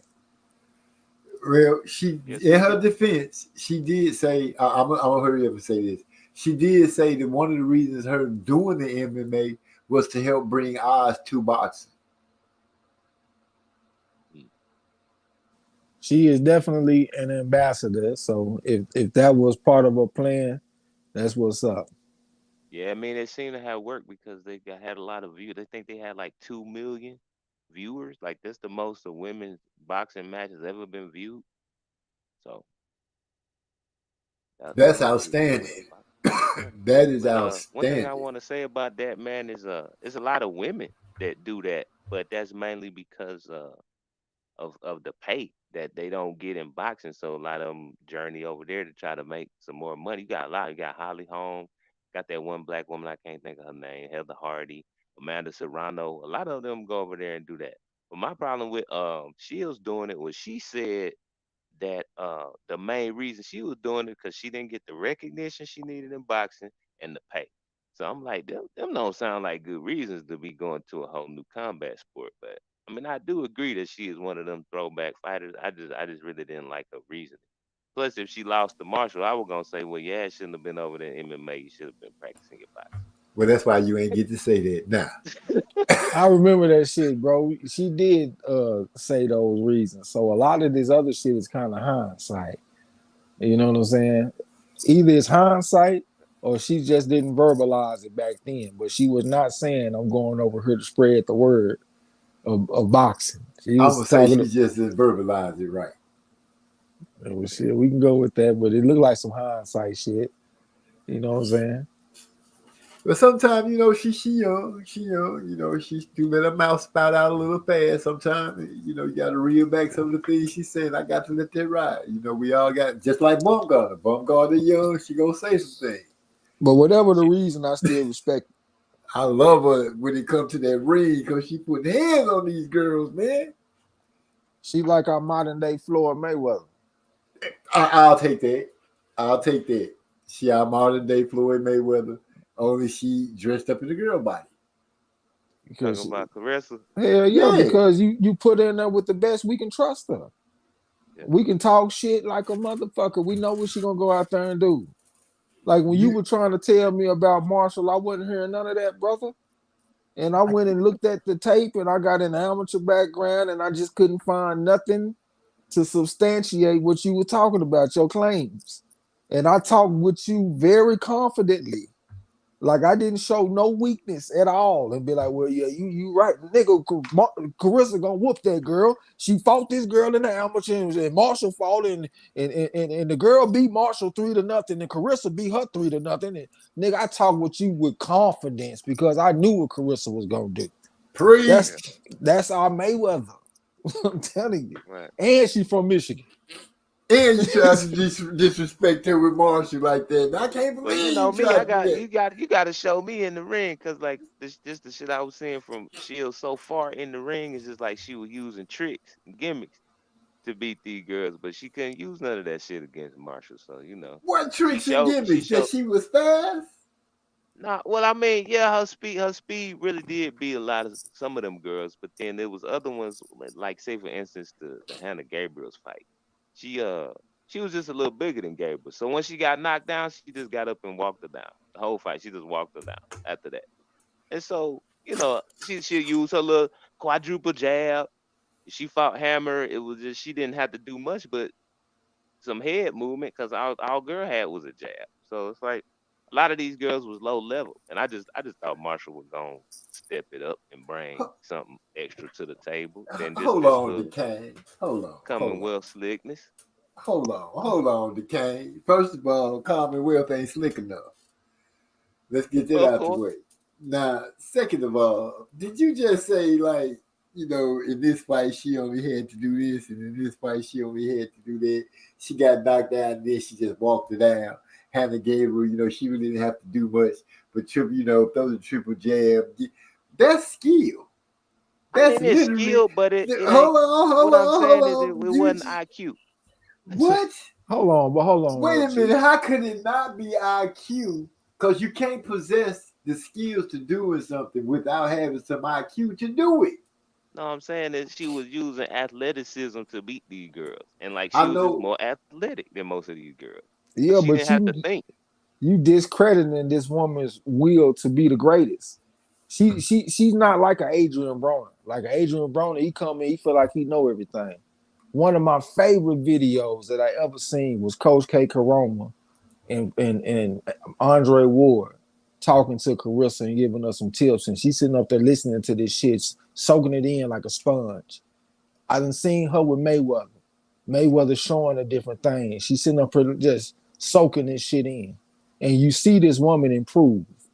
Because she was a, 76 and 1 amateur. She come in, she got to share the amateur style, get more of a professional style. And it was an adjustment period for her. But she had the will to get better. I'm sitting up here looking at the shit. And I'm seeing her get better, get better, get better. And you holding shit against her. Like when she fought against the woman that knocked her down with the left hook, how many fights did she have? Hannah Okay. Gabriel. Hannah Gabriel, how many fights did she have when she fought her? Shit, I don't Was it know. like 2 or 3? Probably, It nah, it wasn't 2 or 3. It was about 5 or about something. 5, about 6, something I like mean, that. but let's think about that in the big picture of things. How many, if it was a man fighter that only had 5 or 6 fights, you wouldn't hold that against him. He learning. What am I holding against him? Saying that she wasn't doing everything on an extremely high level from the get-go. That she didn't need to learn some things and get better at some things. And what Which she, Hannah Saying that Gabriel? which she I'm clearly talking did. about. I'm It just went talking about the tactic that she used to win the fight didn't necessarily show that she was I don't know. It didn't show a lot of skill. It just showed that I can She walk this just girl had. down because I'm She bigger than just her. used the tool that she needed to use to win. That's all. Yeah, I mean, you got to respect it, but let I'm me saying ask you it this just didn't show question. me. It just didn't show me a lot as When far you as were about saying what you were saying about Marshall, did you expect Carissa to come out and look the way that she did? Or did she surprise you a little bit because she looked a little bit better than what you was anticipating? Yeah, she surprised me because Yeah, she looked better that's than what I'm what I was. saying. You sold the woman short. That's the point I'm making. I expected her to come out here and look like a female Mayweather. That's Right. why I Glad to talked to you the way I talked to you with the confidence I did when I was defending this woman. You was talking about how she ain't got no power. She fought the same people as Marshall, and Marshall did this, and Carissa fought low level this and this and this and this. And I said, I'm gonna hit the books on you. And I got up in the amateur background and all that kind of shit. I never wavered.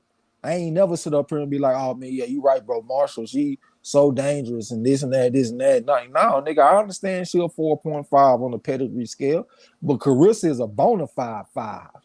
And I knew that she had the ability to come out here and look spectacular. You know what I'm saying? She has a high ceiling and a high floor. And and my point is the stuff that you said that she did early in her career was minimizing what you was expecting to get in the current day. Because the Carissa that fought them girls back in the day, That's not the Carissa that showed up against Savannah Marshall. Yeah, exactly. That's what I'm saying. You got to show me, and I just got to see it. I don't give a damn But if you done she did it improving before, but I didn't incrementally. see it. So Have you seen you it? ain't so hold on. So you ain't see this woman improve incrementally over time. She I mean, just I all saw of her a do sudden. different So no, things. hold on. If I'm listening to you, it sounds like she looked one way, then all of a sudden she just magically looked like a great fighter against Savannah Marshall. Yeah, that's what I'm saying. I'm seeing incremental improvements. So that's why I say you selling the woman short, because you ain't seeing no incremental improvement. You saying that the woman looked like a B-level fighter down there, then all of a sudden she turned to an A-level fighter against Savannah Marshall, like voila, out of nowhere. I mean, as far as women boxing is concerned, she looked like an A-level fighter, but she just didn't. She didn't show me what I needed to see in order You to didn't see say that that. wow yet. You hadn't seen that wow, and Yeah, I can see I'm saying what you're saying with that. what I'm saying is that's what I go by. When I'm trying to figure out who gonna win the fight, I gotta go by what I done seen you do. I don't care if you did it before and I didn't see it. I gotta see you like people keep saying with Earl Smith. Oh, he do this in the gym. Well, I'm not in the gym with the nigga, so I gotta go by what I see you do in the ring. That's all I'm saying I'm, about I, Clarissa Shields. I'm just saying she hadn't showed me that type of performance yet. Now I feel like in the future, okay, I done seen what Clarissa can do. I gotta go with her. But if I ain't seen it yet, then that's where I stand. That's why okay, you will always pick Canelo over Bivol. Because you ain't got But I didn't. no foresight. Like you just in the moment. Like you All can't right, see what's man. coming. All right, bro. But what I'm I'm saying just is, saying. Like I you had already, picked Canelo.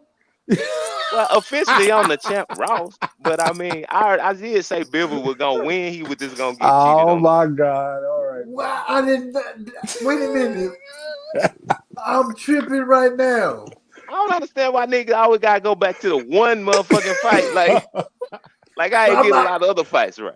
I'm not going back to it like that. I'm going back to it like I can't believe you had picked Canelo. I thought you had picked Bivol. No, I picked Canelo officially on the champ Ross. But I Okay. did say Bivol was gonna win. I just thought he was gonna get cheated on the card. Okay. No, this ain't no high level shit right here. But that's the man that you picked to win, huh? Hey man, you can tell that to them other niggas. Your boy Trey X got a pretty good memory. I don't give a damn how much gas that I consume, nigga. I be remembering what niggas be saying verbatim. Like I But can I said still he was hear out it. there. I also said he was lazy in that fight where the shit wasn't high level. But Nigga, I you did wasn't say talking that. like I Who was talking. who was lazy? Hey, hold on, OG. He wasn't talking like I was talking. It ain't like he was saying Bill gonna whoop this boy, but they gonna rob him. He wasn't talking like that. He was thinking he was talking like Canelo was gonna go in there and fight his fight. He might feel like Bivol might edge it out, but even if he do, they'll give it to Canelo. It ain't like he going in there beating his chest, talking about Bivol gonna piece him up and they gonna rob him. Because that's how I was talking. He gonna whoop his ass. You know what I'm saying? I So think I nah, do bro, To we be ain't remember clear, that. gonna have no. on that same season of Champ Ross, I finished higher than Trey X. So I mean, I gotta have something right. Oh, shots Who's fired. the only champion? Uh-oh. Don't matter. Uh-oh. That season, I whooped your ass. That season, I whooped your ass. Like Who's the only you got. who's the 5 and who's the 4.5 out of me and you? Uh-oh. I'm the 5 because I started late, so I was really the gold medalist that season. We gonna keep it real. But officially in the books, In the books. 4.5, right? Did this man just say he was 5? Who is the official 5? If you pull up the list of champions, whose name is on the list? Trey X. Thank you. Who? I already know. Hey, I give him credit. I say he a 4.5. I give Napoleon credit. He a 4.5. He got him a silver. It looked like he might get him a gold this season. But until he get one, I'm the motherfucking 5 on the block. Ain't nothing wrong with that. Eric and my picks win and I make money. But Yeah, I I can gotta have agree with some that. foresight to do what I did, though. You know what I'm saying? I'm gonna think about that for a I'm minute. tripping. Yeah, you just do my girl like that. One, we still cool though. And then two, I'm starting to remember that conversation with you about Canelo, because I think you and I were talking a lot about it. I was like, man, people gonna beat Canelo. He gonna beat him up. He gonna be boxing him and everything because that's what he do. And you was like, nah, Bivol ain't showed me that because his last fight he was this and he was that. And I said that Bivol said in his interview that he just didn't get up to the competition. Those dudes that he was fighting was boring. But Canelo's supposed to be the so-called best dude in the world, and he gonna show the world what it is. And he went out there and whooped that dude's ass. That's what he did. That's what he did. What And is Eric R. Napoleon talking said, if I ever meet Clarissa Shields, steal Trey X words, walk up behind her and whisper in her ear, girl, you a 4.5 on the pedigree scale. She a 5. What is this man talking about? He said Carissa? Yeah, that's what he said. Nigga, that's a 5. Bona fide, nigga. Man, just the junk alone making 4.75. Hold on. 2-time Pan American Games gold medalist. 2-time AIBA World Championship gold medalist. 2-time Olympic gold medalist. How the fuck you can get any more 5 than that? Say it. Talking about a 4.5. This man lost his cotton picking mind around this motherfucker. Hey, what is Napoleon Armstrong talking about? He said we may see this play out with Ortiz versus Loma.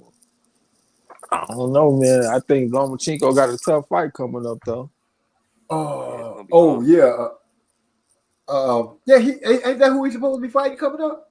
Yeah, he fighting Jermaine Ortiz. They done pushed them odds way up too, man. I might have to just go ahead and bet, man, because they done pushed the shit from plus 1,200 way up to plus 1,700 for the decision. This weekend too. Hey, did you know who Jermaine Ortiz is, right? MZ? Hell no, that nigga don't know. That's the one who got Jamel Herring out the paint. From Tom Rain. Yeah. See, he tried to do. Name 3 Jermaine Ortiz opponents, nigga. I can't name 3 of them, but I know the dudes that they throwing. I know the dude that they put in front of Lomachenko. I don't know why they got him in front of him, but the best I could feel like is he's supposed to be like a touch-up for Lomachenko so he could fight Hank Devin. I don't know if Devin gonna do that. If he fight Devin, because I think Devin want to fight him. I'm thinking it because it's a belt play thing, and I know you don't care about the belts and stuff like that, or Trey. You don't care about that stuff because you don't be but I think it's a play for that. I don't really know who the dude is, but I know he good enough to make Lomachenko be able to brag about beating him. But I don't think it's gonna go down like that because he bigger than Lomachenko and he longer than Lomachenko. We might have to just go ahead and just bite down and bet, man. But you know what? I told myself, you know what? It's really a safer bet, though. I always tell myself, take the low-hanging fruit. And the low-hanging fruit is that the fight goes a distance. And I could have got a good price early, but I waited too long because I thought that the people was going to pick Lomachenko by knockout because he coming off of 2 knockout victories. They had the fight going the distance at plus 110. So instead of taking it right then, I got greedy. Then all of a sudden, all the money came in. That shit went from plus 110 all the way to minus 135. And then it went back up to 125. So I said, I better take it right now before it get out of hand. So then that's when I hit everybody up and I said, man, y'all take the fight to go the distance. Take the low-hanging fruit. But the betting has started again, and it done got bet up to minus 105 last time I saw it. So that's a pretty big jump. You know what I'm saying? But a lot of money is starting to come in on Lomachenko now by knockout like I thought it was going to be. It just took a while. So the decision got pushed from plus 1,200 all the way to plus 1,700 the last time I saw it. So we might have to just bite down and just bet, man, and just hope for the best. We can hedge. It's a gamble. Whatever you was going to win on the fight going the distance, we might bet half of that on Ortiz to win by decision, and that'll be a hedge. You know what I'm saying? Yeah, we can win on both sides. Yeah, man, them 2 previous knockouts he had, neither one of them dudes had the athleticism of Jermaine Ortiz or the gas tank, really. So, I don't know. It's going to be hard. I ain't going to say too much because I don't be wanting to give up too much game. But I say something because don't nobody listen to me because I be hot. If Jermaine come out and he can be busy and place that jab on Lomachenko and pressure him, but not wildly, he could keep Lomachenko off his balance. And we could see a repeat of him with Teofimo, especially if he could put a couple of punches on Lomo that might make Lomo feel his power where he have to respect it, because he's not going to jump right out if that dude could hit. If that dude could crack, Lomachenko not going to just jump out into that. That's not the kind of fighter he is. Yeah, I respect niggas' opinions when they met him on the channel Ross. I can't even lie. So I gotta show respect to this motherfucker that came. I gotta show respect to this nigga Napoleon, because he done saved us some money. Because I ain't gonna lie, I made one pick, I got kind of sloppy. I ain't gonna even lie. Because I pulled up the film and I heard them say, well, this dude got 100 amateur fights. And they said this other dude, he got 60 amateur fights. So I lazily just took the dude with 100. And Napoleon was like, man, that dude gonna mess around and get his ass whooped. He said, man, hey, he said, they say he got 100 fights. He don't look like he got 100 fights to me. He said the other dude, he Australian, but he from Mexico, and I see the Mexican in that motherfucker. He fight hard than a bitch, Mexican style. He gonna put hands on Mayweather. And I went against him for a while, got pride and shit. And then I just swallowed my pride, and I was like, man, you better listen to that nigga. Because it's a reason why every single time Napoleon has came to me about a fight, he's been right. He ain't been wrong that I can think of off the top of my head. Because he had picked one that he got cheated out of with that Gabriel Bonariga when he fought Idigov. And he had got that one right, but they changed the decision. And it was a couple of more fights, like Eduardo Vasquez, I think he was fighting that Eastern European, Southpaw and Southpaw. He got that shit right. Even though he pretty much confirmed what I was thinking on that one, so I can't give him too much credit, but I did ask him about it. So I got to listen to this motherfucker. So I got to say, Napoleon, what you thinking of when it comes to Lomachenko and Jermaine Ortiz? What's your opinion? Man, get Napoleon on the panel, man. Man, that nigga gonna get up here and talk us to death about Crawford for 8 hours. That nigga literally argued with me about Crawford for 8 hours one day. I put that on my life. Y'all put in a shift? 8 hours, bro. I'm talking about, I really feel like I ain't been the same since then. That shit it took so much out of me. I have not had a debate since then. Like, you got it. Like, he done tried to crank up a little something with me since then, nigga. I ain't took the bait not one time. You got it, my nigga. This dude got all kind of crazy stamina when it come to arguing. I ain't seen nobody like him. That nigga the GOAT. I'm not about that nigga said, let the women win the argument in my ass. Oh my gosh.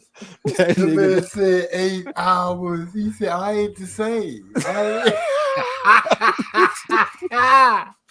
And then look, been in a professional fight, a straight up slug fest. He come out there and say, I ain't the same. I swear. And then look, he ain't responding to no logic.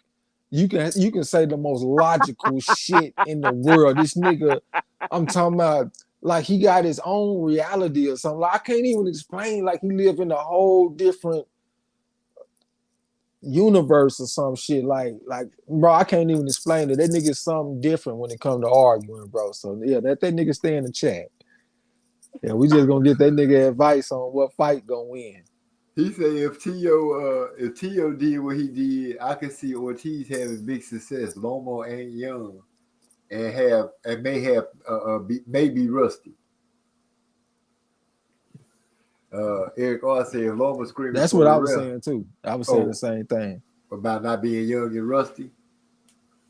He might be rusty because he's been out the ring for 10 months. He's been defending his country. It's been a while since he had a fight. And as a matter of fact, when he lost to Lopez, he was coming off a layoff, but it was a significantly longer layoff. It was about 14 months compared to 10 months. But 10 months ain't very good for a fighter either. But I will say layoffs affect older fighters a little bit different than younger fighters. Like, I done seen more mature fighters like Emmanuel Navarrete. He ain't really just old, but he mature. He came off like a 10-month layoff, and he looked pretty good. Teofimo Lopez came off a 10-month layoff. He looked pretty good. But the young fighters, they be getting their ass whooped off layoffs a lot of time. Like we just had a fighter named Isaiah Steen. I think he come from Ohio. He took a loss to Center Ekbeko in his last fight, and he was coming off a year layoff. So the layoffs, they affect the young fighters a little bit more than the older, established, like seasoned fighters. You know what I'm saying? Yeah. Yeah, Wow. I gotta say this, man. No, they gave Lomachenko so many props and compared him to Ali and overpraised him so much that folks don't be wanting to give him props. But I'm gonna say if he go in there and beat the hell out of Jermaine Ortiz, I'm gonna be very impressed. Yeah, I said that on the corner last night. Yeah. This is gonna show me a lot about Lomachenko. That's why I wanted everybody to know what kind of matchup it is. Because if this man goes out here and shines on this kid, that's gonna be praiseworthy. For sure. That's a big young dude there With an amateur compared to background, Lomachenko. he Yeah. a 3 on the pedigree scale, 114. He like a 2-time national silver medalist. He done been in the ring with some real good fighters, name brand motherfuckers. You know what I'm saying? Big for the weight class. This is his entry division. Start out at 135. He gonna move up to 140 and 147. Lomachenko was not going to no 147. He already too small for 135. When he first went up to the weight class, I remember thinking he looks saturated on the scales. Most of the time, you don't see fighters look like that. They look dried out, but he looks saturated. So that's what let me know, like, this ain't his true weight class, but it makes him more marketable to be a multiple weight class champion. You can, you know what I'm saying, like a Pacquiao type shit. So I think that's the reason why he was moving up like that. Money division too, lightweight as opposed to 130 and even featherweight. Lightweight is more of a money division. Yeah, and he couldn't get them fights down there at them lower weight classes. Yeah. I got a feeling this youngster might throw a monkey wrench in Lomachenko and top rank deal game. The youngster been Now, active, man. Halfway feel like they throwing Lomachenko to the wolves for the new blood. I think I one time said that this fight is to get them ready for Haney. Because this kid got athleticism and Haney got athleticism. Kid young, the kid big for the weight class, just like Haney is, because this is Haney's entry division too. Haney gonna be at 140, 147 one day too. So he's saying that this is to get him ready for that. But I just think it's a dangerous fight because the kid been active. You know, he beat Jamel Henry, he beat Nahir Albright, had a draw with Joseph Adorno, and Adorno can punch. And he got an amateur record, 178-22 or 156-22, depending on what you're reading. The kid Puerto Rican, and this fight is going to be in New York. And New York has a Puerto Rican population that goes to fights. If they come out to this fight, they could be cheering for him. That could be an adrenaline rush. And they could. I was just gonna say they could just be every time he lands something to throw something, they going crazy. That might have an effect on the judges.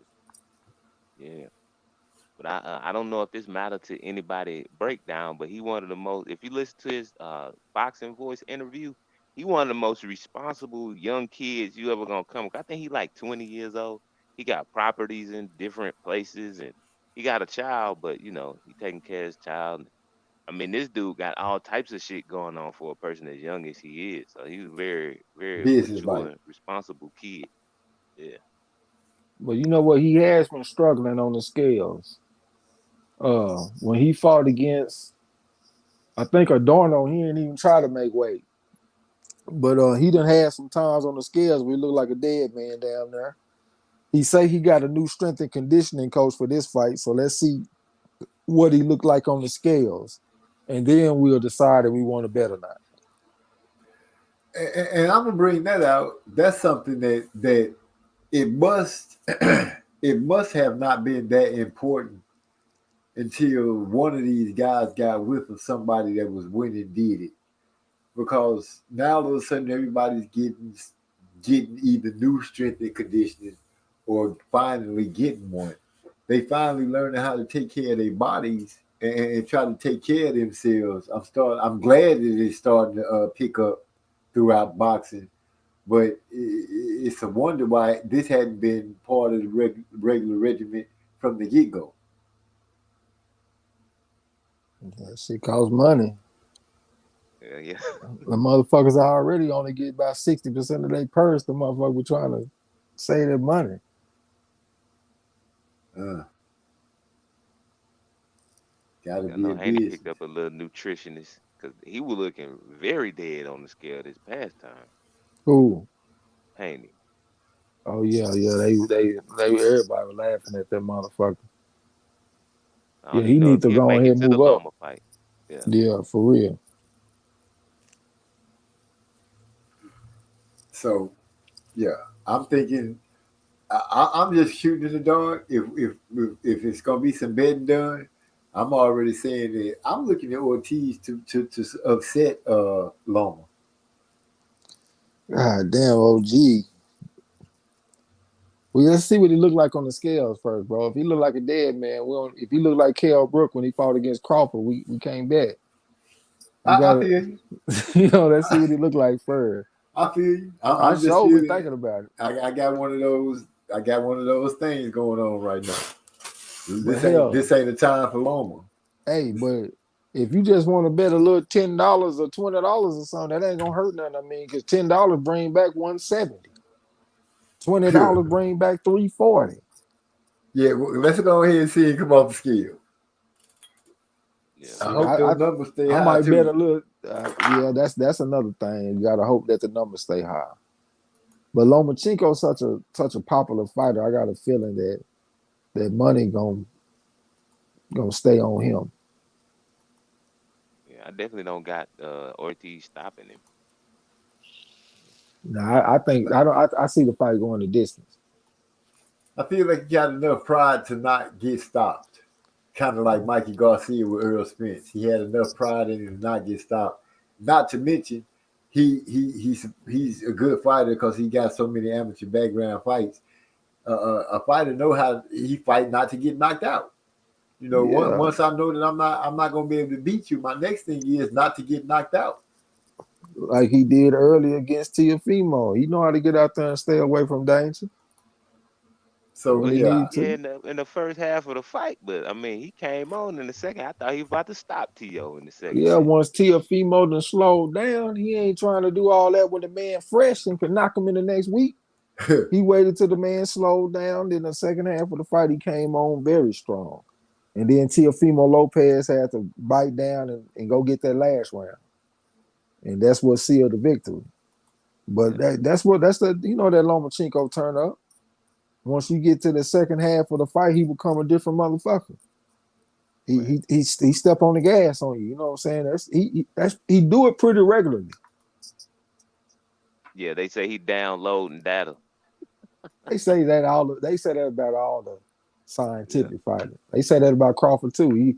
He a slow starter because he download data and then he come back with something. They used to say that about Mayweather. all the time.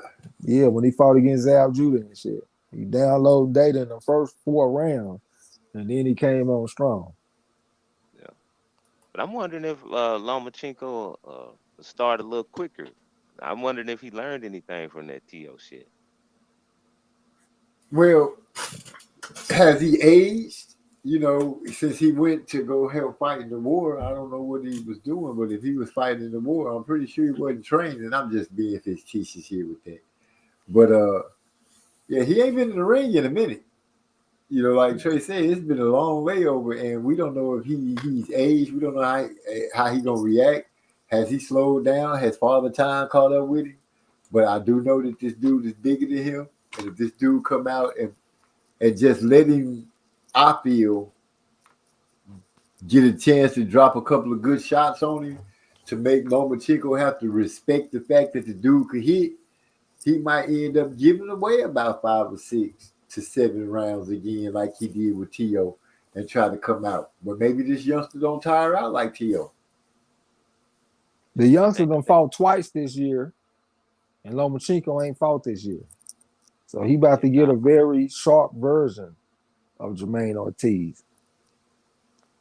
Yeah. And Lomachenko ain't never beat nobody like him. What you about to say, Kane?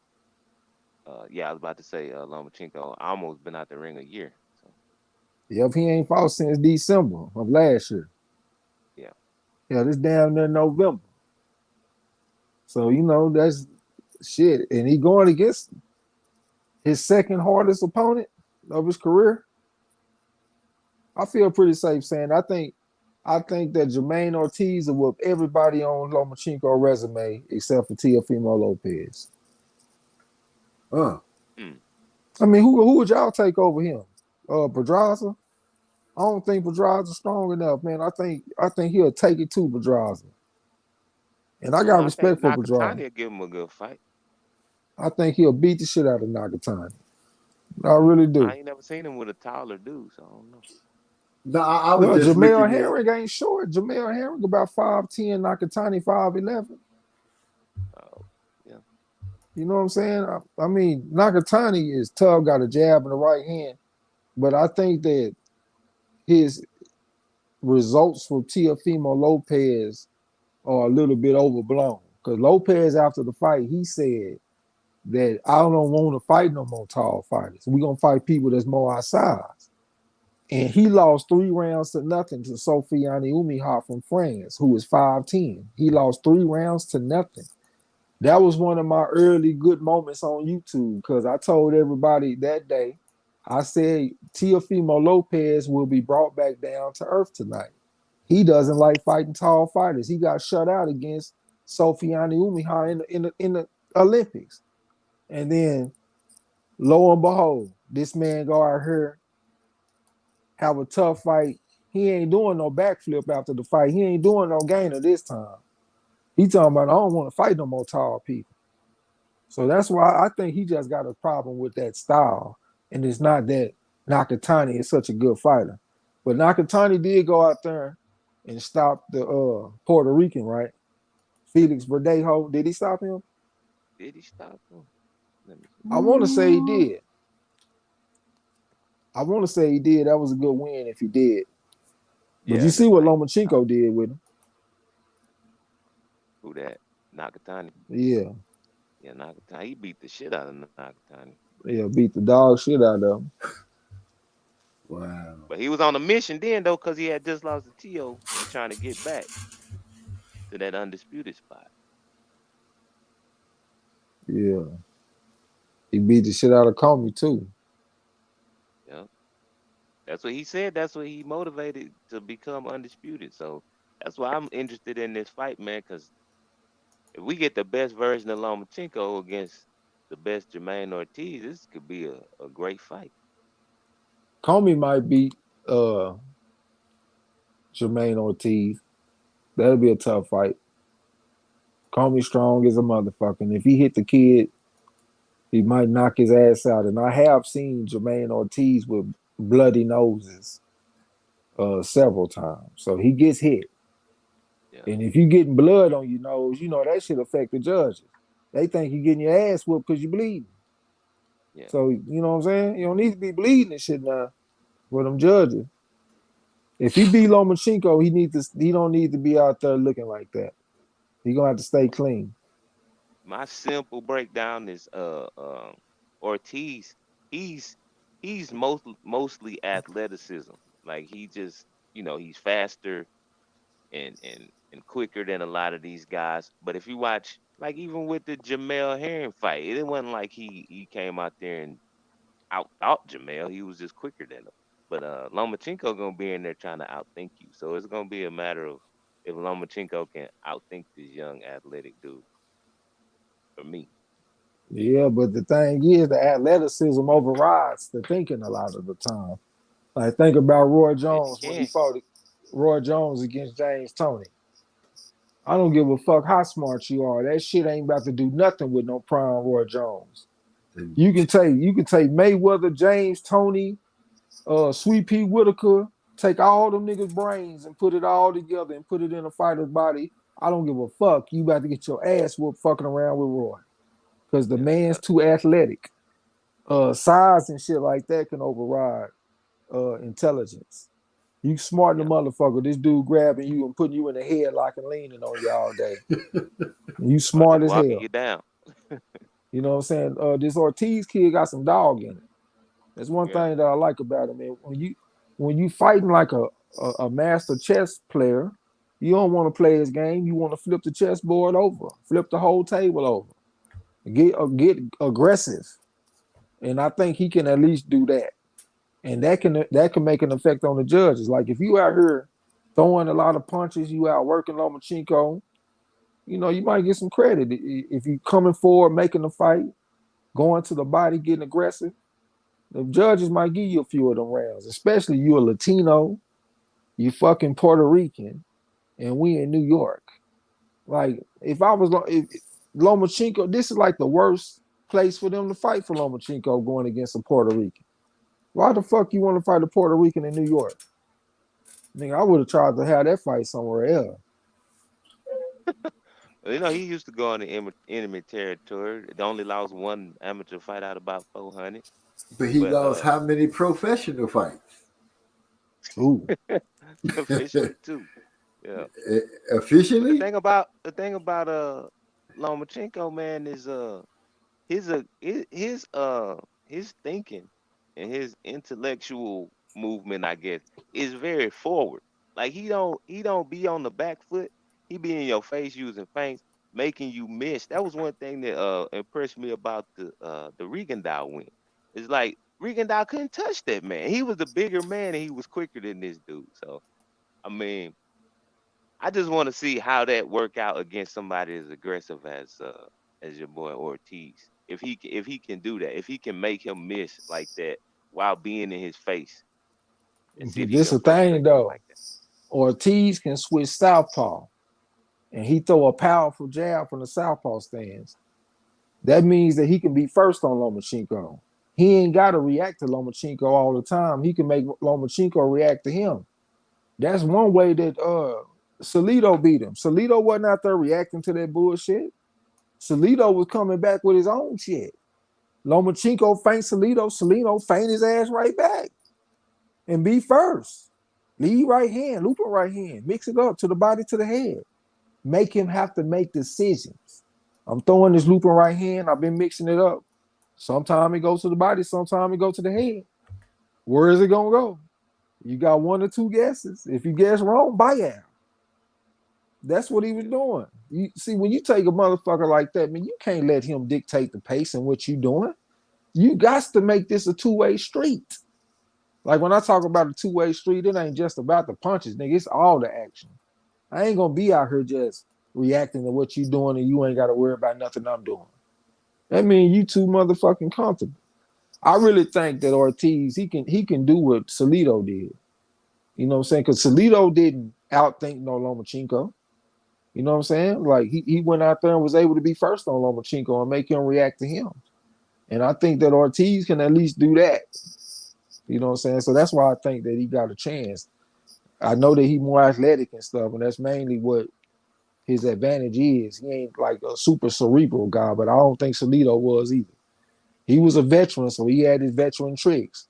But overall, we don't think of him as a boxing genius. I mean, we think of him as a cagey vet.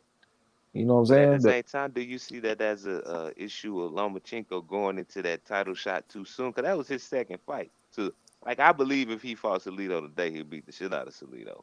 But because he learned from that fight. So, do you think it was a issue of him going into that fight too soon, being too confident?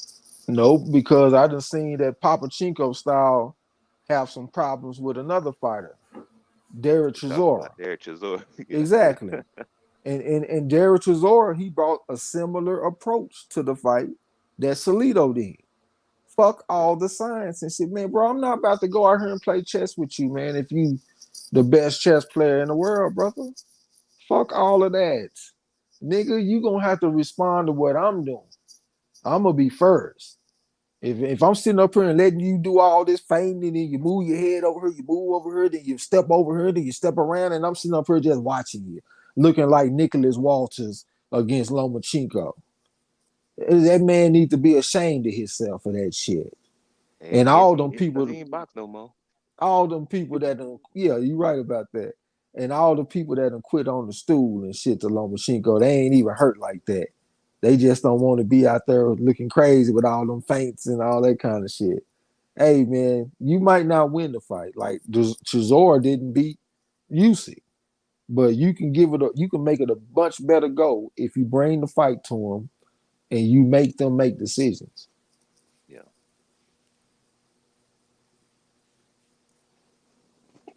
That's just like playing basketball too, man. I always hate when a motherfucker sit back and let the whoever got the rock make a decision. Nigga, I'd rather run up on them and make them make a decision. You know what I'm One thing saying? about it though, that I always wondered why nobody did before the T.O. fight was T.O. always pivoted with Loma when he like especially early in the fight, whenever Loma try to do one of them side steps and lateral movement, the footwork, he would just pivot with Loma. So, Loma wasn't all on your side and you don't know what's going on. And that's one of the keys to the fight. Is Jermaine Ortiz gonna be able to do that? Yeah. Because it's gonna be some times that he gonna have to react to Lomachenko. And those times that he gonna be able to be on point and sharp enough to do that shit like Teofimo was for the whole fight. And is he gonna be able to survive that Lomachenko turn up? I see Ms. Alma Brown that stepped in the building. What's up with you, my Amazon angel? But yeah, we're gonna have to see if he gonna be disciplined enough and if he gonna be sharp enough. But, he young, man, he might not know no better. You know what I'm saying? Them youngsters, they be having that confidence and shit, man. He might not know he's not supposed to beat Lomachenko. He a lot bigger than Lomachenko. Might whoop that boy. You know what I'm saying? We're gonna see, man. I might have to at least bet me about $20, man. Because I just bet I bet 50 on the fight going the distance. If I win like 40. So I might take 20 of that and put it on. On him winning the decision? Yeah, that'll be the 50 and get you 750. 50 get you 850. But that must have changed because I just see it was 17-1 odds, brother. Plus 1,700. Unless the odds, you said you just looked at it? Yeah. Let me go see. That's why I was quiet for a second. That means that some of the money that came in on the motherfucker.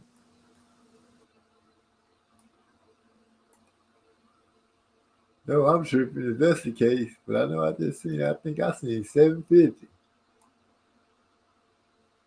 Anyway, I'm still kind of shook with you, social scientist. You do Clarissa Shields like that? Oh my goodness. We still cool though. You still my boy. You still my boy. Hey, I want to ask you. You writing a verse to that? Because if you are, I need to see you a track with that spot vacant, don't I? Yeah, please do that. I meant to ask you that because I'm like trying to come up with some shit while I'm listening to everybody else shit like that. Yeah, I know that's getting in the way. Yeah, I meant to send you a copy of that track. That's my bad. Yeah. I'll get that over to you ASAP. Yeah, some money came in. It said plus 1,500 now, so it lost a little bit of value. That's all right. I don't know. I might stay down and just ride with my safe pick, man, and just put some money into some of these other fights. Cause we got some locks this weekend, man. Like that Ramirez fight is a lock. You might want to double up on that motherfucker. You know what I'm saying? You bet 50, you might want to bet 100 on this one. Cause I think it's a lock that he gonna win by decision. This dude that he fighting is tough as fuck. He done been in there with Pitbull, Cruz, and a few of them. And ain't nobody stopping. That was a question I was going to ask. Did Cruz stop him? Hell no. Okay. Before we move on, Eric R said Ortiz footwork ain't that impressive. Yeah, he over there watching that boxing gyms, motherfucker. His footwork not that impressive. But the boxing gym dude was talking about that shit. But that dude don't be getting his picks right all the time. Like he know a lot about boxing. Like he do great work, outstanding work, but them picks don't be right.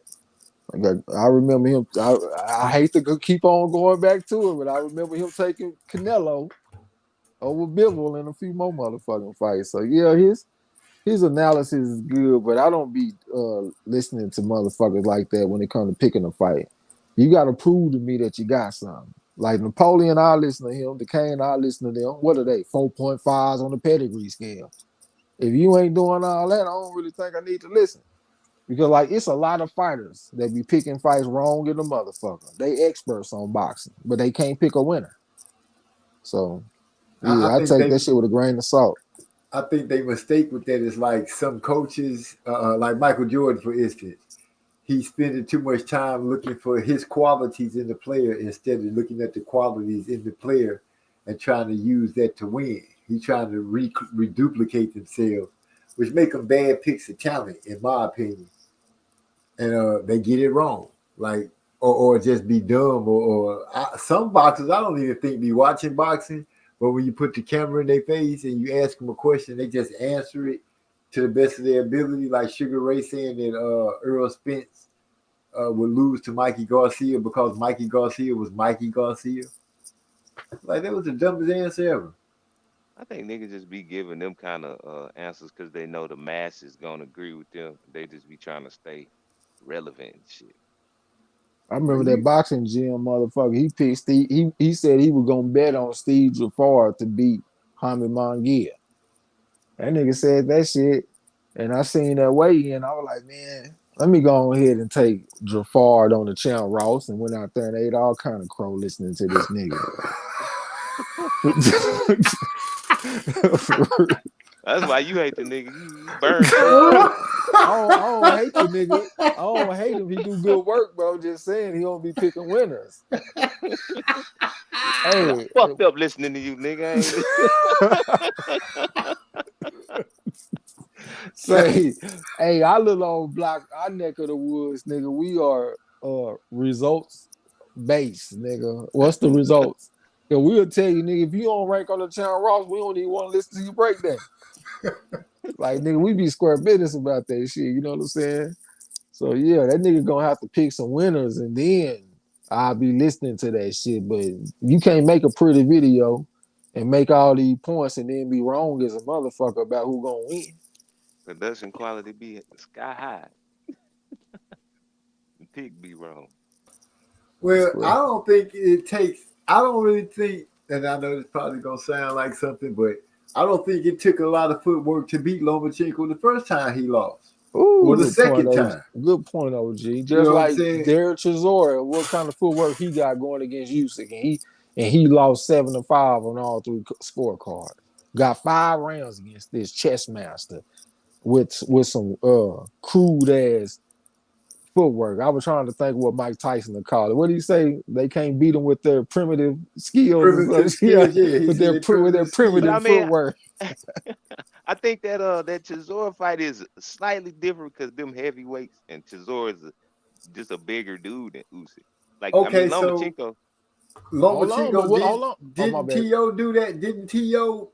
apply pressure to Lomachenko behind a powerful jab and a powerful hook throughout the night without having to use any good footwork?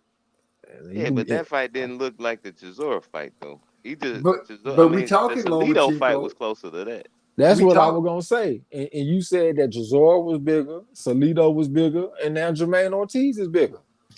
Yeah.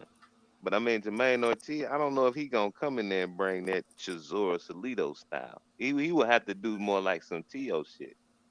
I don't know if he got the game plan for that. But he got all the equipment. I'm thinking that the way I looked at Pacquiao losing, I figured that Ugas was gonna use the jab and keep him at distance the same way Mayweather did. I'm thinking if this guy got any sensibility of boxing, he gonna pay attention to the way that Lomachenko just lost. His last fight, he got beat up by T.O. behind what? A powerful jab and keep hooking him and moving him, not letting him get a chance to breathe. If he start peeking at you, you punch his ass in the face with the jab and hook it and keep moving him. By the time he realized he was so far behind, he had to come out of the shield and do the Lomachenko thing. I think he would have preferred to do that sooner, but he ended up waiting too long because T.O. lasted a little longer than what he thought he would. Yeah, and then at the same time, he do something that Teofimo don't do, and that's switch. And that's going to take them angles away. Because when you got orthodox on orthodox or southpaw on southpaw, You ain't stepping around the lead foot and getting to the dorsal side. Out of all my years of watching boxing, the only time I ever seen an orthodox fighter get behind an orthodox fighter on a consistent basis is when James Toney fought against Montel Griffin. I still don't. I need to go back and watch that shit because I still don't understand how the fuck he was doing that. Most of the time, when you see that move, it's southpaw and orthodox. If you look at Lomachenko when he fought against Luke Campbell, and when you see him fight against Jose Pedraza, look at the way he fight them when they in the orthodox stance, and look at the way, I mean, like Luke Campbell southpaw, you know what I'm saying? So if you look at the way he fight him, and you look at the way he fought Pedraza when he was in the southpaw stance, it look one way. But when you see him fight against Pedraza and other orthodox fighters, when like Pedraza in the orthodox stance, it look different. You see him using more angle because he able to get around that lead foot and get to the dorsal side. It's just like Alexander Vazik. He was an orthodox fighter, but he come from Eastern Europe. Eastern Europe, I call that the Eastern Europe, the Eastern European step around. So like when you see him fighting orthodox fighters like Dimitri Bivol, not Dimitri Bivol, but Artur Beterbiev, he got to be more in front of them. But when he fought against a southpaw in Adonis Stevenson, you saw him doing a European step around. Lomachenko, he gonna be able to use that move more when he's in the orthodox stance. But when Jermaine Ortiz switches to southpaw, he gonna take that move off the table, and that's something that Lomachenko, Teofimo couldn't do because he don't switch. Right. I'm thinking Loma gonna lose. That's I just think that's what's gonna happen. I'm not ready to just put all my eggs in that basket. I want to look a little bit more, but I think it might be worth a bet though, at least a small bet. You know, I'm gonna sit back and I'm gonna listen to the eggheads and make my decision from there. But right now, you know, I'm just saying. Well, we already got a bet down on the fight. It ain't like we ain't bet nothing. We done already bet. Yeah, you know, I'm happy. So right now we just trying to decide that we want to hedge it or something. Yeah, I was getting ready to say. So they sparred. So both familiar with each other. All dynamics in play. That's what Napoleon Armstrong said. He also mentioned that he don't even let his wife win an argument. So now you motherfucker. You ain't finna win nothing with him. Yeah, ghost fella, motherfucker. That boy Aaron R say I'm looking like a 3.5 right now on Champ Ross. So he said you go ahead and get him on the pedigree scale. He and Napoleon Armstrong. By round 7, Spence goes to heaven. 8 will be great. 9 is on time. He goes before Porter, so anything after 10 is a sin. Bud by stoppage and the win. Ali. All right, this motherfucker. Hey, let me tell you something about this nigga Napoleon. This nigga here he don't want you to win at nothing. I tell this nigga, I say, man, I just got a good bet in, man, plus 125. And nigga be like, well, shit, I was number 1 on the Champ Ross this week. I was like, this motherfucker. I might be like, look here, man, I just hit a plus 150. That nigga come back, I hit a plus 350 today. I put some money on Sims to go out there and beat Tommy Morrison's son. He went out there and hit that shit too. That was plus 650. We should have listened to that motherfucker that week. It was another one. He took the Padraig McCrory over Leon Boone. He tried to talk us out of losing that money. I had to lose money on that fight. He tried to tell me he saved us some money one time. He tried to save us money again, but I ain't listened to him. But the motherfucker don't never want you to win at nothing. Every single time you come with something good, he got to one up you. You know what I'm saying? That's a ghost smelling motherfucker, man. I ain't lying. That's my nigga though. That's that competition running deep. Yeah, I would be talking shit, but I really like that shit. That's how you gain my respect. You know what I'm saying? You gain my respect through competition. It's just what that is. I want to see what kind of heart you got. You know what I'm saying? Uh-huh. So Shashan says, I'm still shocked at this man, I can't believe. Oh man, did I tell y'all that I seen King of Kinfolks came through here this early, way in the beginning. I seen you took the nigga wrench and everything. I was laughing like a motherfucker. I Damn. said, did he pay his bet yet? Hell no, the nigga ain't paid his He bet. still ain't paid that. Hey, you never gave no explanation or nothing for that. The last time he was on the show, he did. He was attempting to, and I was trying to get him to go ahead and pay the bet right here on MZ Talks Boxing. That would have been like world breaking news, but it didn't happen. It ended up turning into a song getting wrote about it. Yeah, that nigga was down there bragging about being a scumbag, and that's when Eric Carter called the man Scumbo Baggins, and the rest was history. Scumbag behavior. Did that boy just say that shit? Right then and there, he gonna get his wig split. No. Big E. So this man disrespected Clarissa Shields because she didn't show me. I'm glad she finally showed you something though. I'm glad she finally she showed just you had to something. put it together for me. The way you wanted it. That's what it was. She had to put it together the way you wanted it. And I could feel that. I'm glad she was able to appease you and get the dish that you wanted laid down in front of you satisfactory. It's like Teddy Atlas say. He say you ain't in a fight till you got something to overcome. And I just felt like Clarissa Shields had never really been in a situation where she was in no kind of real danger. Even though she done got dropped in the fight, but all right. Yeah, she got dropped, but I mean, she wasn't in danger. So She you was one out of those balance.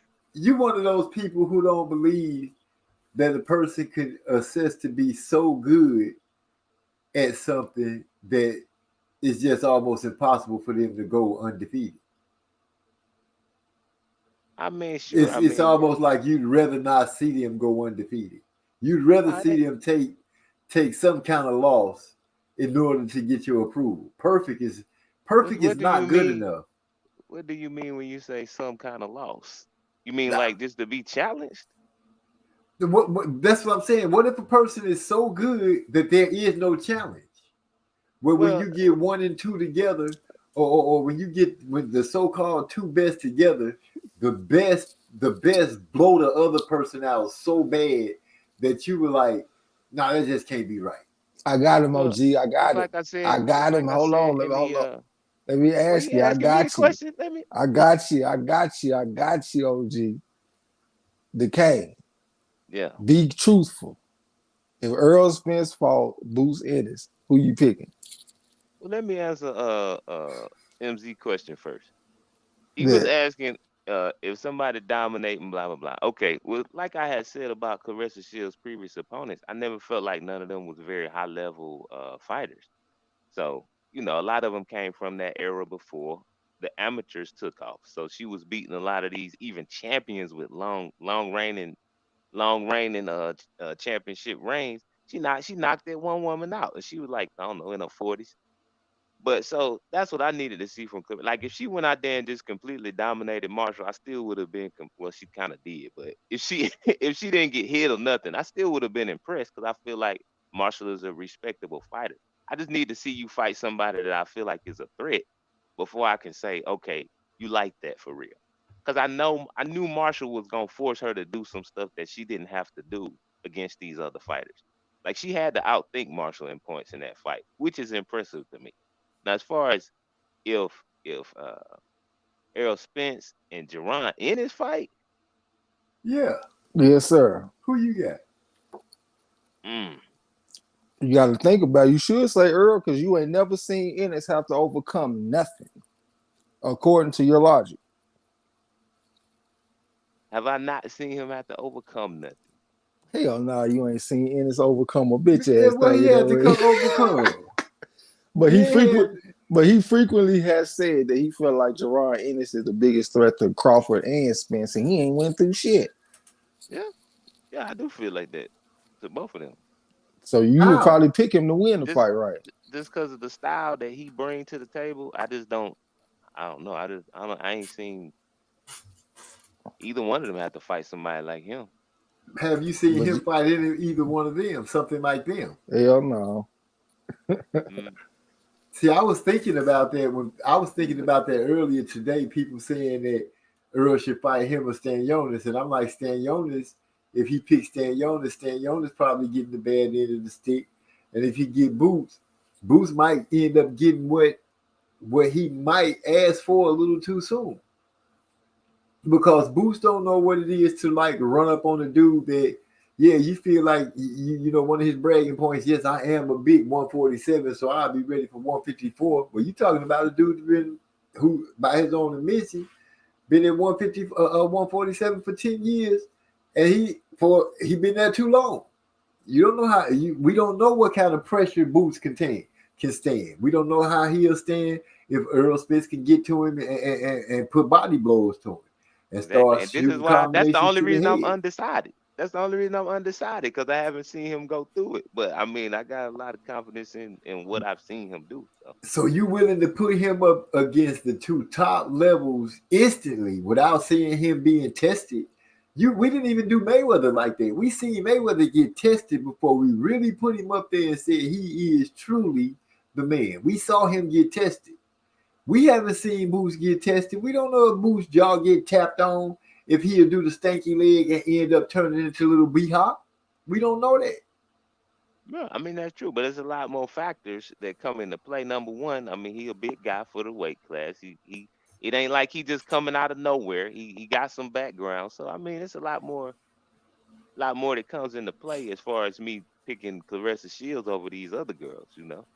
I don't know, man. Claressa is pretty well accomplished prior to, you know, right now. And when you look at the trajectory of her career and Marshall's career, there was a big sagging difference in who did what and how. I honestly did not see Savannah beating her. The only thing I said that scared me about that fight with Claressa Shields and Savannah Marshall was the fact that Peter Fury was over there, and they cheat. I feel like his families are cheaters. Well, and I didn't know if that rubbed off on her, if she would take advantage of something like that. I didn't really see any evidence of cheating to the naked eye of the fight. It seemed like she was working hard trying to do what she needed to do to beat Claressa, and Claressa just whooped her. Well, speaking of Peter Fury, see, like I was saying on the corner, I underestimated Savannah Marshall's team. Like, as far as this new style she got, because she did change her style for the pros and start supposedly becoming a power puncher. So I'm thinking that's something that they add to her repertoire. I didn't think they was dumb enough to just completely change her style and have her fight like that completely. So I figured they were just adding that to the arsenal, because her whole career trajectory is supposed to be this whole Claressa Shields rematch. Like, that's what she built her whole name on. So I figured they adding this to her style. And if she fight Claressa, she gonna put all this together. But you know, I overestimated her. They really did just change her style and think she was gonna beat Claressa like that. This So that man was had disappointing to me. this man got more confidence in the man that was 58-3 and only fought on the national level, losing to people like Gary 58-12, Antoine Russell. man. 58-12, get it right. Are we talking about Deron Ennis? He was losing Oh, to Gary Antoine Russell. He lost 3-1 in 4 fights. And you got more confidence in him than Claressa Shields, that's been 2-time Pan American Games gold medalist, 2-time AIBA World Championship and Olympics gold medalist, and both of them 6 gold medals. Whooping all these women, whooping women that whooped Savannah Marshall 3 rounds to nothing, shutting them out. You have less confidence in her going against Marshall than you do with Deron Ennis fighting somebody like Spencer Crawford. That don't make sense to me, brother. yeah, I know, because that's how you pick fights with your with the amateur. But I just look at what I see. That's how I picked all my fights. I just look at what I see in the ring. I feel it. I you know, I kind of feel like I'm a little wild person when it comes to looking at stuff to pick how I want to, what I think is going to win and lose. So I can kind of feel what you're saying, but I'm missing what it is that you're looking at, because I'm trying to look through the lens that you're using, and I'm just not seeing what Marshall had that turned you on to make you say she gonna do all right against Claressa. She gonna be a good test. I didn't see that in her. I don't know what I guess what I'm trying to dig into and say is, what about her made you feel like she would do that? Because her history said that she would give up. Her history also always said that she was not sure. That was one of the things that they were trying to sell to people, was that they have given her confidence. They have given her confidence, and unless you actually go through something, you can't gain confidence. Nobody can give that to you. And what has she gone through? After she beat Clarissa, and she was supposed to have been so great, but she couldn't get through these. She couldn't get through these gold medal matches or the silver medals or bronze. She couldn't get none of these things on a consistent basis. What was wrong with her? Is something wrong with her? And that right there is a weakness that tells me that she can't beat this other girl in Clarissa Shields.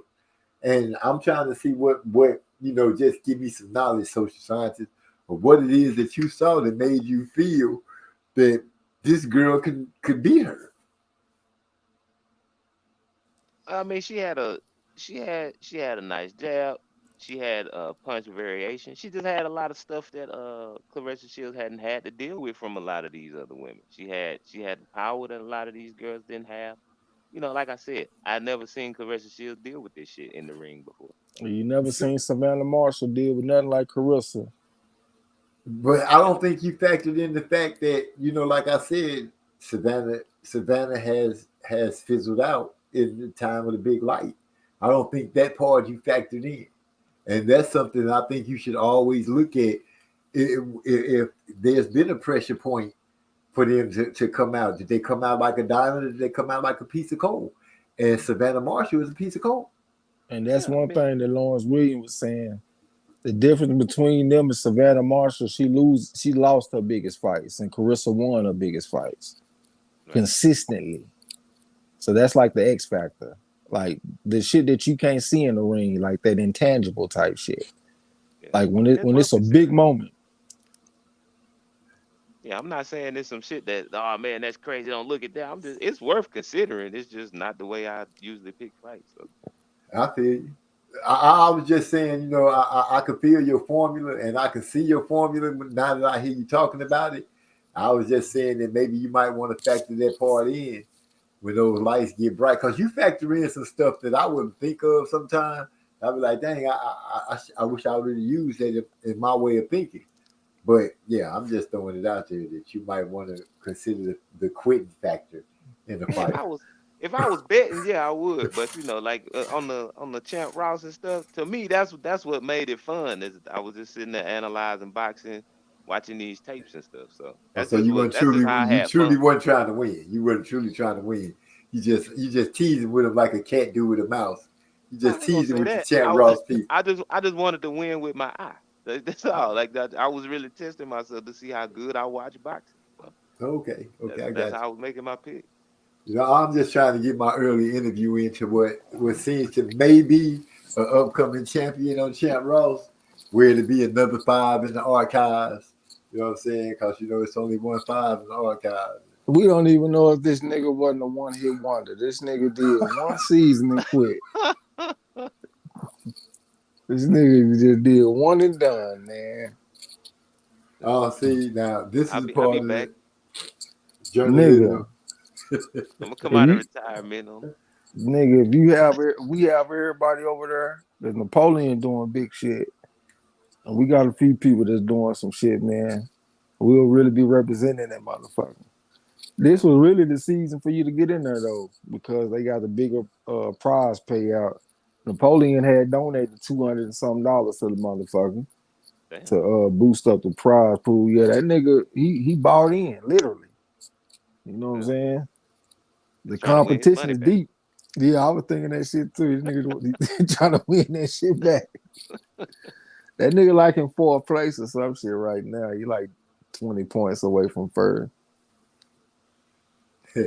I ain't doing too good right now. I had a hard first week. They had took a chance on Robert Sims, and I didn't trust him on the scales. He did his best work when he was in the 220s, and he weighed in at 260 for his last fight. And they said he came in heavy for this fight. So I didn't trust him on the scales, and it came true, but he still won because he fought a guy that gasses out. You know what I'm saying? And he outboxed him. Tommy Morrison's son, Kenzie Morris, some shit. What's his name? Yeah. Yeah, I don't know anybody. yeah, Kenzie Morrison.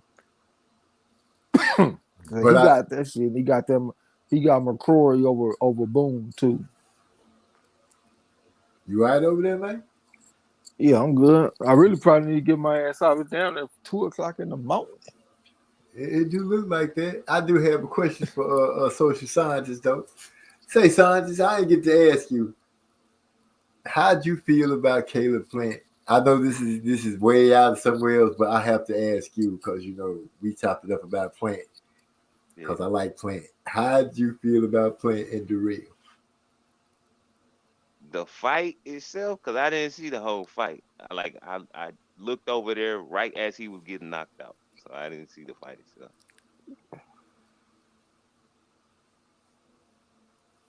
So is that what you asking about, or you asking about, you know? Yeah, I was asking everything, the whole everything. Give me what your thoughts was from what you heard them say to everything to him getting knocked out.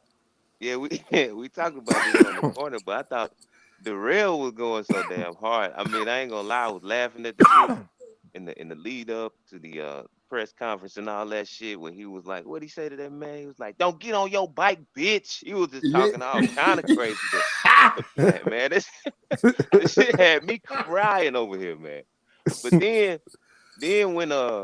when he knocked him out and he started doing the whole burial thing, I thought that shit was hilarious as well. Cause I'm like, if a nigga was talking to me like that, I'd be done did the same thing. So yeah, I The couldn't be referee mad tried at to Plant. stop him from doing it, but yeah, he talked real spicy to that dude. And I'm a Caleb Plant fan. Y'all know I went with Caleb Plant against Canelo, lost, had to eat crow.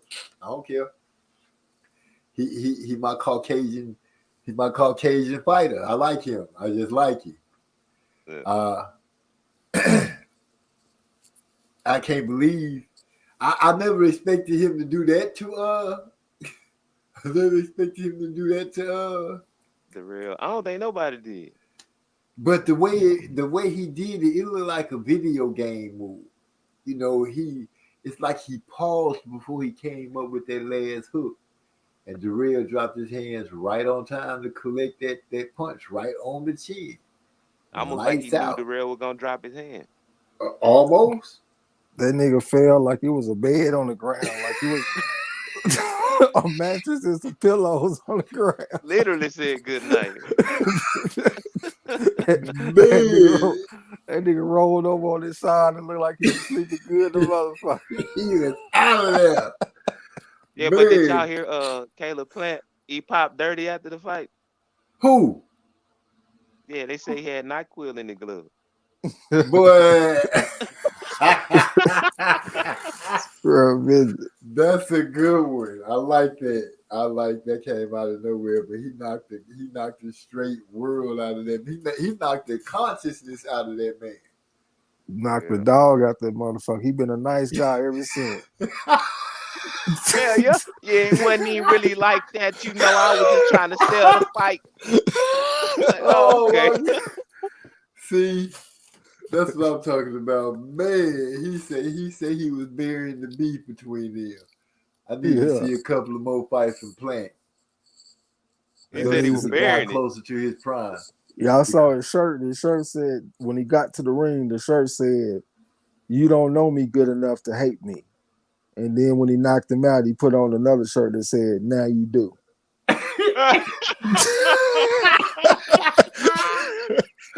Whoa, now that's good thinking. I like that. That is cold. I wonder what kind of shirt he had if he had a I didn't even know that. You gonna fuck around and make me become a Caleb Plant fan, man. Man, you should be a fan of him just because he's spicy. He got hands, you know what I'm saying? He took a slip against Canelo. A lot of people gave him beef for talking to Canelo talking about I'm pretty good and all that stuff. You know, they say he was bitching up. I say he was just having a conversation, you know, and he ran out of gas. But I should have listened to Trey Yates because he told me, he was like, "Oh, gee, Caleb Plant he only like a 10-round fighter. 6 rounds, 8, 7 rounds. 6, something like that. 8. And I was like, nah, man, he got this. Nah, OG, you should listen to me. No, y'all look out. I'm not ready to put my money down. I'm trying to tell you though. And then when you lost something, you son of a bitch, you went out there and got tired on a nigga. It's something I tried to tell you, OG. I tried to tell you. Like, man, yeah, I feel you. You did tell me. I just wasn't listening because I just had it. I was hell bent that he was going to beat that cinnamon head dude. Went out there and got tired. But when the right man came along, Beeble. let's ride.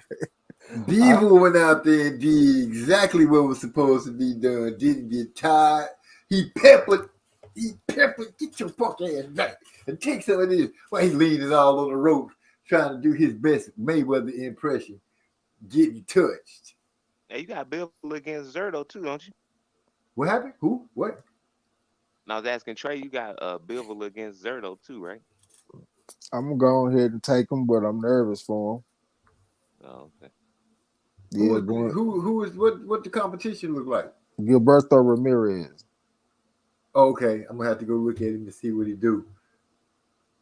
Yeah, he a fighter that done been in there with some good fighters, Jesse Hart and this tough ass African. I can't think his name right now. Got a good chin and shit, but Zerto undefeated, big motherfucker. He taller than Bivol. Southpaw, got long arms. He ain't very fast though. He's slow, but he go to the body, mixes punches up pretty good. Got a lot of experience, been around the block a few times, and he feel like he been shortchanged his whole career. So he gonna come in there with that type of energy. You know what I'm saying? Mexican. So if it's some close rounds, they might go to him. I'm kind of nervous for Bivol. I think he should win the fight. He got the deeper amateur background and stuff like that. Baby World beat the bronze at the AIBAs and shit, 268 and 15, but I'm nervous for him a little bit. It's always interesting to see Ramirez fight a high level fighter because I know Oscar De La Hoya said he was trying to get him to beat Mayweather record. He's 44-0 right now, so he want him to surpass Mayweather undefeated record. Yeah. Well, that's gonna bring some pressure of his own, I'm sure. But if it come down to it, I kind of got this little confidence in Bivol. Just from, like I said, I got a great liking from getting the chance to listen to him, seeing him train, and hearing him assess himself when it comes to his fights. And him saying, when people were saying that he didn't look so good in his last 2 fights before Canelo, he had readily admitted that, it was hard for him to get up for those fights. If this dude is threatening as, in my opinion, to be a hard fight, if he perceives it as that, I think Bivol will step his game up. I'm not too worried about Bivol right now. The person that I'm thinking would be his hardest fight is that other dude, the other Arthur, the other real technical dude that like to fight, that assesses himself like that and always try to get better. That's the only other guy that I'm really seeing right now that I'm thinking is going to get in problems, and I don't see them fighting each other. So you're going to have to really come with it in order to beat Bivol. That's in my opinion. His style made better for short fighters, though. He don't look as good against the taller fighters, and this dude's 6'3", and he pretty high level fighter. I see some money been coming in on him too. The odds was a lot wider last time I saw. They had Bivol at minus 380. Oh yeah, I was gonna tell you too, OG. I was gonna start sending you the football picks. Okay. But I was gonna tell you, like in football, you got key numbers, like 3 and 7. That's how they score. So it's real advantageous to cross those numbers. So it's gonna be some times that you're gonna have to buy some points. But don't worry about it though, because I hit accurate enough that I can cover that shit. Like this week, my average odds was at minus 123.8. And I basically got to win 56% of my bets to cover that juice. but I be hitting way higher than that though, so you ain't got to worry about it. So I'm gonna send you the pick. So like, let's say you see a team that's like plus. I only take underdogs too for the most part. Like 99% of my picks are underdogs. That's probably kind of exaggeration, but I have like 15 picks in all but one to be underdog.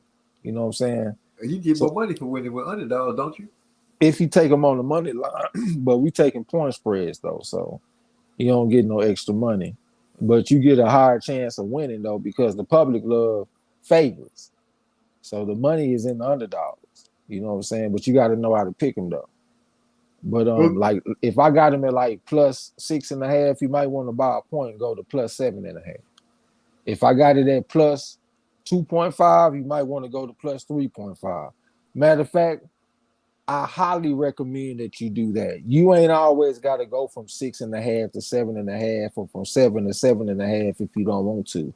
But always go from 2.5 to 3.5. Always do that. I got you. And yeah, and that's really all I be needing for the most part, 3.5 points. I don't know, because really a lot of my underdogs that I be picking be winning outright. You know what I'm saying? But I'm gonna send you them picks and you buy the points. You know what I'm saying? Try to make your shit look like mine. I'm gonna send you the list of what my shit look like. You're gonna see some slightly different odds, slightly different point spreads. Try to make your shit look like mine. I know you have no idea what the hell I'm talking about, do you? I can read. Yeah, they gonna give you an option to buy points, bro. Just make sure that you cross them key numbers. I got you. And then since you sending me pretty much a cheat sheet to look at, I should be able to get it. Hey, Napoleon even got me on that shit. I had this past week because the week before I went 7-1. So I come back this past week and I send Napoleon all my picks. I said, if you want to get in, or if you at least want to see how I do, because I've been talking shit about how I can pick. And he was like, okay. So I did good on the day. I went 16-8 for the whole weekend. So I come back and I tell him, look, nigga, 16-8, nigga. You know what I'm saying? That's 66% type shit. And he come back talking about, well, I only picked 14 of them, and I went 11-3. So he ended up having a higher win percentage than me. He's off my own picks. You know what I'm saying? Like you can't win nothing with that motherfucker. Yeah. That boy Eric Carr say that slap tricked me too, MZ. Yeah, I don't know what to say about all that. It was just one slip though. Well, that's one loss for Caleb. That's one loss for Caleb. Caleb coming back strong. Are you a big Caleb Plant fan like that, OG? Remember when we were talking about it? Y'all was making fun of me because I was telling y'all that I was cool. I like Caleb Plant. I mean, we always thought he was a decent fighter. People thought he couldn't beat Uzcategui, and we was picking him over Uzcategui. So we give him his respect with it. We ain't never just. Yeah, I like the dude. I like him. I like. It's something about him that makes me like him that I feel like people missing on it. Yeah, the gas tank is what I missed.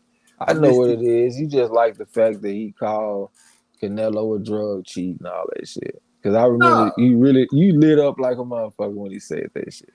Well, it let me know that he wasn't scared of him. That was what I was looking for. I know he's not scared of Canelo. I do know that. I know he's not scared of him. And he's something. I can attest that he blew his loss. Like you said, the motherfucker ran out of gas. If he hadn't ran out of gas, I feel like he was beating Canelo. He had enough gas to tell Canelo he wasn't scared of, but he bowed down to it. Yeah. He got basically bend the knee in the ring. Yeah, that's some curry. He got some curry in him. You can't trust no damn Caleb Plant. And he ended up telling fighters, man, am I a good fighter? You a good fighter. You a great fighter. And I only got 20 fights. Skills. I respect you. You think I'm a good fighter? What kind of shit is that, bro? That ain't no real nigga shit. Well, y'all bringing up old stuff. Y'all bringing up Tampa tapes that y'all talking about. What y'all doing? Yeah, that ain't no real shit, man. I ain't gonna never trust that man again. You think I trust him against Benavidez? I like Benavidez. I like Benavidez. I like him to whoop his ass. That's what I like. I think Benavidez will track his ass down and put hands on. I know one thing: he ain't gonna fight him the way he fought Darrell. No, he can't fight him the way he fought Darrell. Benavidez is too long for that and too strong. And he's more active than Darrell. Benavidez will track his ass down. You can run, but you can't hide. He can get out there and box and shit for a little bit. But guess what? Them legs gonna get tired. And he don't know how to pace himself as far as his punches. All his shit fast and hard. He's fast. Boom, boom, fast, quick, to the body, to the head. That shit ain't gonna work. He gonna get tired after 6-7 rounds, and then what's gonna happen to him when Benavidez catch up to him? He done ran out of gas. Hard to defend yourself, hard to throw back. Hard times. From a hard time. Benavidez won't smoke with everybody. Who wants to smoke with everybody? Benavidez. Yeah. Dude, I'm concerned about the older Charlo. It's almost like he has come to a complete stop in his career. Yeah. I don't know A what's going complete on with stop. I didn't even realize Trey Hendrickson disappeared. Yeah, I had hit the wrong motherfucking button. What these niggas doing on the panel? These niggas sleep? It might be. Hyphy over Who is there. that? You got Hyphy and who else? And D-Lo 404 boxing. Okay. Them niggas over there sleeping good, them motherfuckers. They just fell out. Got full of some beans and stuff and just fell out. Hyphy didn't talk bad enough about PBC. He feel good about himself. Now he gone. Hyphy normally don't even stay that long. He was killing PBC. Eric R said Plant talking to Canelo was almost as bad as Devin asking Linares about his power after the fight. How's my power? I remember that question. How's my power? That was after the fight, though. This man did it in the fight. Total two different things. That was crazy, man. I put that what he did on the same level as Little B-Hop against Hector Garcia. Running? I mean not fighting back? Just quitting in the ring. He curved up in the ring. Yeah. You know what I'm saying? Like both of them was some curves. Dang, it was At least B-Hop didn't even do that. He just survived. But he wasn't in there telling him how good he was and shit. Name a fighter in history that you ever heard do some shit like that in the middle of a fight. I ain't never heard of too many fighters. This nigga's unprecedented. He's unprecedented. He didn't set the president. Exactly. Dang. This nigga's unprecedented in the ring. I remember trying to defend it, saying maybe y'all misreading the way he was saying it, because they fighting it sound like that. But what he was really saying is, yeah, I'm good, huh? Take that. Yeah, I'm pretty good for me to just be here this long, huh? Take that. That's what I was trying to give him. But the majority is saying that that's not what it was. Then after the fight, he tried to make out with Canelo over there, hugging him all hard and shit after the fight. Man, Plant was just on some weak shit that night. He was happy he became. How many millions of dollars did he make that fight? Man, money ain't supposed to take your heart away, though. No, it ain't supposed to. and I'm still trying to fight the good fight, saying that, when he was talking to Canelo, it was more like I'm kind of talking shit than people thinking that I'm trying to ask him for approval. So I'm going to stick with he was talking noise to Canelo, and y'all just can hardly hear it because the mouthpiece and the crowd. But at the same time, if money is his motivation, how much more money would he have gotten if he whooped Canelo ass? He ran out of gas. You called it.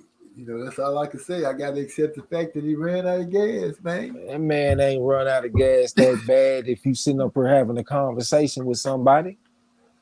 Have you ever been out running and you've been able to really hold a conversation with a nigga? If you really out there running and working hard and out of gas, you ain't having conversations, bro. Not like that, not to be talking to you. Yeah, this man, he ain't even talking like, am I a great fighter? He talking calm. Do you think I'm a great fighter? I think you a great fighter. Like, he talking like he full of gas. Like, it ain't no excuse you can get that man, bro.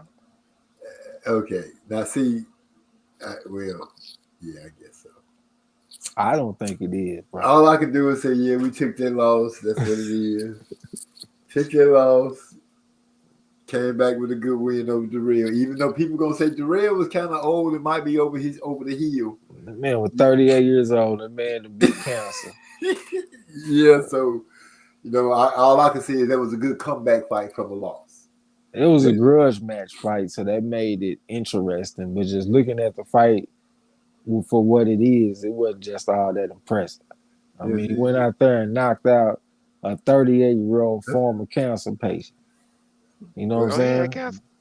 Oh wow! Come on now. We know now right now is he beat the 38-year-old cancer patient, but just a few years ago it was like, man, Darrell, he got the championship belt. He beat cancer. This is great. So yeah, I see how this is. Caleb right now, I'm just put him back in the back and let him chill with the knockout that he got. I'm not gonna bring his name up no more till we get ready to face Benavidez, and then I'm gonna come out and say, I think Benavidez is going to beat Caleb Plant. It ain't nothing against Caleb Plant. I just think Benavidez is bigger, younger, faster, and bigger and stronger. I brought up the cancer because it seems to be hard on people's body going through chemotherapy and shit. Like his body might chronologically be 38, but it might feel like it's in his 40s or some shit. We don't know. When you look at his body, he don't have a young looking body. He ain't got that muscle tone and shit the way you see with younger fighters. He don't even look like somebody like Shane Mosley when he was 38 to me. Shane looked older, but he just had more muscle tone. So that's what made me think like his body might really be on some 40-something-year-old type shit. You know what I'm saying? Because of the chemo and stuff. I wasn't even trying to be funny. Oh, no, I wasn't being funny. No, I'm saying I wasn't trying to be funny. This nigga be the 38-year-old former cancer patient. You know what I'm saying? Yeah, I feel you. I do understand what you're saying. You know what I'm saying? Because people might hit me and say, "Oh, they just tripping," but no, it ain't no trip to it. I grasp what you're saying 100. And Darrell ain't never been no A-level fighter. I mean, he been a champion, but when he step up to a certain level though, he ain't win them big fights. You know what I'm saying? He like a B+ level fighter, like in his prime. Yeah, Plant was making fun of that, talking about you ain't never defended your belts. Plant can't say shit though, because Plant fighting. He bragged about beating Vincent Fagenboots, a dude that ain't got no amateur background, from Germany, one of the weakest countries that you can come from in boxing. Yeah. And he bragged about Andy Lee. How the fuck you gonna brag about Andy Lee, bro? That man was a sub-novice. That's where we get that shit from. His amateur experience was fighting in the Bengal Scouts at Notre Dame, which is a tournament that they use to raise relief funds for people strained up in Bangladesh. That ain't no real acclaim type tournament type shit. Don't nobody try to go fight in that shit except for people that know the Dame. You ain't even got to be a boxer to fight in that shit. That's why he was fighting it. And then after that, he decided to go and box professionally. And the promoters wanted to fuck with him a little bit because he got like a built-in fan base going to Notre Dame. And that's how he fought Caleb Plant. That ain't shit to brag about, bro. You ain't out here beating no 3.5s and shit on the pedigree scale. You just beat your first one. Darrell was 192 and 20. A lot of amateur experience, but he was an old, like he just said. So he can't brag about his resume. Caleb Truax, you was supposed to stop that motherfucker. Everybody thought you were gonna knock him out. Nigga, you went the distance with him. So he can't brag about his resume. You might need to put that onto the pedigree scale. The if it's an old 3.5 or a new 3.5. Yeah, I pretty much just keep them where they at, but when it's time to make a decision, I put the context out there. Okay. Like if you a 5, that don't mean I'm gonna take you at 45 and you a 5. You know what I'm Yeah, that saying? Like, means Yeah. like you should be like a 5 with a little minus beside it or some shit, like an asterisk or something. yeah, I guess yeah, that would be good for other Hey, people to understand and shit. I already know, you know what I'm saying, what it is. this is a handbook for the dare I say dummies. Yeah, yeah. You know, they give people something nice to look at. Ooh, look, a check. And I did make the pedigree scale for everybody. So you want to make it evolve so people keep keeping on and like it. No nobody fuck with my scale but me, and I just, you Man, know. I've seen so many people speak on that pedigree scale. That man put a joke about it, talking about walking up behind Clarissa Oh yeah, you're Shields. right about that. So yeah, the pedigree scale, that name and everything, they caught on real good. Well, people don't use it to analyze fights though. I just use it to whoop niggas' asses and making picks. You know what I'm saying? They And use so we to can help fight bet. back. So we can bet. There it is. It's working. Yeah. Hey, I'm just thinking, since they giving Biscuits a chance to call a fight, maybe you should reach out to him and you try to call the fight. Who the fuck is Biscuits? Biscuits from Life. Where you going, Biscuits? Where you? Hey, boy, stop! You going over the gun line, boss? Oh, that nigga. Oh, Joanna man, dude. Yeah. Oh man. Yeah, that shit will be player, man. Because Gil Coles had mentioned we should do commentary for him. If it's a black platform and shit, and they let us talk the way we talk, that shit will be player. Well, why would they stop you from talking the way they talking? People got to pay. They literally paying for it to be streaming on whatever they gonna watch. I ain't asking for some of the stuff that they showing me already. You know, boxing supposed to be family friendly, so they might not want all that cursing. They let Snoop Dogg talk with Martha Stewart about biscuits. That wasn't Black Prime though. That was smoking weed. Yeah, that was somebody else though. I don't know if Black Prime would be on that. But I ain't trying to go overboard. I just want to be able to talk the way I talk when I'm calling the fight. Put the right hand on his ass and all that kind of stuff. You know what I'm saying? Yeah. Dead baby, yeah, we still cooking a little bit. Napoleon Armstrong said, I definitely used the pedigree scale. I know I've seen it pop up a few times. I've seen oh, my niggas use the pedigree scale. Yeah, I've seen people use it in the conversations. Me and Big E didn't be saying the pedigree scale. So yeah, you just came up with a good thing. So So y'all understand the pedigree scale. So if I say somebody is a 2.5, what's a 2.5? That's like somebody that's like in the nationals or the regionals, if I'm saying it correctly, because I know the further you go from nationals to regionals to like the way the tournaments are set up, if they go overseas and stuff like that, the numbers get bigger till you get to that 5, and that 5 is their world beater. We understand. We understand. Yeah, 2.5 is somebody that made noise on the national level, but they never won a medal. You know what I'm saying? Like the way the scale goes, 0, you ain't got nothing. Nothing. 0.5, you got a little bit of amateur experience. You might got your 15 fights or something. You at least I gotta at least say that you're open class. You know what I'm saying? And really, you can be open class like a typical person. They'll go open class after their first 10 fights. But if you so advanced that your coach decides to move you up, they can do that. Like if you so advanced, they ain't gonna make you beat up on people that's way below you, like inferior to you. So you can move up in to open class after just a couple of fights if your coach wants you to. But that's why I say it's like a 0.5. And then a 1, you done made a little bit of noise on the regional level. You know what I'm saying? You ain't won nothing though, but you won some fights. Like in the regional Golden Glove, like the Louisiana Golden Gloves or something like that. And then a 1.5, you medal. You know, bronze, silver, whatever. And then a 2, you done won a championship. You're a gold.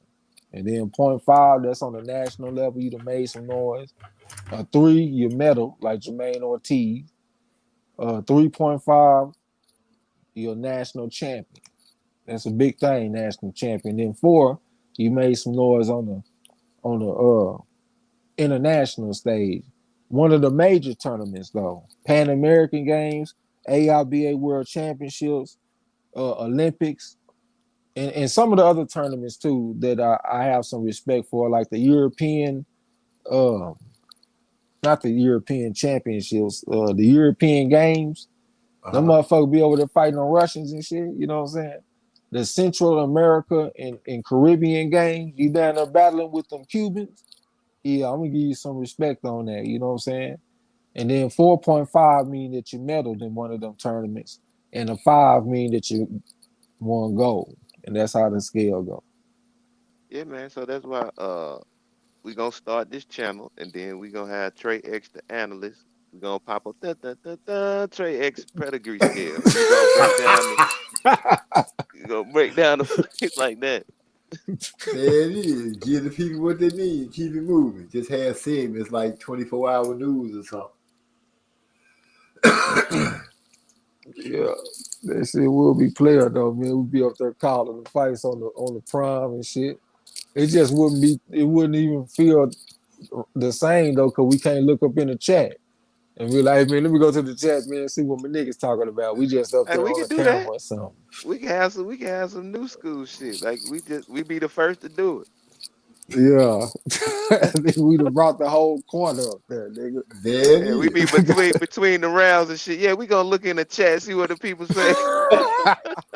Say they be doing that though, like they'll go and look and see what people tweeting and shit. Yeah, I don't know if they still do that, but I know they was doing that a few years ago though.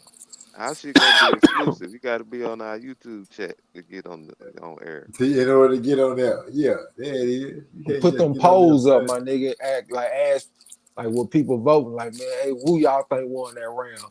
73% say this motherfucker won. You know what I'm saying? That shit'll be clear too. Yeah. We talking about some crazy shit, man. Ain't nobody even about to reach out to the motherfucker. I'm talking we could do our own damn channel. Yeah, we got a channel. Yeah, what I'm saying, if we could broadcast shit, man. Hey, that'd be dope. Oh, you mean the platform? You got the servers. Yeah. Well, I'm Like pretty sure broadcast there's the a fight and cost. shit. There's a cost to get a server. So find out what a server costs, and you have to go from there. You have to figure out what you need to do to be in control or have access to a server to get your stuff going. Yeah, I just feel like, man, Trey X need to be calling fights for real. Like it need to be a real platform where the fight is on and Trey X call the action. Nigga, this is not the motherfucking 40s. I feel like if I was born back then, that'll be more appropriate. Like I could be on the radio and really be calling the fight, and everybody that can't see the fight can watch. You know what I'm saying? Listen to my shit. But Let me paint you a picture. Yeah, in 2022 though. Yeah, that's something really to paint you the picture. It's 2022, and I have a daughter that was born in the 90s, right? But she's so swear that she's an old soul that she got to mess with stuff that's from the 1900s. She wants records and stuff like that. So you got strange people. Everybody, the whole world is full of strange people doing these strange things in their strange lanes. There is a lane for people to listen to fights like you call them that really don't want to hear what the people that's on TV calling, because some people are smart enough to say, well, he's saying don't match what I'm seeing. People would love to listen to what you got to say and how you say it and the way you put it. It's a lane for that. It's a lane for everything. Yeah. I'm just saying, like we need to have an actual broadcast where the fight is playing. Like you know how Timothy Bradley and them be calling the fight. Then we need to see somebody got to go to the fight with a camera that they can link back to the people. That's what you got to do. You got to have somebody that can link the fight back to you. If you're at the fight, you should be able to stream the fight. If you're at the fight, who could stop you from putting that fight on your channel? That's actually your stuff. So you got to put somebody at the fight. Yeah, I'm really like a low key person too. That's something else I be thinking about. Like, nigga, would I want to be all on camera and shit? I probably You would stand out though, nigga. I always got a cowboy hat on my head and shit. They be like, "No, this motherfucker wearing." think you Texas Ranger Walker for real?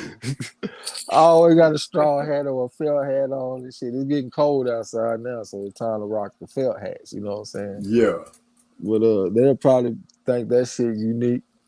Cause a lot of people be knowing me and shit. I had sent one of my friends to the store one time. I had told her about some kind of health food shit, and the people knew, and they were like, "Are you talking about the dude that be wearing a straw hat?" You know what I'm saying? Like they knew exactly what she was talking about. You know what I'm saying? Yeah. I get that shit from my pops, man. My pops be wearing. Wasn't even around that nigga to really be seeing them, but I guess it's just in the motherfucking DNA. Cause that motherfucker be wearing it too. But I don't wear them because he wear them. Like we was wearing them hoes independent of each other. You know what I'm saying? You wear the big belt buckle too? Yeah. Okay. I don't. Like if I got some fly shit, like I don't wear it all the time. Cause like a lot of times, like if I have some cowboy boots, I have the belt to go with it. Like I like full quill ostrich, you know what I'm saying? I rock some Cayman or something like that. Yeah, But yeah, a lot of times I have the belt to go with that. But I do got the belt buckle though. I might rock it every now and then, you know what I'm saying? I never would have guessed you was a cowboy, man. That's not cowboy. That's just That's just G'd up. You know what I'm saying? You gotta fit the time. Texan ain't just all t-shirt, jeans, sagging and stuff like that. You know, you got some jeans to put on some ostrich, some jean cut pants, some nice jeans, a good ass 10-gallon, a big silver belt, a nice Texas belt. Boy, tell me something with a nice thick leather belt, or whatever kind of animal you want to have wrapped around your waist, a button down with that live ass collar. Man, you better quit playing. Nigga, I was telling you, man, I used to be rocking that shit in high school. Nigga, I come to school, nigga, I got my shirt tucked in. I ain't wearing no Wranglers and no shit like that. You know what I'm saying? I'm wearing some polo and different shit, but I just got the cowboy boots with the belt to go with it. You know what I'm saying? Have my little collar on, got it open, got my little necklace on and shit. You know what I'm saying? I just saw that how the females would respond to me. Like I wasn't looking like everybody else just want to wear Jordans, nigga. I used to buy Jordans and play basketball in them hoes. I ain't trying to look good wearing them tennis shoes. I get fly, nigga. I'm gonna go throw on some real fly shit. You know what I'm saying? Right. That boy Derek Bailey said, "You got ostrich skin boots, MZ?" Nah, but I got some gator shoes in the closet that I'm looking at right now. I got a nice little repertoire of stuff to put on because when it's time to look nice, it's time to look nice. I'll tell my partner in a minute. I ain't gonna go out and pay Jordan $300-400 for a pair of tennis shoes, and the only thing you can look good in is some jeans and a t-shirt. That ain't something I'm trying to wear when I'm going to talk business to somebody. I don't care how you show up at the business deal, but I'm gonna show up at the business deal looking like $1 million. You can take that same 300 and go get you some full quill ostrich skin boots and be fly as a motherfucker. You know what I'm saying? Boy. Clean as a clap doctor. And what people fail to realize, they miss that what you consider a cowboy look is a well-respected look in the business world around the world. That look is well-respected, little as it's known. Oh, yeah. But people really never said I look like a cowboy. They always say I look like a pimp. Like it's like some fly type shit. I ain't, you know what I'm saying? Yeah, I wasn't wearing no like I said, I ain't wearing no Wranglers and no shit like that. Yeah, I can't get down like that. I'm wearing Guess and polo and all that kind of shit. You had some Jabos? I had a couple of pair of pants, but they didn't. I wasn't really like. That was like some relaxed type shit for me. You know what I'm saying? Like it ain't really got to be fitting me. It's kind of loose and shit. You know what I'm saying? Like I was wearing clothes that fit me. I wasn't even sagging and shit. Like I said, I have my shirt tucked in, bro. You know what I'm saying? That used to be the way I had to dress. If my shirt wasn't tucked in and my belt wasn't showing, that was automatic pop upside the head. That boy Eric also say a black straw hat and a boar skin belt with a white gold buckle and the blue Cowboys on it. And some Bugler Boy jeans. Dang, that boy said some Bugler Boy jeans. That's whoa, that's way back. Yeah, that nigga took me back to my childhood with that shit. Man, I ain't even heard nobody was good with Eric, or you just went back. I'm gonna leave it at that. I don't want people to be saying MC way back there, way back there. So, okay, I see Hyphy woke up and tapped out. D-Lo still over there snoring. Snoring like a motherfucker. You already know that nigga is. He gonna wake up to, oh, I thought I heard something. So, okay, I got to send Social Scientist that track. I'm gonna send it to you. I'll probably try to send it to you tonight with the blank spot in it, so you can go ahead and fill it out. So we can go ahead and I appreciate that. Yeah, I feel you. So we can go ahead and get it together, so I can get ready to put it out. It's gonna be the remix. Okay. I forgot we supposed to be doing this damn trivia tomorrow too. Oh yeah, that's gonna be a good one. I'm pretty sure. Scumbo Baggins is due to be released on the 31st of this month. So Scumbo Baggins will be in the little streaming stores and all that. So that song is out. I was surprised to see King of Kings popped up in the chat like that. That nigga be in the background all the time, man. What you say, Social? That was today? Yeah, that was today. He was like the third person to speak. Oh, damn. Yeah, that nigga be lurking. He ain't unsubscribed and no shit like that. He still be dropping his channel Ross picks and shit. I get his channel Ross picks over there. Okay, so he's still messing with the family from the other side of the gate. I don't give him no confirmation though. Like when other niggas drop their picks, I hit like and then I might drop a lock to let them know that they locked in. You know what I'm saying? You just take his pick and keep it moving. I just take his picks and just leave his shit blank. I want him to wonder. Like, damn, did that nigga take my shit? He probably done seen it. He done seen it enough to know that I'm gonna take his shit though. Wow, talking about petty. No wonder. I wanted that. Did my piece go in or what? Eric all said a lot. That nigga was top 10 last season though. He went out there and did his thing. I had a pretty bad season. I fucked around early. I changed my picks too much. This season, I made a vow to not change no picks.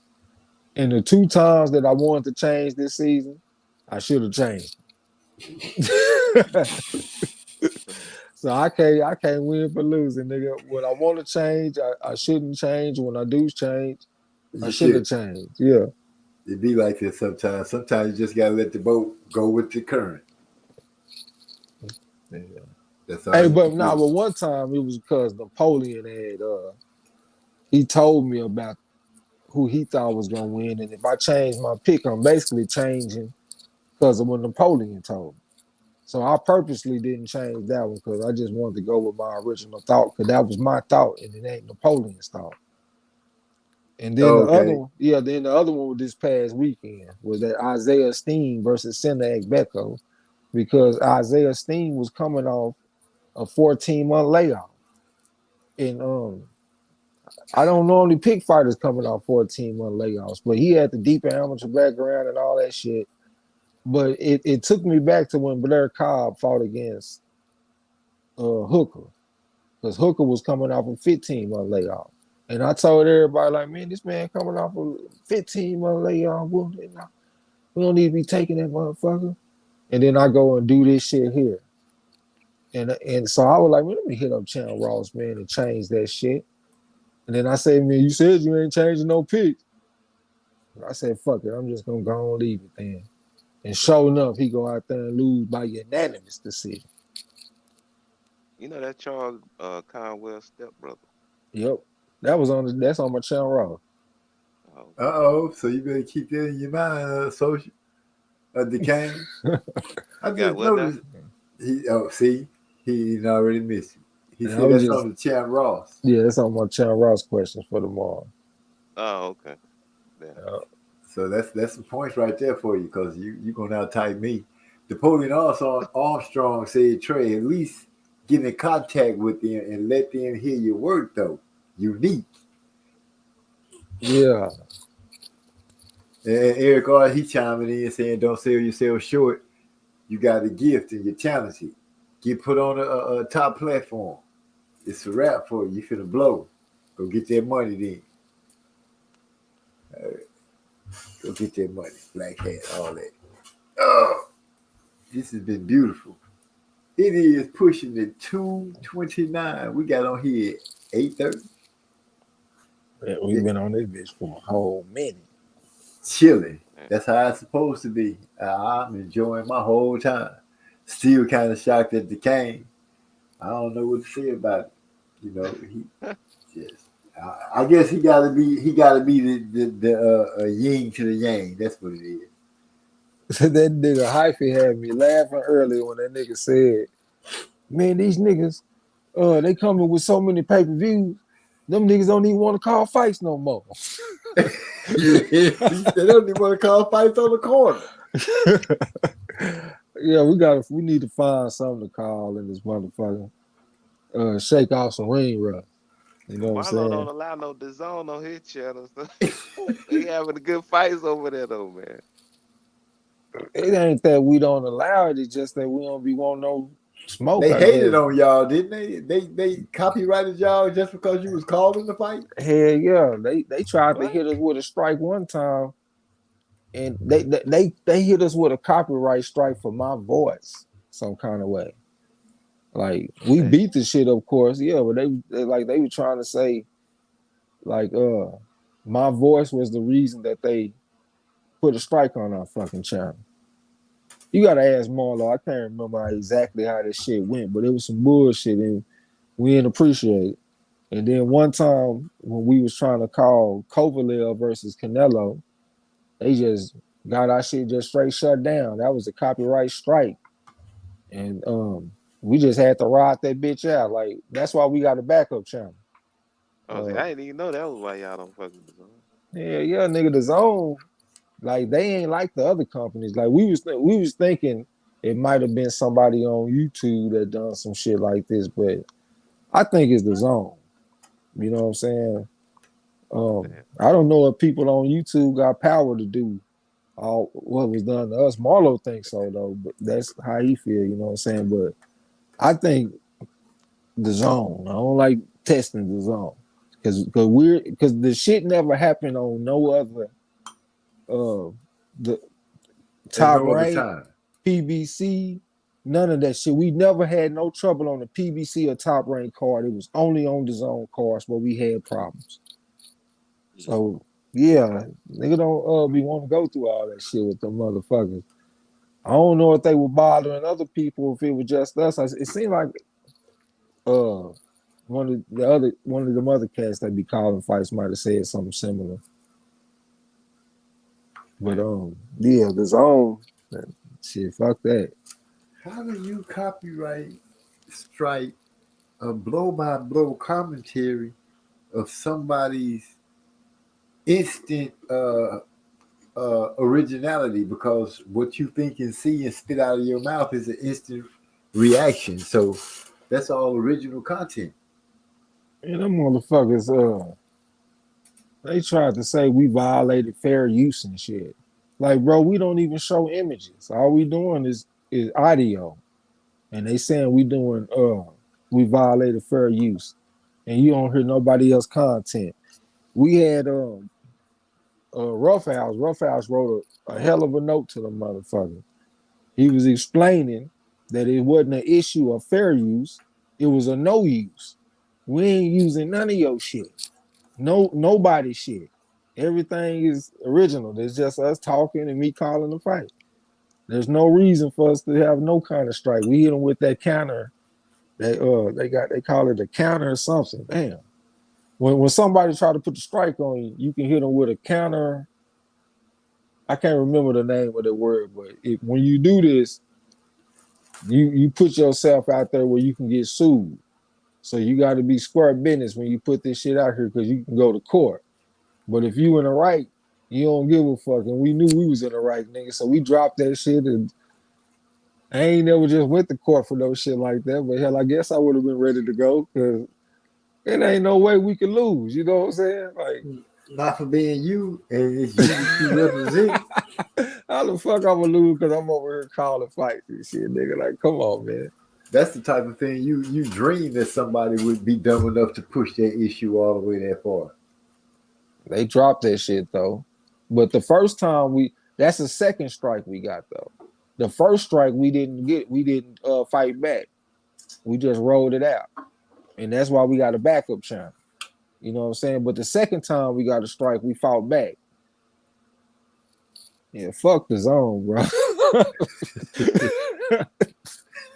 The zone that had your ass strained up. And I was thinking, like, you know, they a startup company. Maybe they looking at us as somebody that might make purchasing the event not necessary. You know what I'm saying? Because you can come listen to me and I'm painting a picture of exactly what's going on in the ring. You know what I'm saying? I can give vision to a blind motherfucker. You know what I'm saying? So like that motherfucker calling fights too well. We gotta get his ass off. So they were like, that's what it seemed like. It might not have been like that, but They said it was your voice. Job. No, anytime you hear him, get his ass off. Get his ass up out of there. Anytime you hear this wavelength speaking, you call us. We automatically pressing charges. They might copyright this shit because you said the word the zone. Yeah, they better not be trying to copyright the goddamn thing over here. Fuck me. And then look, ever since we ain't called the zone cars, we ain't had no problems. Eddie Horn. So I just think that's a hell of a coincidence, or whatever word I'm supposed to use. I would be flattered. I would literally be flattered. I'm so good at doing what I like to do and having fun at doing. To a whole, how much money they said Eddie Hearn said they had? To $1 billion company just came over here and shut me down because I was talking too good about they fight. Ain't that a bitch? Man, that shit wasn't flattering at all, nigga. Nigga was mad the motherfucker. At the time, I'm sure you was real upset. But in hindsight, you know, you can look at it and say, yeah, it is kind of flattering. These motherfuckers, I'm so good that they just like, oh, he cannot call the fight. He's stopping people from getting the zone. Well, I'm gonna tell you though, man, real shit, calling fights is grueling as a motherfucker. And for a little while, it was really kind of hard for me to get motivated to want to call a fight. Because that shit is hard on a motherfucker, man. Hey, I heard Don Duffy say the word grueling. He said, man, this is grueling, calling fight. I see why he say that. Like, I really be in this bitch sweating. Sometimes I be feeling like I'm about to pass out in this old, you know what I'm saying? That's why I always say, man, let me go get some calories, man. Let me get the calories up and shit. But lately, though, I have been feeling like, yeah, I'm good again. You know what I'm saying? Like I feel like I can call some fights. They're coming around in the second turn. We just ain't got the damn material, though. Like, as far as the big fights. And I can't say we don't have the material. We just don't have the material that people care about. Like, we might get excited. Hyphy and the Kane that got me excited for Chantel Cameron versus that mean woman, Jessica McCaskill. I think that's an outstanding fight now that I done got to seeing what it is, but I know that the people don't give a fuck. That's one thing about it too. Like, it be them big fight cards like the Tank Davis fight. It ain't necessarily a fight that means anything, but it got the star power. You know what I'm saying? It be good fights like Lomachenko versus Ortiz this weekend. That's a hell of a fight. Well, people ain't gonna give a fuck though. You know what I'm saying? I would really care. I'm gonna be so excited that Lomachenko lose. When they come across the screen, the old boy won. The fight went to distance. I'll be like, oh yeah. I'm just sit back and start smiling so big. What they're gonna say? MZ gave Trey X a glass half full, and you pulled that shit out. What glass you gave it that was half full? I have no idea. That's why I'm just looking at it like, what is he talking about? I get lost sometimes, bro. You know, sometimes people say stuff and it be already out of my mind. Hey, I know when Marlo posted that short with me calling it Earl Spence fight, I did not like that shit because that wasn't my best work right there, nigga. That's one of the only times I called a fight away from home. I called it over my mother's house, and I ain't got all my calories, so I'm calling the fight hangry, and I'm going Earl Spence, like doing all this yelling. I was like, damn, I wanted to kind of bury that shit. You know what I'm saying? I don't want to be judged by that one. You know, I was like, damn, it's like some new shit he could have posted, like when we called Better Be versus Joe Smith Jr. That's my favorite fight call that we ever done. I felt like I was on my shit and Marlo was on his shit too. Like when the dude get knocked down, Marlo come with his commentary and shit. Get up, you son of a bitch. All of that, you know what I'm saying? All between rounds, I thought Marlo was on his A game in that shit. He was singing little songs and shit, do a little dance, make a little love. Oh, he was feeling himself. All that, yeah. I thought that's the one he should have been posting some material from, some shit like that. But the main thing for me, if I'm calling the fight, whether it's gonna be good or not, is if I can readily call their names, like in the commentary. You know what I'm saying? Like, if I got to think about it, that's gonna fuck me up. But if they got some normal type names, and I can just naturally, or they got some names that sound very different, like Joe Smith Jr. and Better Be, that shit sound different. So that I don't have no problem with that. But if it's two fighters and both their names start with the same letter or some shit like that, yeah, you kind of get a little tongue twisted. Yeah, you get a little hesitation, like, because I got to think a little bit more than just naturally doing my thing. You know what I'm saying? Yeah, he was saying that. He said I was trying to get you to take that DAZN hate as a compliment. You was like, man, fuck them. Oh yeah. That wasn't no compliment. A $1 billion company saw you as a threat. They should have approached you with an opportunity. We sitting up here trying to grow the channel and shit, and then we can't even do no live streams or nothing. Like all we could do was drop videos at that time, and we was suspended for like 3 months. Wow. Well, we used to really grow our channel pretty good with that shit, man. We've been stuck on the same amount of subscribers for a real long time. So even when we do call fights, we don't even grow the channel like we used to. I think it's because it's a lot of people that call fights, so the algorithm is crazy. You know what I'm saying? Yeah, it got saturated because some people, a lot of people going on the same days, on the same day calling fights. And it's taken away. But the door gonna open back up. Something's gonna happen. It's gonna pop off again and make things be a little different. You can't stop originality.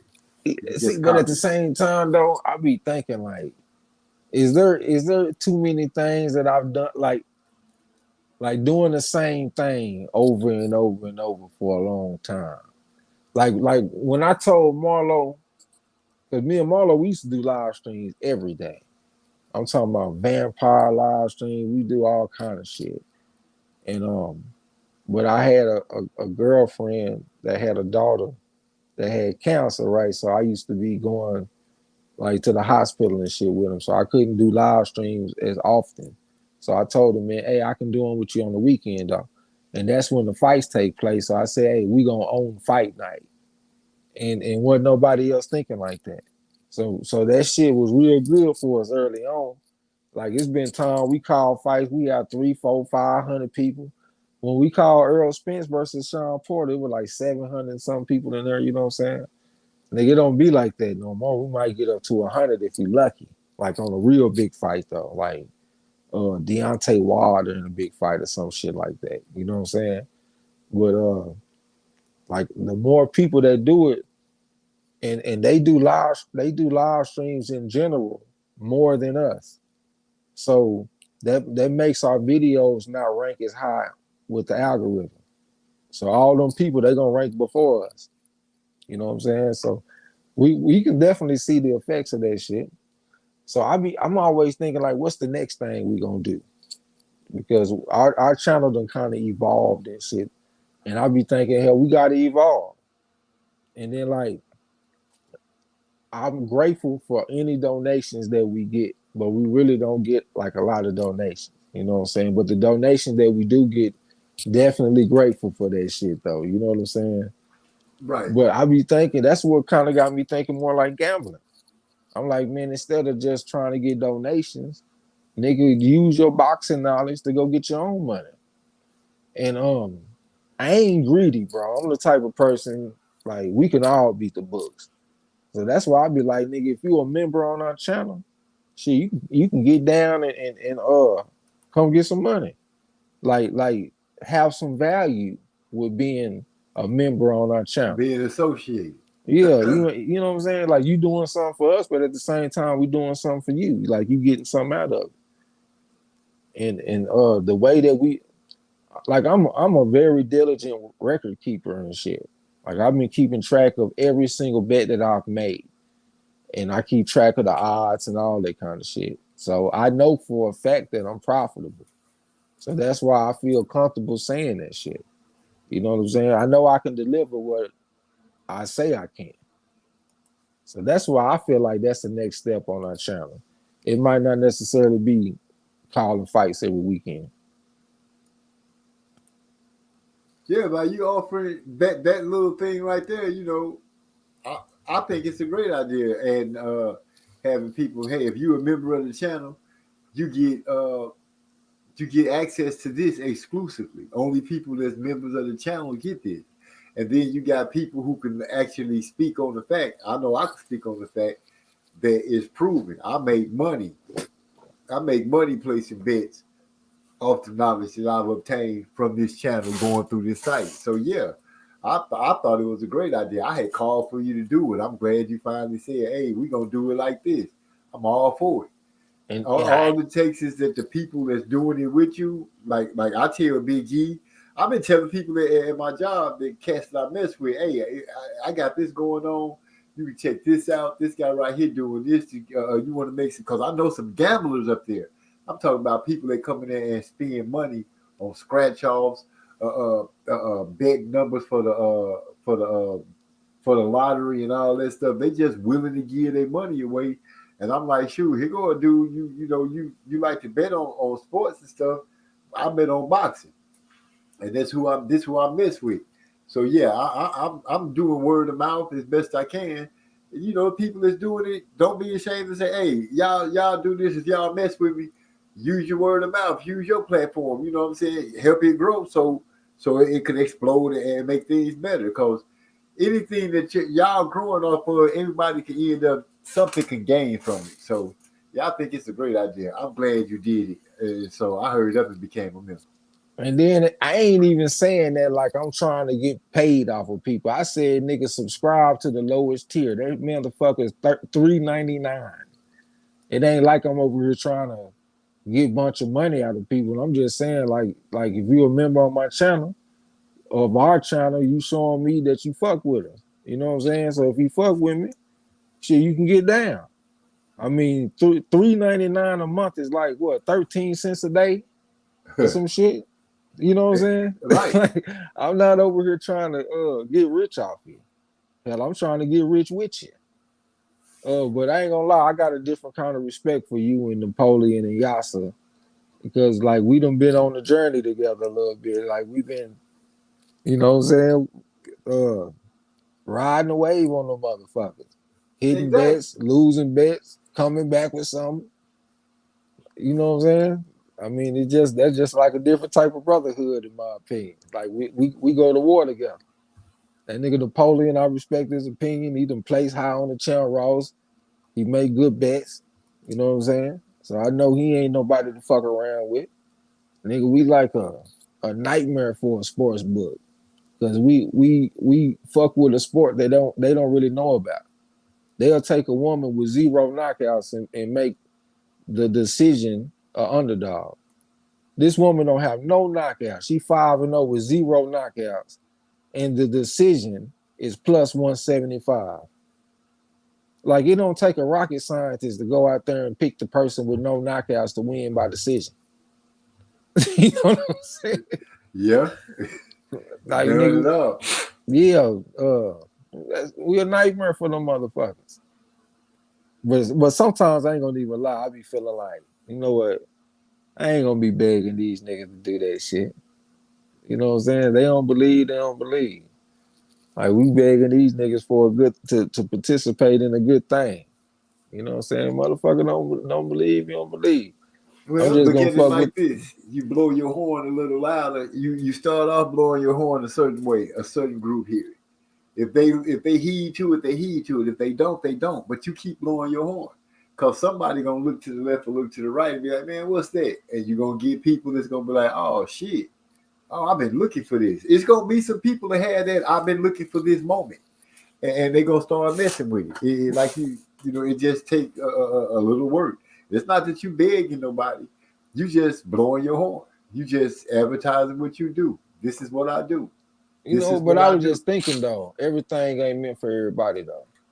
Right. And y'all niggas just jumped out there on that shit. You know what I'm saying? So I feel like it's meant for y'all. If a nigga ain't jumped on it by now, I don't think it's meant for him. And then I like the energy. The energy is good right now. I got people that seasoned. Like, if we take a loss or something, there ain't no panicking. They know y'all know we gonna come back with something. It ain't been now time we took a loss and I didn't come back with something. So, like, I got a partner that's in Houston. I done cut him off. I had him doing the shit with us. This nigga gets emotional over every fucking loss, but he don't get happy when we win. It's only negative or nothing. I said, man, this nigga, I gotta cut this nigga off. And nigga like, man, why you ain't send the pics and all that kind of shit? I told the dude, I said, man, I don't really think that you made for this. You get too emotional. This is not an emotional task. This is a logical task. You're not gonna win every bet. What's the fucking purpose of getting emotional? And then we go out there and hit a 6-1 odds bet or something, and you ain't happy. You know what I'm saying? I don't even know, like, if we take a loss, you done lost confidence, and then when I seen you this money maker, you don't even make the bet. So now you're extra salty. You should have just stayed the course. You know what I'm saying? 'Cause my money growing. Your money should be growing too. There's no excuse for you not to be growing your money. And then he had one weekend where he lost a lot of money betting MMA. So you got the nerve to be mad at me about losing a bet or two every now and then. And I know what the fuck I'm talking about, clearly. And I always come back and make us profitable. But you gonna go listen to your gut or listen to some dumb motherfucker betting MMA, you don't win and lost a third of your bankroll. And now you over here questioning my bets and shit. Oh, well, damn, bro, you sure? I lost a third of my bankroll, so I need bets that's gonna win like 80% of the time. Like, bro, I don't even need all that energy. You know what I'm saying? You bringing my mood down and shit. Like, nigga, fuck That's out dumb of as here. hell. If you don't know anything about MMA, why are you betting on it? I only bet on what I like. I like boxing, so I bet on boxing. I'm about to start betting on football because Big E like football, and I hear how excited he be about certain teams and certain games. So I it's a certain way I can look at that. He real knowledgeable about football, so I'm like, And you don't need none of that, OG. All my bets are straight math based. I was about to speak on yours. Let me tell you something. I will watch. I don't be knowing hardly shit about the teams half the time. I know football on a deeper level. Football is a very simple game. It's about a team that can run from one side of the field to the other side of the field, and they break it up in plays. So that makes it very easy to find the efficiency numbers.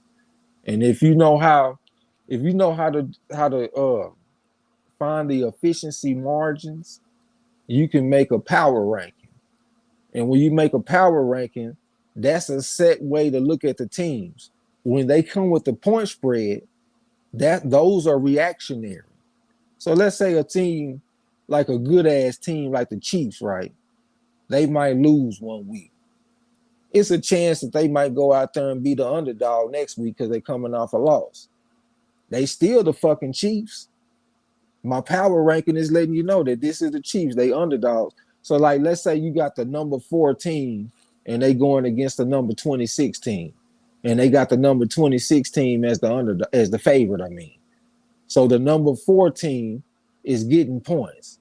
It don't take a rocket scientist to go out there and take the number 14, but you got to have a power ranking to do that. You know what I'm saying? And plus, I understand the home road dichotomies and all that kind of shit. Like, I just make all my bets based off of math, bro. Like when people hear me talk, I know y'all think I probably sound dumb to a lot of y'all. But I was in gifted classes. I'm not a normal motherfucker. You know what I'm saying? And when it comes to betting, I'm a fucking machine. Soon as we get this shit's in my fucking pedigree. I'm the son of a professional gambler. You know what I'm saying? Yeah, I ain't never doubted you. I always soon as I drop bets on college, I got next week already because I've been working that hard and working ahead of time. You know what I'm saying? And I need my shit fast because I don't want the odds to change. I want to be able to take advantage of the odds right away. So I'm always working for next week and shit. You know what I'm saying? But right. Yeah, but I understand the game real good. I've really been studying this shit for like 12 years. So it ain't like I just got here overnight. Like, it's been like a dozen seasons. But that's why I mainly just take underdogs though, because that's where you find the most value. Those are the teams that are undervalued, and I call that a false favorite situation. So all I do is just go out there and attack the false favorites every week. You know what I'm saying? Right. You ain't gonna find a better. Let me tell you something. The greatest of all time, his name is Billy Walters. He got a 57% winning percentage. Professional gamblers, when they get a 55 to 57% win percentage, they consider that very successful. I'll be way above that, bro. I don't know if that shit is gonna be like that forever. But I'm frequently way above 57%, bro. I'd be like in the 60s, mid 60s. Hell, I had a 7 in 1 week. You know what I'm saying? What is that? 87.5% for 1 week? It ain't gonna be like that all the time, but I definitely don't play this shit like a normal person. Like, that's why, like, if I make a bet or something, like if somebody challenged me, they be like, well, I got this team. Best believe I done looked at them numbers. I ain't gonna never bet nobody if I don't have an idea of what them numbers look like. You know what I'm saying? It makes total sense to me. Why do you think I mess with you? You gonna see? I play with my money, but I play with my money in a certain way. I wouldn't just be messing with it if I didn't. I enjoy what I'm doing with you. Man, I'm trying to be the face of death when it comes to these sports books. And you know how cool it is to be able to just walk in and they be like, "Oh, old school, don't know what's going on," and I come in there and tear your ass up because I'm connected to that. That's a great business move to me. That's a great business move. I am not tripping. So when we have our little bad times, that's why I don't get mad. I'm like, get mad for what? Business have its ups and downs, ups and downs. That shit happens. But I'm having more ups than downs. So people that don't understand that, well, that's their problem. People who didn't move on it, well, that's their problem. Not my problem.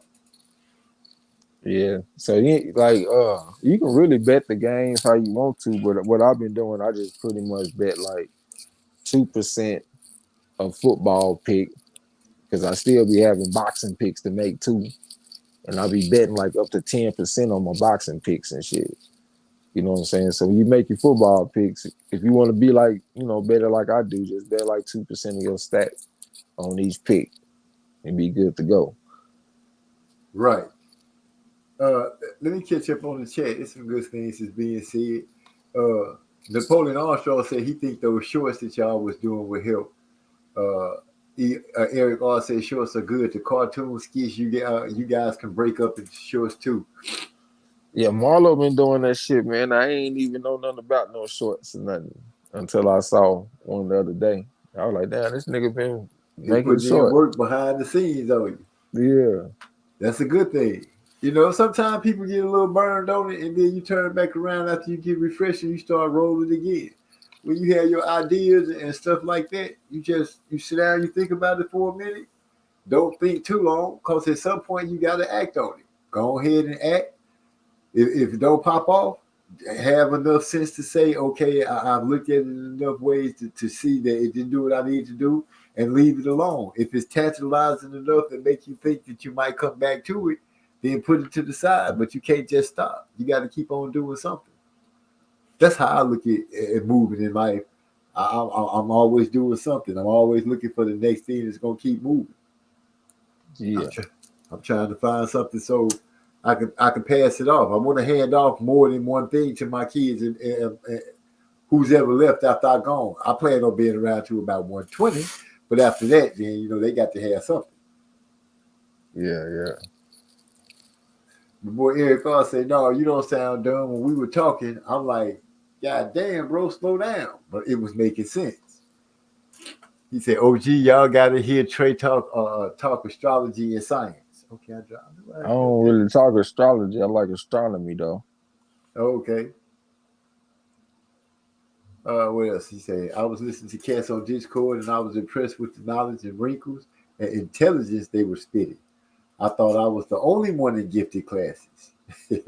Oh yeah, I know the police. I told you he don't want to let me win. And didn't I tell you how that nigga was? That automatic. What's the word I'm looking for?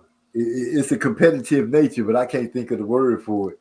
When they compete, if you take a breath, they got to take two. But I always been a type of person. Like people have looked at me like I'm a leader type person. But I would really prefer that people around me be better than me. Because I feel like if I'm the weakest link, we strong as a motherfucker. You know what I'm saying? Like Napoleon pretty cold. I like his competitive drive. And he ain't hardly ever wrong. Like if it's something that he done studied the tape and shit, that motherfucker go out there and pick a winner. I say he got the coup de wheel. That's French for strike of the eye. You know what I'm saying? Like you can go out there and just peep a battlefield like Napoleon and devise a strategy. Or you can look at some fighters and you can tell where they're coming from. A motherfucker cold with that shit. So hey, I be fucking with him and we be going back and forth and shit, but I really be pulling for the nigga. I be pulling for the cane. Like I be proud of niggas when they be on the pedigree scale. I be wanting them niggas to win. You know what I'm saying? I be saying I'm the only one on the corner, but that don't mean that I think it's gonna be a time that somebody else do win. I don't feel like I'm gonna be mad about it or no shit. You know what I'm saying? Nigga, I'm gonna feel good. Like my block is cold when it comes to this shit. Then you'll come over here and get your ass skint up. You know what I'm saying? Real nigga shit. Yeah. Napoleon Armstrong said, "I wouldn't mess with you if I didn't respect your gangster and see you as my equal."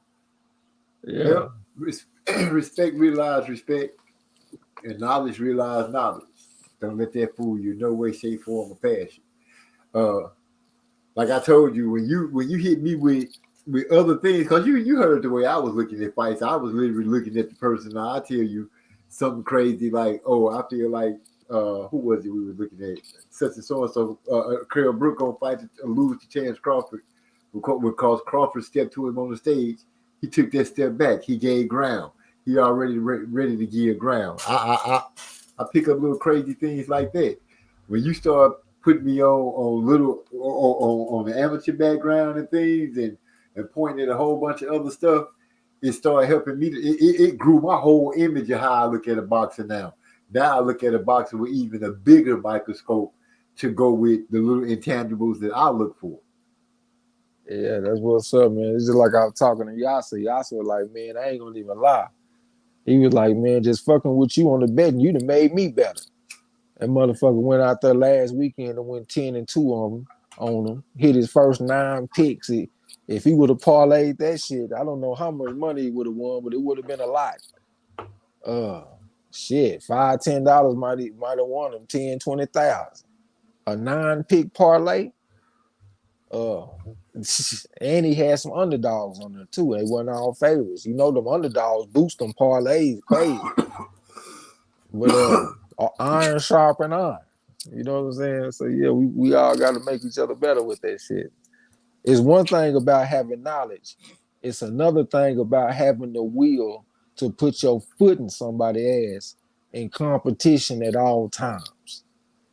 Like, I respect the knowledge, but I love people that love to really kick somebody's ass competing. You know what I'm saying? Oh yeah. Yeah. I like to bring the pain. Real. I like to bring the pain. What And you best do? believe, you got to have a competitive drive to do what we do. You know what I'm saying? Man, you can't believe how I was having the fit when I was complaining about not being able to get on Bravado. I was losing it. And it was something so simple. The computer had did a sweep and clean, and when it changed everything, it like pushed Bravado to the side. So every time I would log in, it would automatically like firewall it and make the passcode not work.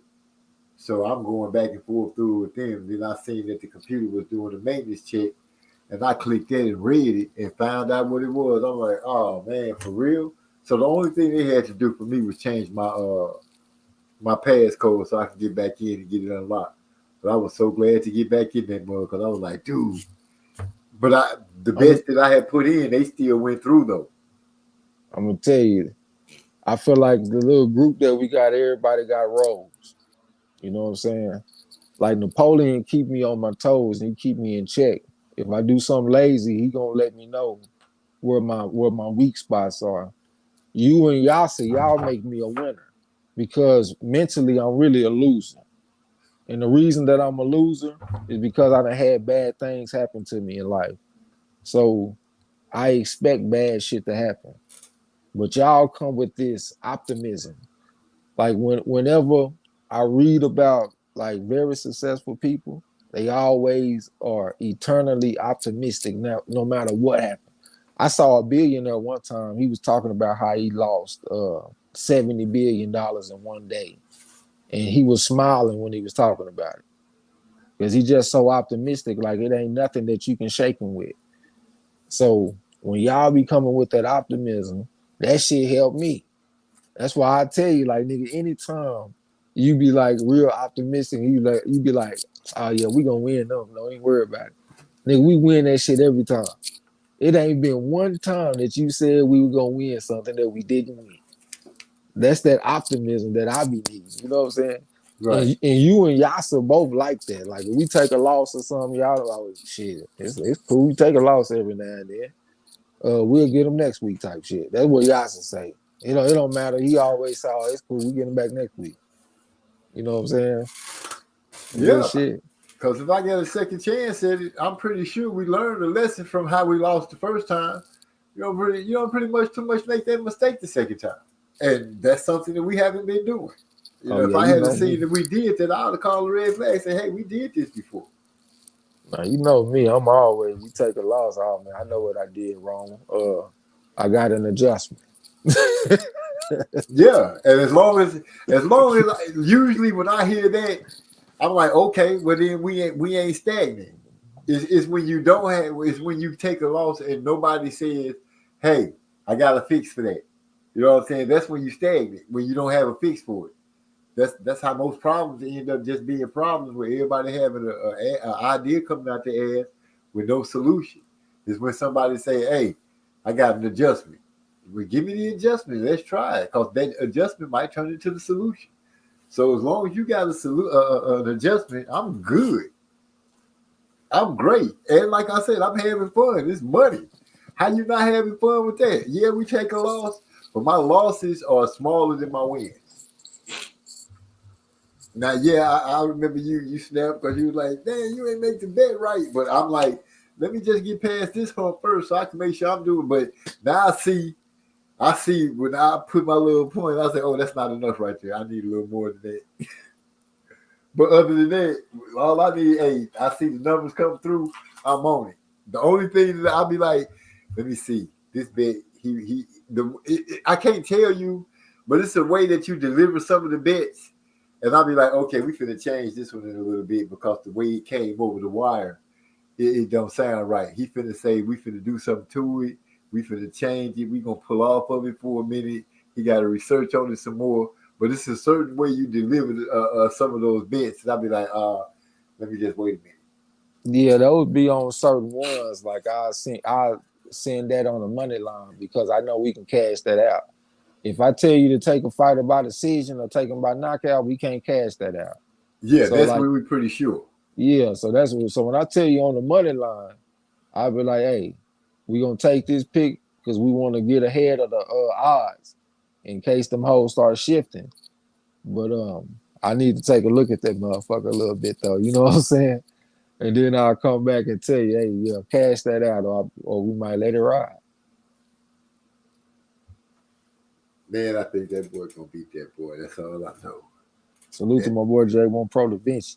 Oh, he said he back. That man went to sleep and woke back up, and we still here. Who said they back? J1 Pro, because he had left, you know. When my wife had came through way earlier in the show, he spoke to her and then he bounced. I would put 50 on that chick. What chick is that he putting 50 on?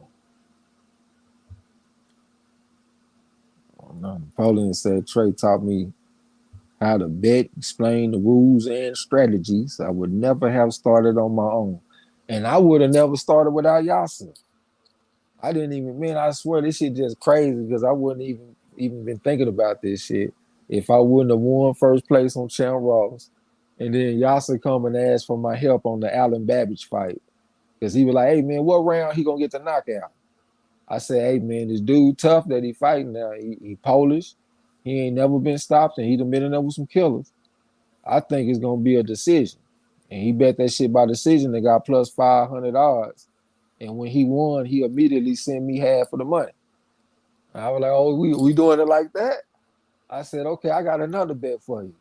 We got Craig Richards fighting against, what's the name of that Olympic bronze medalist that get trained by Virgil Hunter? He from the UK. I can't think of his name, but he fought against Spider Richards. And I said he going to beat him by decision. We went out there and hit that. That was like plus 260. And we've been betting ever since. You know, Yasser's such a player though, man. Yasser, that's my boy. I like Yasser. And prayers to him too, because he's been going through some things with his a loved one. Oh, man, I sure hate to hear that. I hate to hear anybody going through stuff.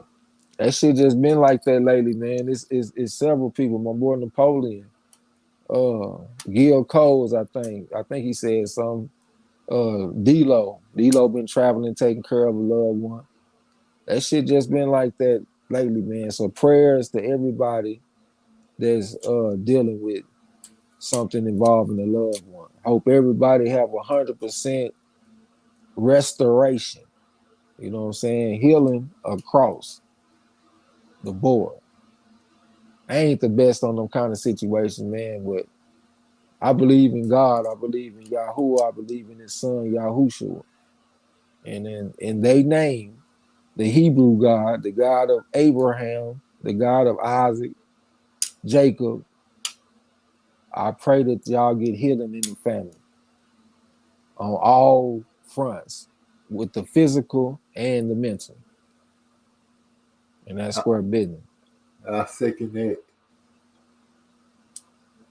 I second that 100. Square business. Napoleon Armstrong said I had stopped watching boxing, but he told me to do Champ Ross. Now I'm starting to know this era of fighters and getting a good read on them. I'm now getting better. J1 Pro Trey, I remember you said champs don't lose, they learn to grow. That's you, bro. Yeah. I remember when I said that, but that's real talk, though. You know, if you competing, like that's the way a winner think anyway. Like I got people broke down in winners and losers. And I feel like winners win even when they lose because they learn something. And losers lose even when they win. because and when I'm talking about them, they be like perfectionists. Instead of going home with a win, they picking apart everything that they did wrong, even though they still won. That's what I do. That's why I call myself a loser. I go out there and kick somebody's ass, but I think about the one shot that I missed instead of all the shots that I made. You know what I'm saying? Like people say I did a good job calling the fight. Nigga, I be overcritical. You know what I'm saying? Right. Well, that's just what it is, though. At some point, you got to learn how to let that go. And get around people that think differently. So that's why I say, nigga, you and Yasser, y'all counteract that shit. Y'all allowed me to feel good about a win. I tell you, oh yeah, we won. You sending thumbs up and stuff like that. Like, you know what I'm saying? It's a good thing. Hell yeah. Who? Okay, first of all, I'm gonna just put it out there. You get a text all of a sudden. You know, it's been a couple of days. You ain't even thought about the bet no more. You going about regular living. Then you get a text. Hey, we won on the bet. You go check the bet. Damn, my money grew up some more. That's thumbs up emoji worthy. Happy face, money bag, all kind of shit. Look. I'm only gonna live one life. I have seen enough of people being too gangster to smile, too gangster to be a happy person, too anything to be what they want to be. I'm gonna be me. I'm gonna be a happy dude when it's time to be happy. If I gotta be sad, well, I ain't gonna be sad too much because I ain't gonna let nobody else's sadness make me sad. It ain't my job to make you happy. It's just my job to not make you sad. And my being happy make you sad, well, that's too bad. Forbidden. Well, man, it's past 3, man. I got to go to bed, man. You, me, and I'm sure D-Lo and social scientists who probably sleep right now too, all need to go to bed. Yeah, I'm gonna be a zombie. I appreciate tonight. Go ahead and say what you got to say, bro. Yeah, appreciate everybody coming through, checking out OG, man. Much love to everybody. My brain going kind of slow, but I'm gonna try to come back with this trivia tomorrow on the corner. Be on the lookout for the fights this weekend. We got a fight holiday. Even though so far I only found about 3 bets we can put down. I've been looking for them to drop the bets on Movada like a chicken hog, nigga. You know what I'm saying? Because I want us to be first in line. But we're gonna have a good time checking out the fights on Saturday. I don't know if we're gonna call anything because it's on the app and shit, you know what I'm saying? But much love to everybody, man. I ain't gonna talk you to death. Yeah, I appreciate that. Salute, OG. Salute to you. Pugilistic scientist, you there? Or have you fallen asleep? I know D-Lo out of there. So I'm gonna say I appreciate everybody for coming through. As always, we do a big over here in MZ Talks Boxing. If you've been here before, thanks for coming again. Hit the thumbs up and the bell icon. Oh yeah, y'all know we dropping music. It's coming out even more regular than before. We got like 6 songs out now, and the next one coming out is the song y'all picked, Scumbo Baggage. Should be out where you can get it anywhere on the 31st of October. With that being said, we out of here.